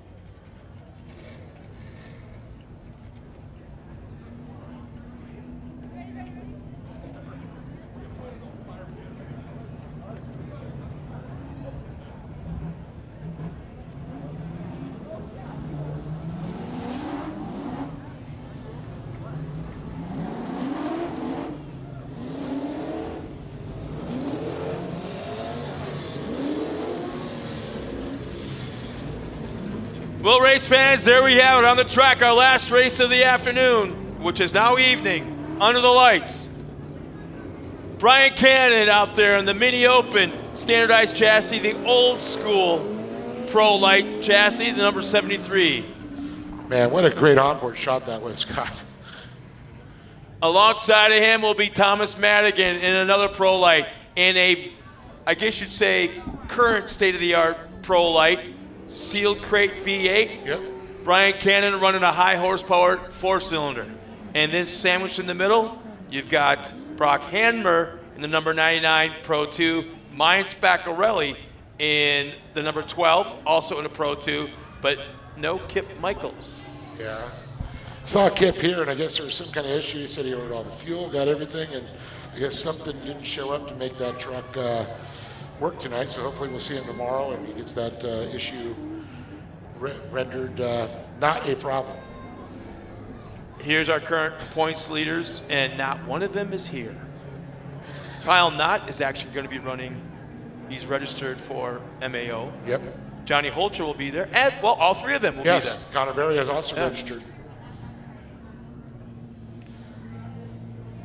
And then you got Ricky Gutierrez, the Pro 2. And Mine Spaccarelli is about to, ooh, is there enough? Yeah, he our new points leader after this race will be Mine Spaccarelli. Yeah, that's right.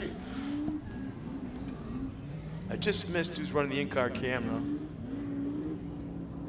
Well, So the Pro 2s are running, starting in the front row. And the 2 Pro Lights of different generations are running starting in row 2. Well, Cannon has that front-facing one. He's right behind Mine Spaccarelli. Expect that to have a cake full of mud lens. That doesn't last long usually. The rear ones tend to not get mud because they're not getting showered down. And we're green, out to a battery says so.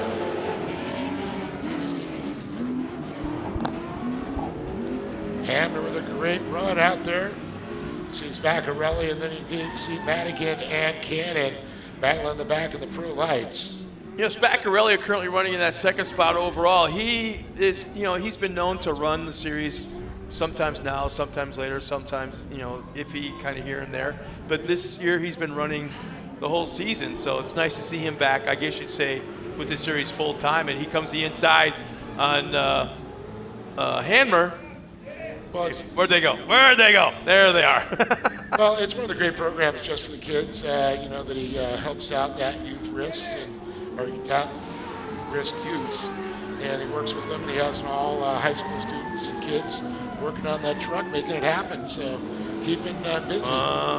You see Hammer over-rotating. Oh, no. You saw that coming a mile away, over-rotated, probably about 300 feet before it actually happened. He went in the corner, real squirty, hung onto it, and you could tell he was trying to straighten that thing out. The wheel was cocked, and that rear end, unfortunately, that horsepower, those things just come right around on you, obviously. You know, and the Pro 2s actually have a turning brake as well. A little different style. It's not a hand. Well, some of them have hand style, but most of them have them in the pedals. Yes. So there are actually two pedals that overlap each other. You hit the one, and it presses just the one side, and if you press them on the middle, it presses both. So I'd rather have the handle. A little bit seems like there'd be a little bit more control. Well, and also I've seen drivers set with the split pedals that run rear and front, so they can adjust a different thing. But now pretty much you got a single pedal that adjusts the bias for that track condition. But it could allow them just to lock up the back brake if they want to. That's kind of the split pedal. Like I said, when you go in, it's just the both pedals. Trying to get a shot there of driver. It looks like Cannon. Yep, Brian Cannon.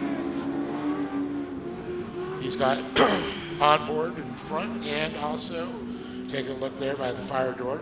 Yeah, he's the driver that rolled it in qualifying today. Brand new body, brand new wrap. Hey, you got to put a show on if you haven't been here in a while.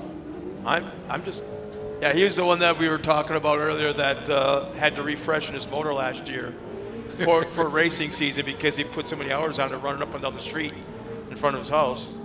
Hey, it made some great social media, I got to say. Oh, he was all over Facebook. It's like, dude, run the truck already. Come on. Well, it's something special to him. You know, Todd LeDuc helped him, and then Kyle LeDuc also. He's worked on his team, and Kyle's had some input into that Pro Light also. Kyle's was no stranger to banging gears in a 4-cylinder Pro Light. Look at this. Cannon and Hammer. Look at this. Leading on him just a little bit. That's a 4-cylinder holding off a V8. He's taking that line away, and it's like almost double. It should be double the horsepower at least. I'm going to go triple. Hammer's having all kinds of issues with Cannon. He just doesn't want. He could easily pile drive him into a corner, but he's not going to do it. Just find the spot. What are we looking at? A little around 300 horsepower on that 4-cylinder tweaked up? No, actually, it should be closer to 450 to 5. I mean, has he got it turned up all the way? I don't know what he's got it set at, but I know back in the day that that's what these guys were running. But they were also rebuilding the motor after every race. Yeah, because they blew up. Yeah. Kincaid actually lost, I want to say it was 5 engines in one weekend at Fall Crandon. Oh, jeez. Had a great shot of Mike Spaccarelli again as we see him coming around there through the drone, down the front straightaway. And Hammer finally got around Brian Cannon. It might be pushing 350 to 4, but I don't think that thing's tweaked all the way up. No. We're looking at about 800 horsepower. Yeah, you can tell that he's going by. That thing is not pushing the RPMs. Oh, I remember hearing those things, man. They were literally those. Well, they sounded like Pro Buggies. Pro Buggies, yeah. You know, just pinned all the time. Constantly, all you heard was constantly on the chip. 6,000 RPM screaming. Bouncing off the red line. And, hey, the Cannon's driving that thing great. He's got a great setup on that. He's had that Pro Light so long. Whose old chassis is that? I don't remember that truck. I don't remember the history of that truck because he's had it for a long, long time, though. Did he get it from LeDuc's possibly? I don't think so. Yeah, because that truck went to. Well, there's been several of them. But the fast one, the one that Kyle won the championship. Yeah. With this Robert Naughton. Rob Ficknott, that's right. Talk about a driver. Oh my goodness. Look at another championship driver. But great shot, Mike Spaccarelli there as we see him rotating around through. Coming down the middle of the section of the track. We're going to serpentine back into the split lanes. Cop Yellow should be coming out this time around. You know, Mayan's looking pretty damn good right now. Even if he's by himself and not being pushed. But I have a funny feeling the second half's going to be a different story because Hammer, I think, is each successive lap. Because he's still new to this. Yeah, he is. Still real new. He's still young and moldable. Okay, I see a flashing yellow and a green.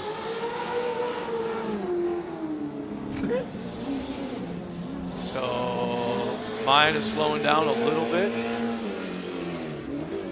Well, I know a lot of these trucks, the Pro 2s, Pro 4s, actually had in-car lights that were installed that were required during Lucas and all of our Pro classes. So not only do you have your race control, your spotter, the lights on the track, but also a light inside the truck that will let you know if it's green or yellow or red. There's just a simple 3 lights. This is more on the safety side. I don't think we're at this point in this series, right? Well, no, I know Myron has that set up in his car. I don't know if we're transmitting it to it. It's on the same transmitter frequency as all these other lights. They're all wireless. Really? You're kidding me. Well, the people at home can't see if there's cords ran to them, and it's good to be. Well, look at the distance between the lights. I mean, that's a lot of. I don't want to lay that cable. Well, have you been to Mid-America Outdoors and all that fiber they laid? Believe me, I heard from a lot of people how much fiber really get laid there, and it's going to be incredible. Talk about bringing it the HD to mind-blowing possibilities, 4K down the road. Well, just like that, I got them all regrouped up and coming to the green. And let's see if Hammer's got anything for Spaccarelli in Pro 2.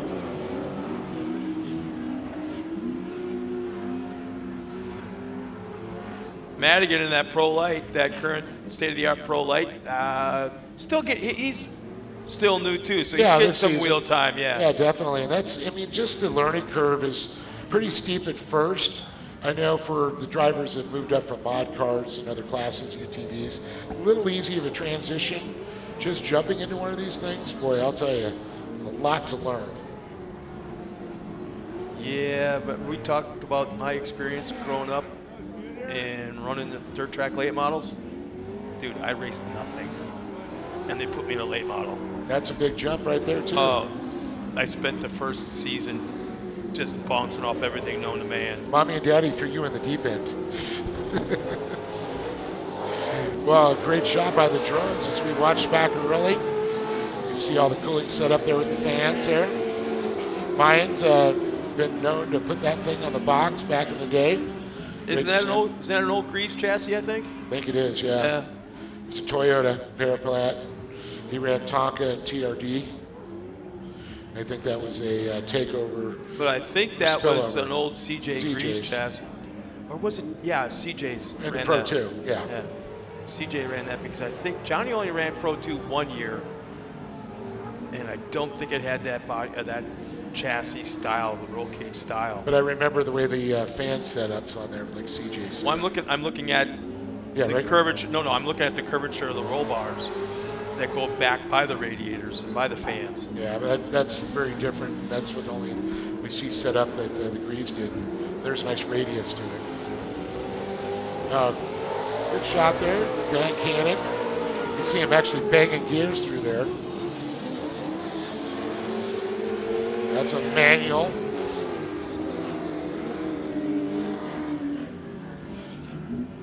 Well, you got to give it to Cannon. His fastest lap was on this very last lap with a 60.8. And Spaccarelli's fastest lap was 1 lap ago with a 58.9. So we're looking at, what, a second and a half difference between a 4-cylinder Pro Light and a 800 horsepower, 750 horsepower Pro 2. Cannon's got some experience, you know, from the years running the mini stocks and moving it up there and all those laps. Oh, will you look at this? Not to interrupt, but Hammer's like getting on it. Yeah, he is. It's 2 laps to go this time by, and Hammer decided, let's see what we can do here. But I think the laps up and down the street helped Cannon out quite a bit, too. Yeah.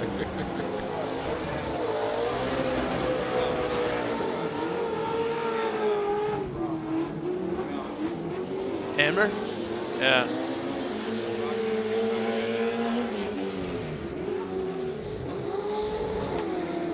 That's a beautiful setup that Brock Hamner has for sure.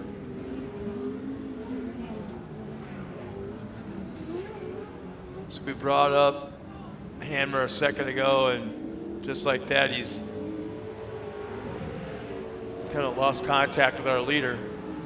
Oh, he's still there. I mean, he's still in the vision there. Yeah, he was one car length back. Was back early last lap, and now he's about 3, maybe 4. And I saw we were talking about the lights on there. He's got red lights that coming underneath that thing. That's pretty sick. So white flag should be coming up this time by, and yep, there it is. Hamner's turned up the power on that Precise Motorsports. Something's going on with back early because you hear him on the chip all the way down the front straightaway. So he's at speed, but on the chip. So I don't know if he's bouncing off of. He's still pretty fast for second gear, though. Yeah, I gotta say. But he's on the chip so much. He's just rode it all the way across the front here. Sounds like Mickey Thomas 2 weeks ago. Oh boy, was he on the chip hard. Oh yeah, Woof. yeah, definitely. Yeah, he was trying to feather that thing, and it just all of a sudden you get out on the chip so fast, the tires, so much power. Spack Reyes looks so smooth tonight. Hammer's been back and forth, and he's showing great signs of speed, but just a little bit too late. As here they come down the front straightaway, and the final checkered flag of the night. Spaccarelli will take the win in Pro 2. Hammer will take second. And let's see. Where did we lose Cannon? We didn't lose him. Yeah, here he comes. Lose him, he's got some souvenirs for the fans, though. He'll take the win in Mini Open, and Thomas Madigan will take the win in Pro Light. We'll see all of them up in the podium in a second, as Dave Arnold will head on trackside and shut down the event. And we're coming back tomorrow morning at, what time's the first race tomorrow? 9 is the first race. All right, means you got to get your ass up.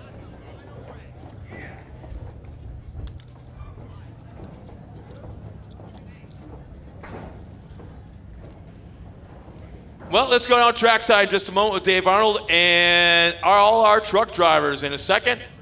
And we'll be right back with those interviews.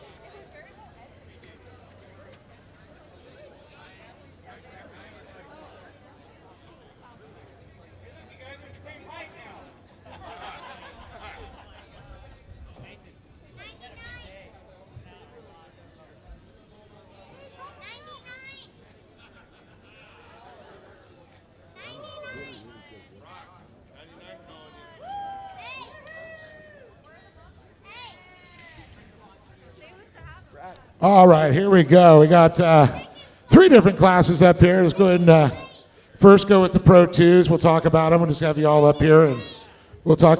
You guys can hang out up here because we got, it was pretty interesting watching them all battle. But we'll go to Brock here first. Brock, loving the new truck, looking sharp, I'll tell you that, black. But what a great race that was. Yeah, it was a good race, just a lot more slick than I thought, and ran out of tear-offs. Well, the funny thing is, the last lap, you were starting to reel him in. Yeah, I was trying my hardest, but just couldn't. He's so fast. Trying. Well, I think he's got a few years' experience on it, but that's why you're here to learn. Yeah, well, it's all about seat time. That's the best way to learn. Definitely entertained the crowd. We liked it. It was a fun race, and I know you got some people to thank. Oh, yeah, I got to give a big thank you to my mom and dad for all the time and money that goes into this Pro 2. All my friends and family for coming out. All my grandparents, Brad, Carlos, Kyle, Off-Road Warehouse, Powder Solution, One Day Wraps, Bomber Eyewear, and anyone else.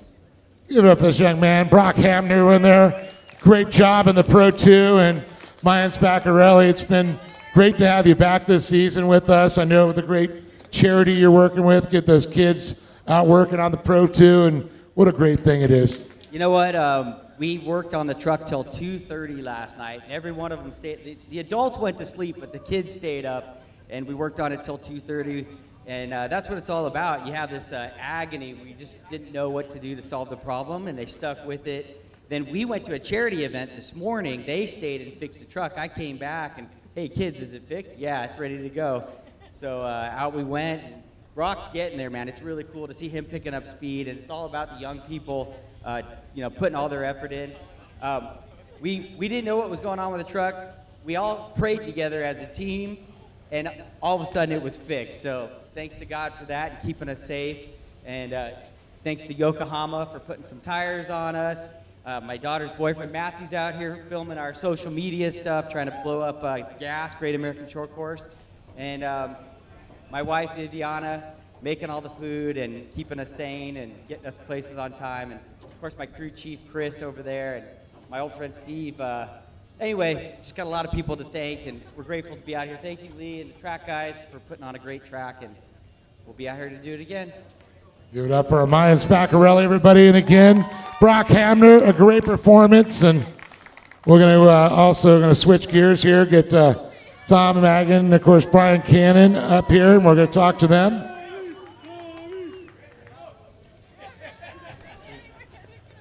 First, second? First? Well, you're both first. Yeah, both down up there. Ryan? Can you open? There you go. She can hold it, right? You get his chocolate milk too, right? All right. Okay, I'm going to come up here because 2 different classes, old school and new school. We're going to call it Pro Lights, it's the open, mini open. But man, we've been watching all year long, and finally to get you back out here. I know you've been so busy with work and getting that thing dialed in. I think that truck is pretty impressive. Watching you hold a Pro 2 off for a little bit. Yeah, well, that was kind of scary. Let me tell you, I felt him bump me back there a couple times, and I just tried to give him room to get around me, and he flew right by me. Let me tell you, okay, he's going. But, it was definitely a wild ride. Madigan put up a heck of a fight, too. I mean, it was just, it was exciting all the way around, man. I had a handful the whole time. Well, definitely entertain the crowd, and you got people to thank for that. Yeah, well, first off, I'd like to thank God. Without him, give me the spirit and, the power to get all the stuff done. And then my wife, Brandy, for putting up with all the stuff and all me in the garage and, just always on that truck. I know sometimes she's like, God, I'm tired of that thing, but I'm glad she still's putting up with it. And Cole Mamer and his dad, Steve, they adjusted the shocks for me. They helped me get that thing dialed. Kurt LeDuc for setting up the rear end for me. Corey Winters for the gears that are in the rear end. I mean, there's a lot of people. Kyle LeDuc for pretty much everything that's in that truck, and also helping me figure out how to put it together, and Kurt for helping me put it together. So, I mean, it's a big deal. Ultra Wheels I'd like to thank, too. I don't really have any other sponsors helping me, so it's been kind of a struggle this year, too. So anybody wants to help out a mini open, it's pretty fast. Oh, yeah. And Mike Childress, the new race fuel that I got in my truck, man, that thing was on fire, man. It was jamming. It was getting going. I felt the difference as soon as I put it in the truck. VP is out the door, and they're in the door, let me tell you. Right on. Well, give it up, Brian Cannon, and we're going to go over here, the mini open. Now we're going to talk to Tom Madison. Get up there. Top, because you both got first there. They could share the podium. But Tom, it's great. And you guys were battling out. It's a 4-cylinder and a V8 Pro Lights, I'm going to call it. So, it's still a Pro Light in my mind, but you really, you could wheel that thing. And being with those Pro 2s and be able to hang, pretty impressive. Yeah, it was a lot of fun. It's really just my 4th race weekend racing. So we're learning, my family, my friends, that's all we got, and we're putting it together, and we're here on the box. And one of the things you just said it right there, the family. That's what this sport's about. Yeah, absolutely. Without their help, I wouldn't be here. Well, Tom, you like to thank anybody else? Yeah, I would like to thank, obviously, my friends and family. I would like to thank Maximum Oil, S&B Filters, and that's it. There you go. Get over Tom Madigan, everybody. Congratulations. Incredible job. I want to thank everybody that's tuned in, everybody that's shown up. We want to thank you so much. Don't forget, we're going to do this tomorrow, but it's going to be racing at 9 a.m. So we're going to 9 to 11. We're going to be going again till 12 to 2:30. So make sure you join us. Turn in. Once again, for myself, Dave Arnold, Scott Rain, and the entire Great American Short Course family, we'll see you tomorrow on the dirt.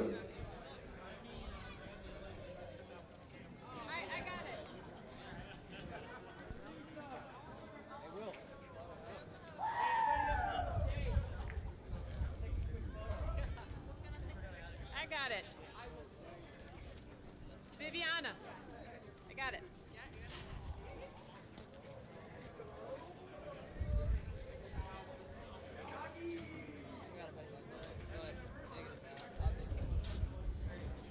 No, you gotta stand up on it, Mayan. You gotta be on the number 1.